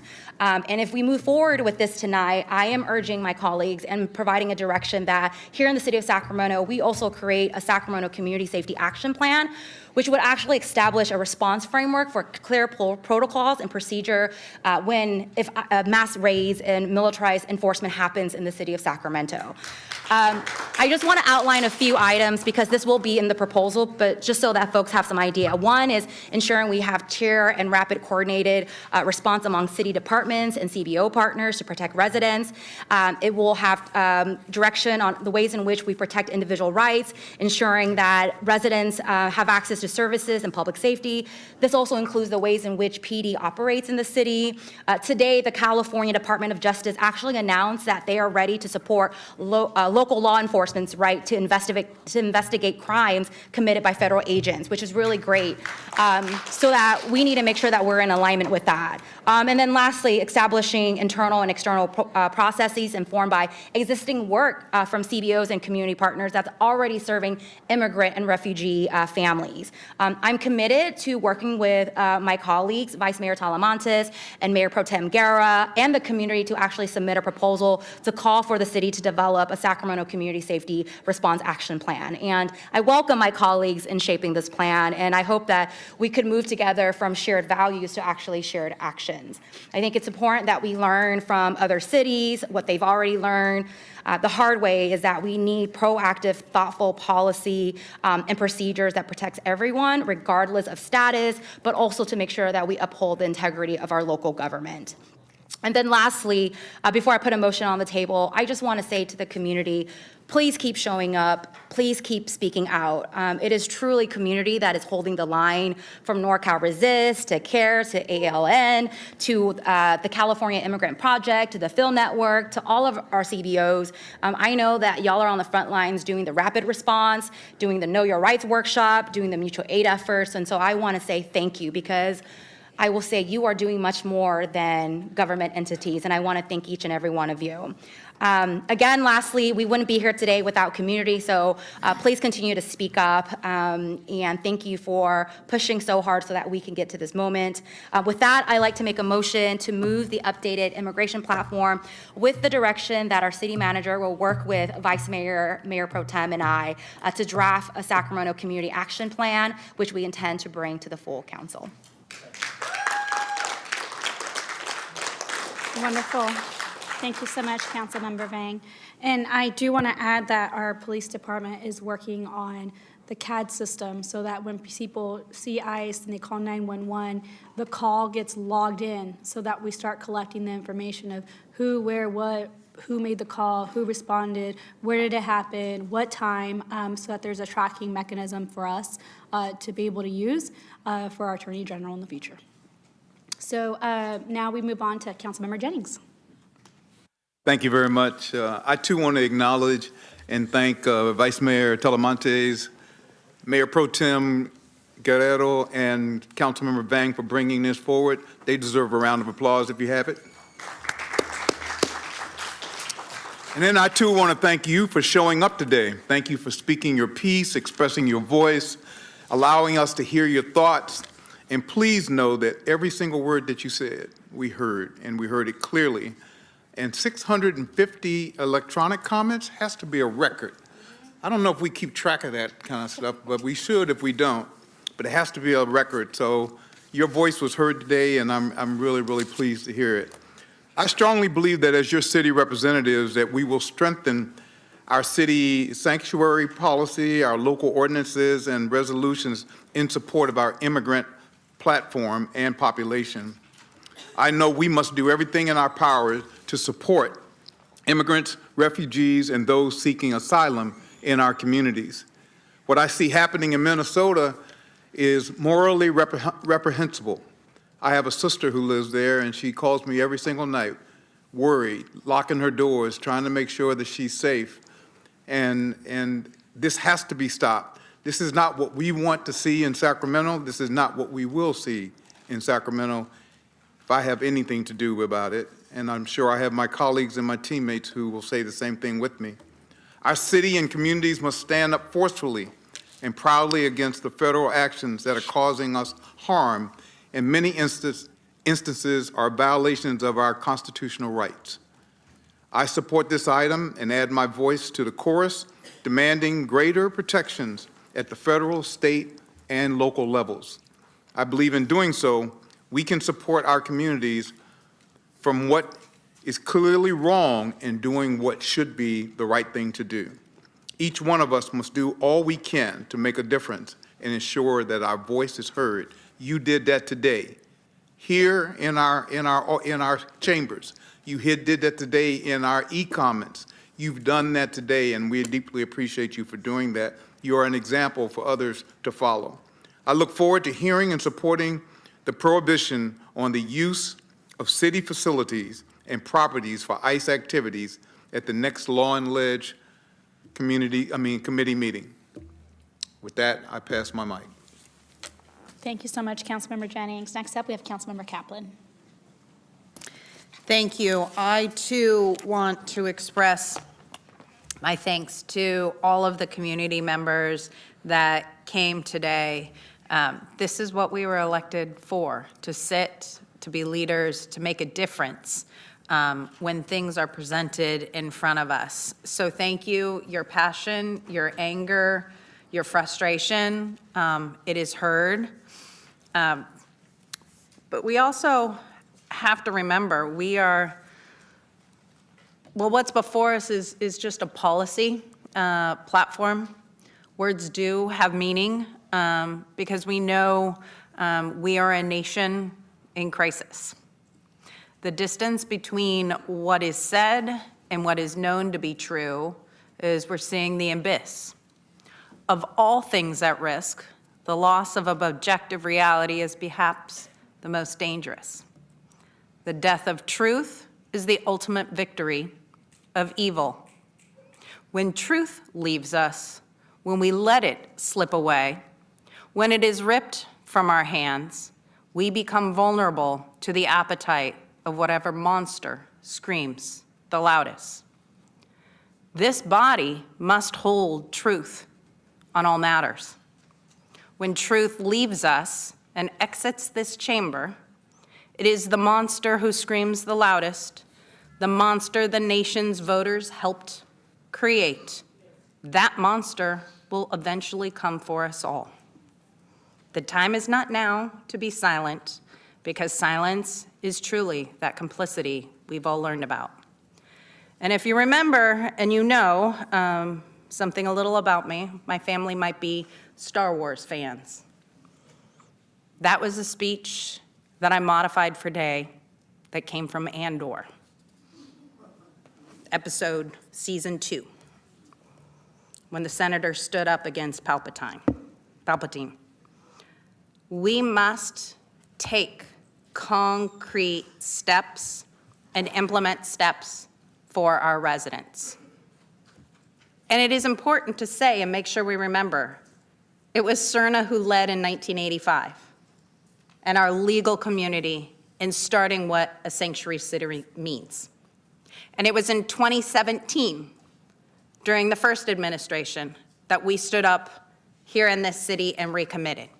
And I can tell you in 2017, I was president of the Natomas School Board, which is the #1 most diverse district in California, second in the United States. Over 30% of our students speak another language, and there are 50 different languages represented in Natomas. I was a school board member for 20 years. I love our diversity. I love what it says about our city, and I love what it says about our children and how we must protect them.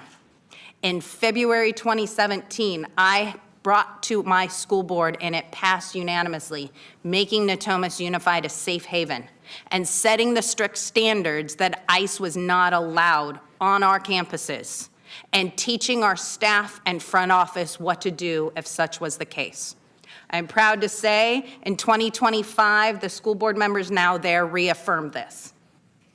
This is something I've been at the forefront since my time as a school board member. But you're right, words are empty when there isn't a plan to implement it.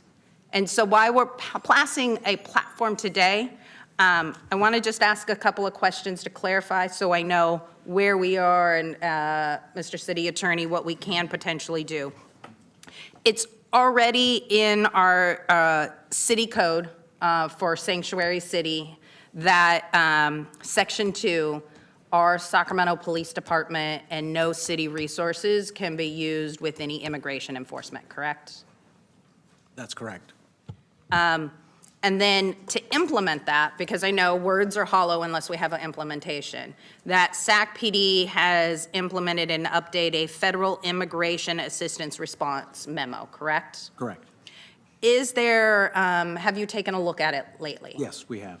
Is there a possibility that we could potentially update and strengthen that language that our community would understand that Sacramento Police Department is not to assist with any of immigration enforcement?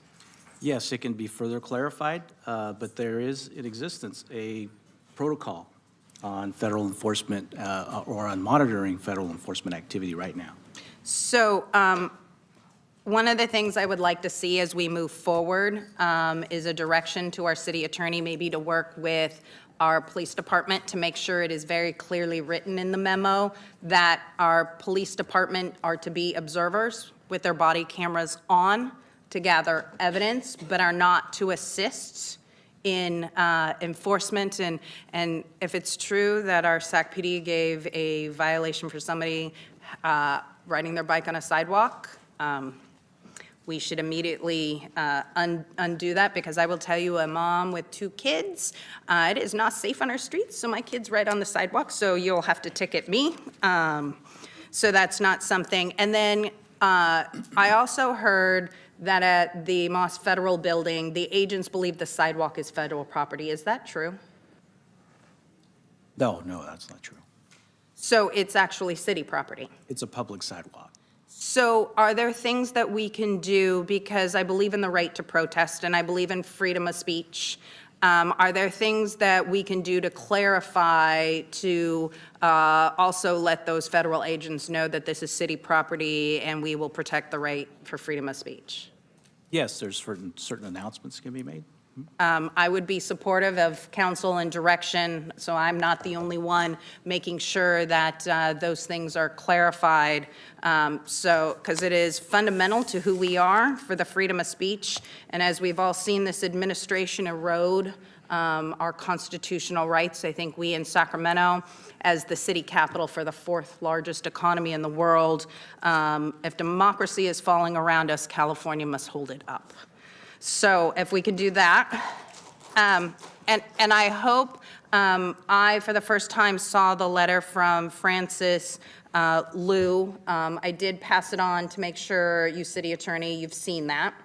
As the item comes to law and ledge, the three of you, I'm open that if there are items are not in that law and ledge, that I've asked the city attorney what legally can be added and what can we do to strengthen it, that I am open to that, but that is something that I've asked our city attorney to look into to potentially strengthen it, since we have many organizations we look up to that have asked of that. I would love that to be considered at the beginning stages, so when it comes to us, it can be a little bit more hefty and comprehensive, if that's okay.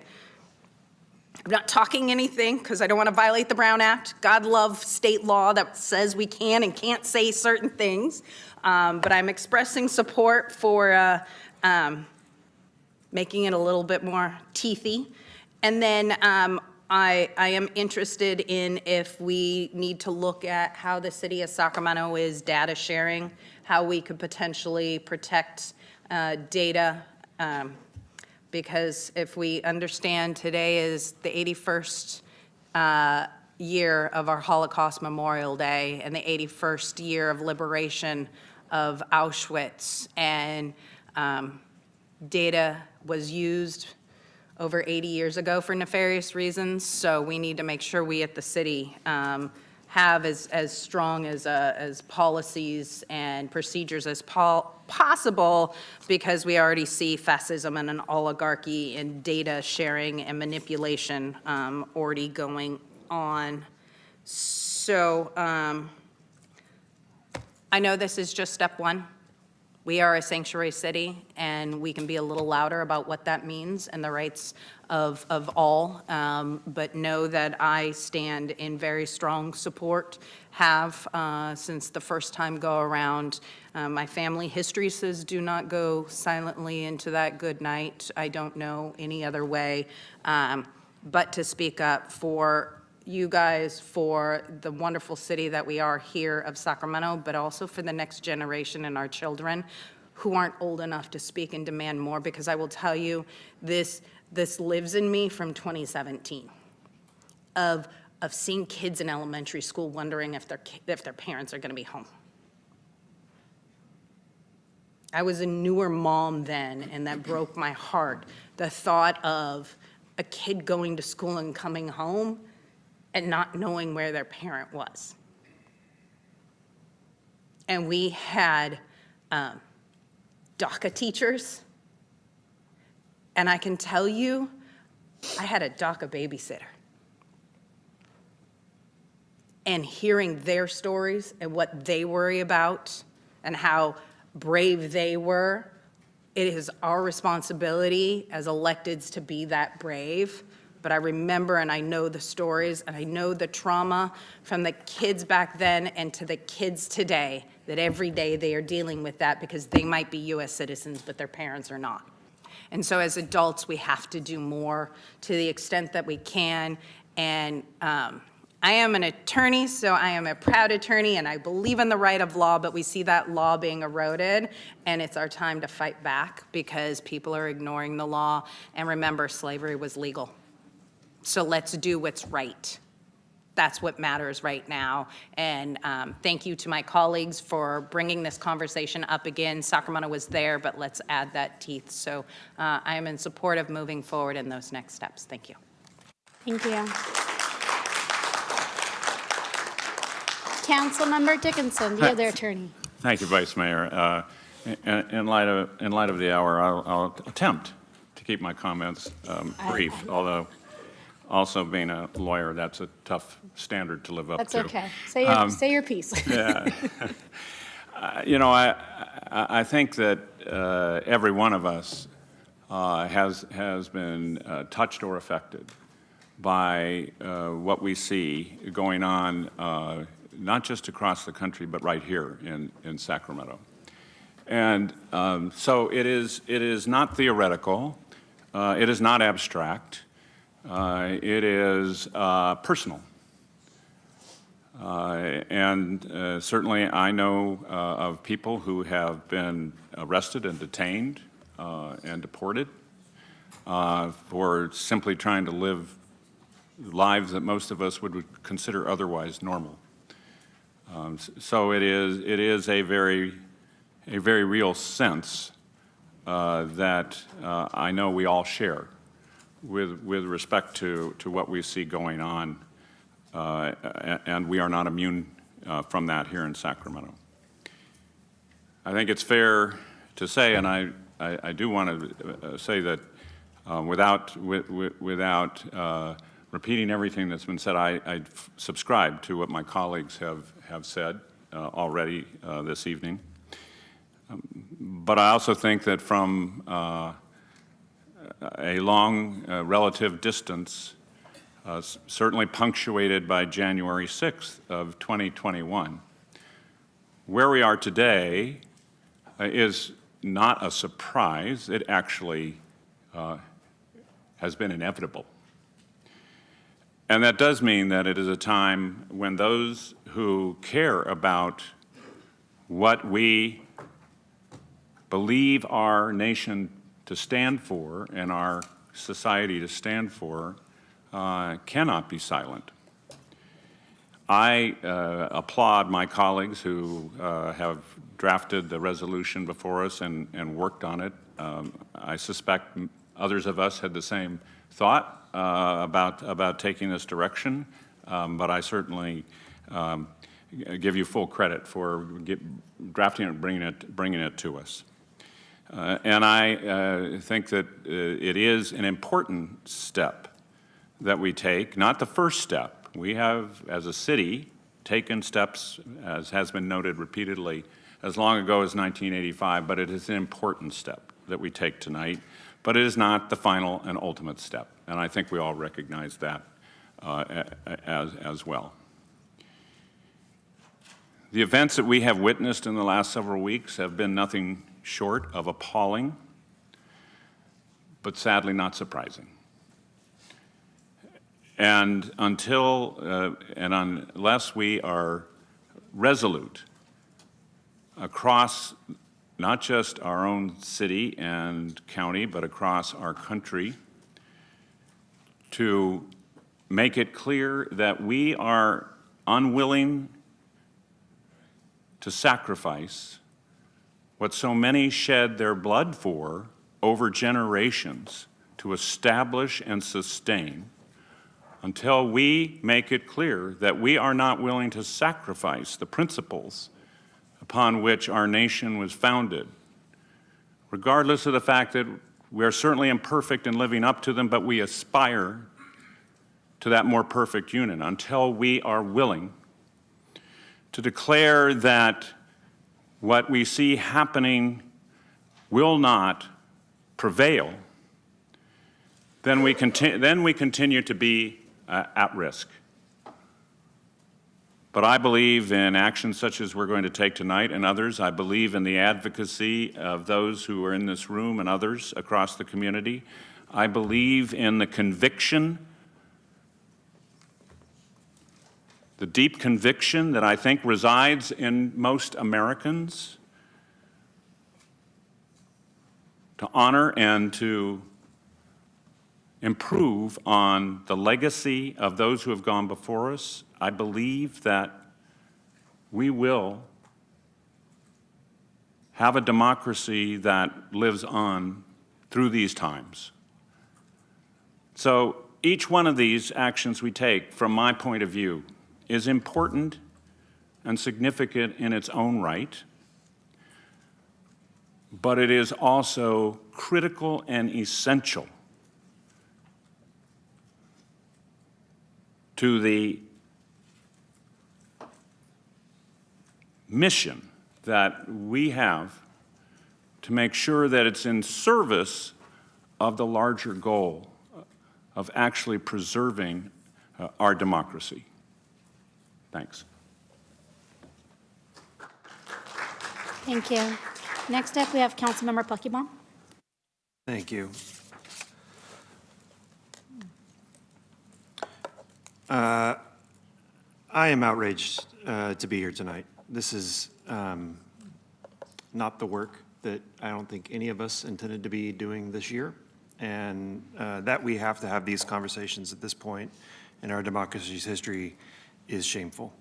I voted last week to advance this agenda item tonight to what I thought would be an uncontroversial and perfunctory consent calendar vote to move this item forward. I support and will continue to support any action taken by the city to serve and defend the rights of our city's residents, full stop. Thank you. Thank you so much. Next up, Councilmember Maple. Thank you, Vice Mayor. And I just want to start, I know that's been said by many of my colleagues, but I really do want to start with thank you.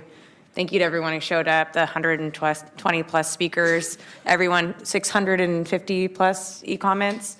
This is why I love this city. We have a lot of people here who care a lot, who are willing to take hours and hours out of your day to be here to share with us your thoughts and your feelings, to stand up for your neighbors, especially people who can't be here, who are afraid to be here. So I just want to thank you.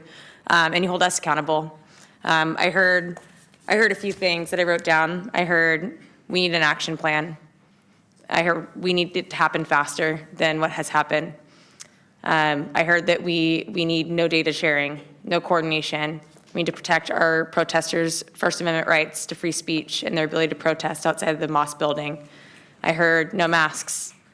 And I heard that we should not be allowing any federal immigration agents on city-owned properties. And so those are things that I take with me. And what I heard from my colleagues here today, I want to thank Councilmembers Vang, Guerra, and Talamantes for bringing this item forth, but also I want to note that I know that you have been working on more than this for quite some time now with our community members, with our CBOs and partners, again, recognizing that it's taken too long. But I know that you've been doing that work, and so I really want to acknowledge that. I also want to acknowledge that you've done this in a space when your own family members are at risk, your friends, the people you love and care about. You are people that are truly also on the front lines like many others, and so you have a very deep vested interest in these policies, and so I trust you to bring the right policies forward, and I look forward to supporting them whenever they do come before either my committee or this council. And also, I know that they're in partnership with the experts that are in the legal community and our CBO partners, NorCal Resist, and many others. And so I just really want to thank you, and I don't want your work to go unnoticed because I've seen it. And so with that, I support any and all efforts by our city at every level of every department in this city to ensure that we're standing up and fighting back however we can, because now is the time. We've seen, I'm going to be, saying things that have already been said today, but this is what I wrote down, that the things that were in my heart over the last couple of weeks, few weeks, couple of months, that in this country, people are being hunted, they're being dragged from their families, and they're being killed in the streets by federal immigration agents. We're watching citizens and residents lose their lives during enforcement operations that happen without accountability, without transparency, and without justice. These are extrajudicial killings, and this is state violence. And this is not happening somewhere far away. It is happening in our country, under this administration, and in communities just like ours. I heard one of the speakers say that the Twin Cities is a city of about 420,000 people, and that we're just a little over 500. It could be us. There are a lot of similarities. Families are being torn apart. Children are being traumatized. I heard speakers talk about children in school and the trauma that they're going through. I heard nurses speak. And entire neighborhoods are living in fear of masked agents who refuse to identify themselves and answer to no one. This is not acceptable. It is not acceptable here, and it's not acceptable anywhere. And so I believe that this is a first step. It's not enough, and that we need to move faster. And I will support every single effort to do that. And again, just want to thank you all so much for being here today. Thank you. Thank you so much. So it looks like, Clerk, we have a motion and a second. Do you need it to be read into the record again? No? You're good to go? Okay, so again, just thank you so much to everyone that came here to do public comment, to submit e-comment. We have a lot of work ahead of us to earn your trust, to set the right policies and procedures in place so that we all know how to respond, how we're going to get from A to Z, and so that everyone knows just what the appropriate response is. And as many of my colleagues said, this is personal. You know, I have a photo of my father and I in Afton, California, where my parents immigrated to from Mexico, and my dad was undocumented, and eventually he got his green card, but he left us too soon. But this is a reminder, these are my roots, these are my people, this is our immigrant community. The United States of America is a nation built by immigrants, for immigrants, and that's the way it needs to remain. So with that being said, Clerk, I actually would like to do a roll call vote. Thank you, Councilmember Kaplan. Aye. Councilmember Dickinson. Aye. Councilmember Pluckybomb. Councilmember Maple. Aye. Mayor Pro Tem Guerra. Aye. Councilmember Jennings. 100%. Councilmember Vang. Yes. And Vice Mayor Talamantes. Aye. You have a unanimous approval. Thank you so much. Okay. Now we're going to move along to public comment. How many people do we have signed up for public comment? have For matters not 18. not on the agenda? For public comment for matters on the agenda, I have 18, but I think some of these people were here at 2 o'clock. So I'm going to read off a few names. Idioma Ogudawandi, Okay, we're going to do public comment, and then we have an adjourned memory. and then Amand Aaron Akoji, Herb Lang, Kingsley, and please let me know your names.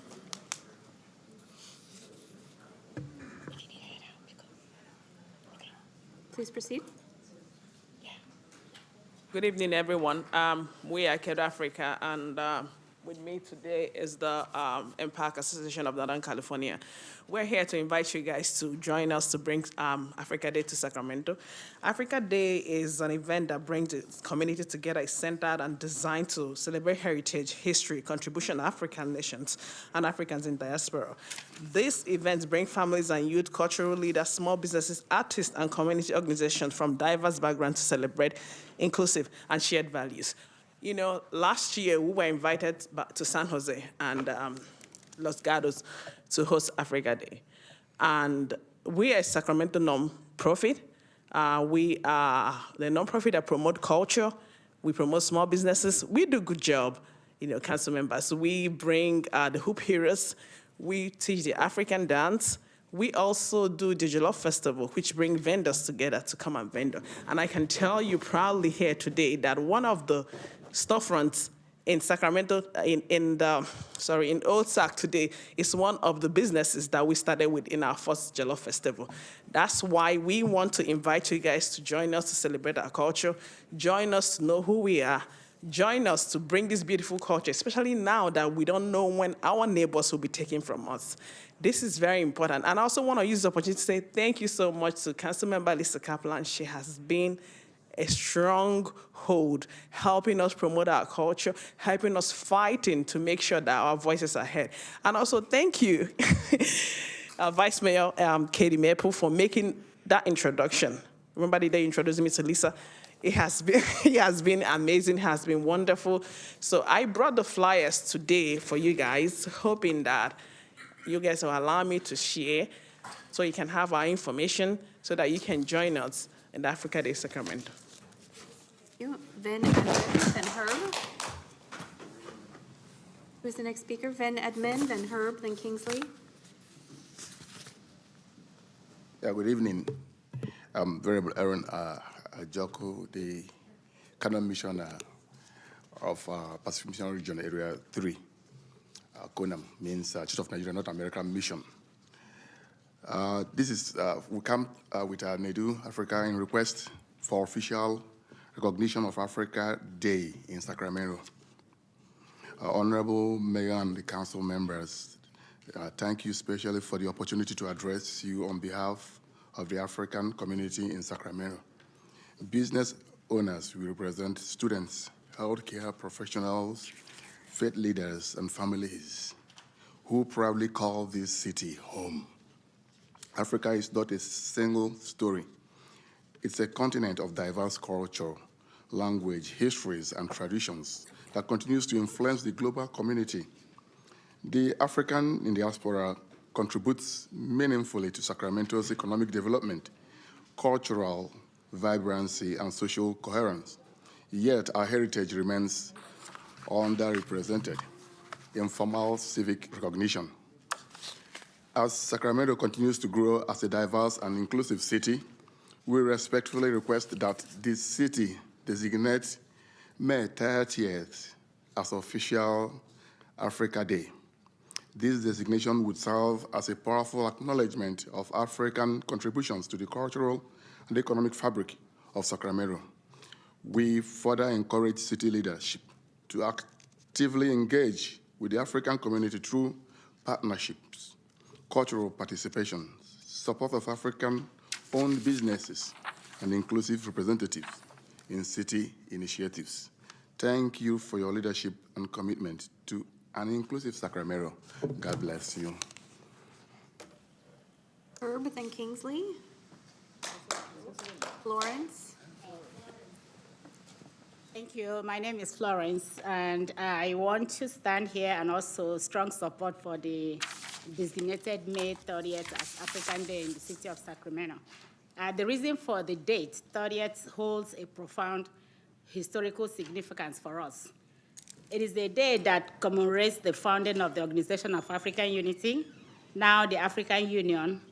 This day represents unity, resilience, self-determination, and cooperation among African nations and people worldwide. It is intentionally recognized, making it both meaningful and globally aligned. Sacramento is a home, as the previous speaker said, to a vibrant African diaspora. Healthcare professionals, which I'm one of them, educators, entrepreneurs, students, faith leaders, and families who contribute daily to the city's economic strength, cultural richness, and social well-being. Africans serve in our hospitals, which I do, teach in our schools, operate small businesses, and provide essential services across this city. So it is important, despite these contributions, African heritage remains underrepresented in formal civic recognitions. So if you designate May 30th as African Day, it will affirm Sacramento commitment to inclusion and cultural education. Thank you very much. Speaker. Good evening. I'm Dr. Ojije. I am here to support the motion to designate African Day as May 30th. I'm a medical doctor that has been going on a medical mission to Africa. Recently, I just came back from a medical mission, and I see the gap between the African Americans and Africans back in the motherland. Now, because of that, I have reached out to one of the royal king, who has now given me a mandate to bridge the gap between African Americans and every other person identified with Africa, regardless of how percentage it will be. So that day, we will be moving the motion to recognize all African Americans, anybody affiliated with Africa, certificate of recognition and adoption, so that we give them a sense of belonging to their motherland. Also, that day we'll be giving regalia, doing some of our cultures. You know, as a minister in the church, people have asked me some certain question about 20, 25 years ago, how they want to get their child a rite of passage. And they didn't know how to do that, but we learned how to do that. So we could be celebrating that in Sacramento. That will also bring inclusivity in Sacramento and also make our city to be more colorful as it is diverse. And because the strength we have is the differences we bring together. So I'll move the motion for the city and the mayor and the vice mayor and all the city council can support us in what we do and also make that day as a Africa Day event. Thank you. Thank you for your comments. Do I have any other speakers on Africa Day? Thank you. Bob Simpson, Lambert, Jim Radlett, Karen Corbs, Allison Lee, John Vignoci, Seamus Campbell,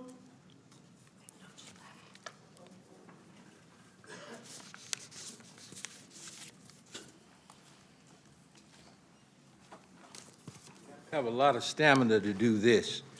Now, as I mentioned this, I wanted to get the attention of the new city manager. I've spoken at different commissions about this. I'm concerned about this. When I went to your press conference, they handed me a term sheet. I still have it in my files. And it said that in your term sheet, it had a 0 cause for termination. 0 cause means people can get organized and terminate you this year. And it said that you would only receive 9 months' pay. I hope you didn't sign that. As a person who graduated from a blue blood university, which is University of Kentucky, I would hope that you and your lawyer did not sign that, because it wouldn't be beneath them to try that. I will be studying that heavily this year. Also, I've heard a lot about the Brown Act tonight. There's many violations of the Brown Act tonight. All of the meetings I go to, it said that anything that's on the agenda, if it's not acknowledged, it's a violation of the Brown Act. I haven't heard the city manager's report, so I'm saying to the new city manager, don't fall into the rut of the preceding city managers, because then you won't be able to say, well, I didn't know, because I'm a native. I'm trying to enlighten you. Also, what you're looking at by Trump, they've already announced what they were going to do. It's called Project 25. I don't know why people are so stunned. And last but not least, I would think my city councilman would be reaching out to us. We went viral at the Martin Luther King event at Grant High School, my alumni. thank you for your comments. I don't see Jim Randlett or Karen Corbs, Allison Lee, Seamus Campbell, Rickay Yaya Angels, Jarrett Hill, Christopher Cannerin. Perfect. Good evening. Here for, well, multiple reasons now. This was a great evening for me personally to sit and hear and partake in the conversation, the dialogue tonight. First and foremost, I'm here because my team and I have been reaching out to all of council. Some of you know, I'm sure all of you know by now, because we have been on a blitzkrieg of emails and phone calls, and Katie can't escape on the street out there. Yeah, we keep running into each other. But we're one of the 10 folks that won a dispensary license opportunity years ago. We're not going to meet this April 1st deadline due to a number of reasons beyond our control. First and foremost, our original location in District 2 burned down. Since then, we had signed a second lease on a place on J Street near Doco, prime Cherry location, waiting on Title 17 changes that were talked about last year, year before, that have since been kicked down the road, that has taken that location off the board for now until this diocese figures that out on our behalf. We now have a location on Main Avenue in District 1 that we would love your support and the full council support, that is ready to go. It's essentially turnkey, has a cup for storefront already, needs a minor modification to the floor plan, and all of our licensing is in place. So we're ready to go, but as you guys know, the wheels of government move slow, and so those things are beyond our control. When we can get approved, when licensing gets back to us, when the state gets back, when planning gets back. So we need your continued help and support. Last thing also, so please call that up to the agenda as soon as possible, because we want that timeline to be removed. I would love comment and feedback from you guys. Thank you for your comments. Your time is complete. I have Christopher Cannon. Thank you. Madam Vice Mayor, if I may really quickly, if it's okay, I would love either a quick update from our city manager or one of our assistant city managers on process for Mr. Hill, just because I know he's been asking quite a lot. So if anyone has an update on the timeline. Thank you. Thank you. I don't have an update on the actual timeline, but it looks like it's going to be moving forward to council. So we'll get it scheduled as soon as possible. Wonderful. Thank you. Is that all public speakers? That concludes our Okay. public speakers for Okay, this evening. sounds good. Now, councilmember comments. Councilmember Kaplan. Thank you. Today is the 81st anniversary of the liberation of Auschwitz. The never again is now and a call to action. Today marks International Holocaust Memorial Day, a day established to remember the 6 million Jewish women, men, children, along with millions of others, Roma, Sinti, people with disabilities, LGBTQ individuals, and political dissidents who were murdered by the Nazi regime and its collaborators. Today marks 81 years since the liberation of Auschwitz-Birkenau. 81 years since the world witnessed the horrific culmination of unchecked hatred, systematic racism, and dehumanization. We must honor the remaining survivors, to mourn the loss, and to keep the promise of never again, which is more important today than ever. But we cannot simply treat this as a date in the history books. We must look at the world around us today. We are witnessing an alarming, unprecedented rise in hate and anti-Semitism, both online and in public discourse. Reports indicate that the United States anti-Semitic incidents have reached a record high, with a 5% increase in 2024 over the previous year and a staggering 344% increase over the past 5 years. Jewish individuals are being targeted, harassed, and assaulted in places they live, work, and pray, just for being Jewish.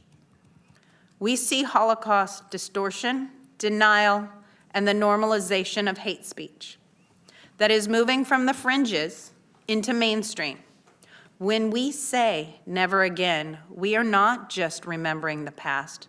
We are acknowledging the present danger today for Jews and all immigrants in America.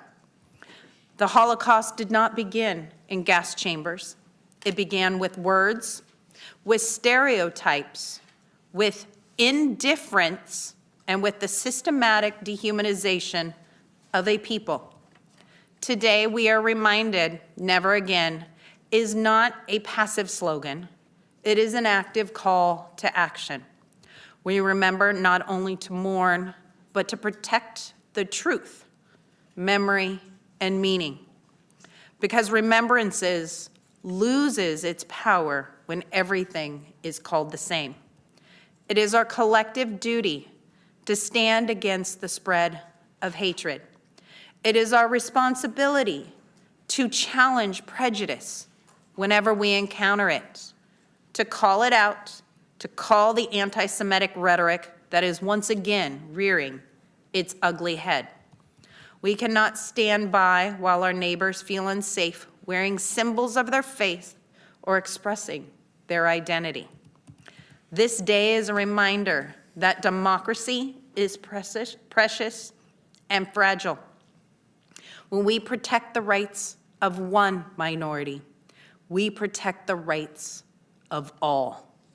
When we allow hatred to grow against one group, the entire fabric of our civilization is threatened. As Jews around the world light candles today, let them symbolize not only the memory of those who were lost, but also a beacon of light against the darkness of modern-day prejudice. Let us commit ourselves to education, to truth, and the unwavering defense of human dignity. Let us turn our grief into action.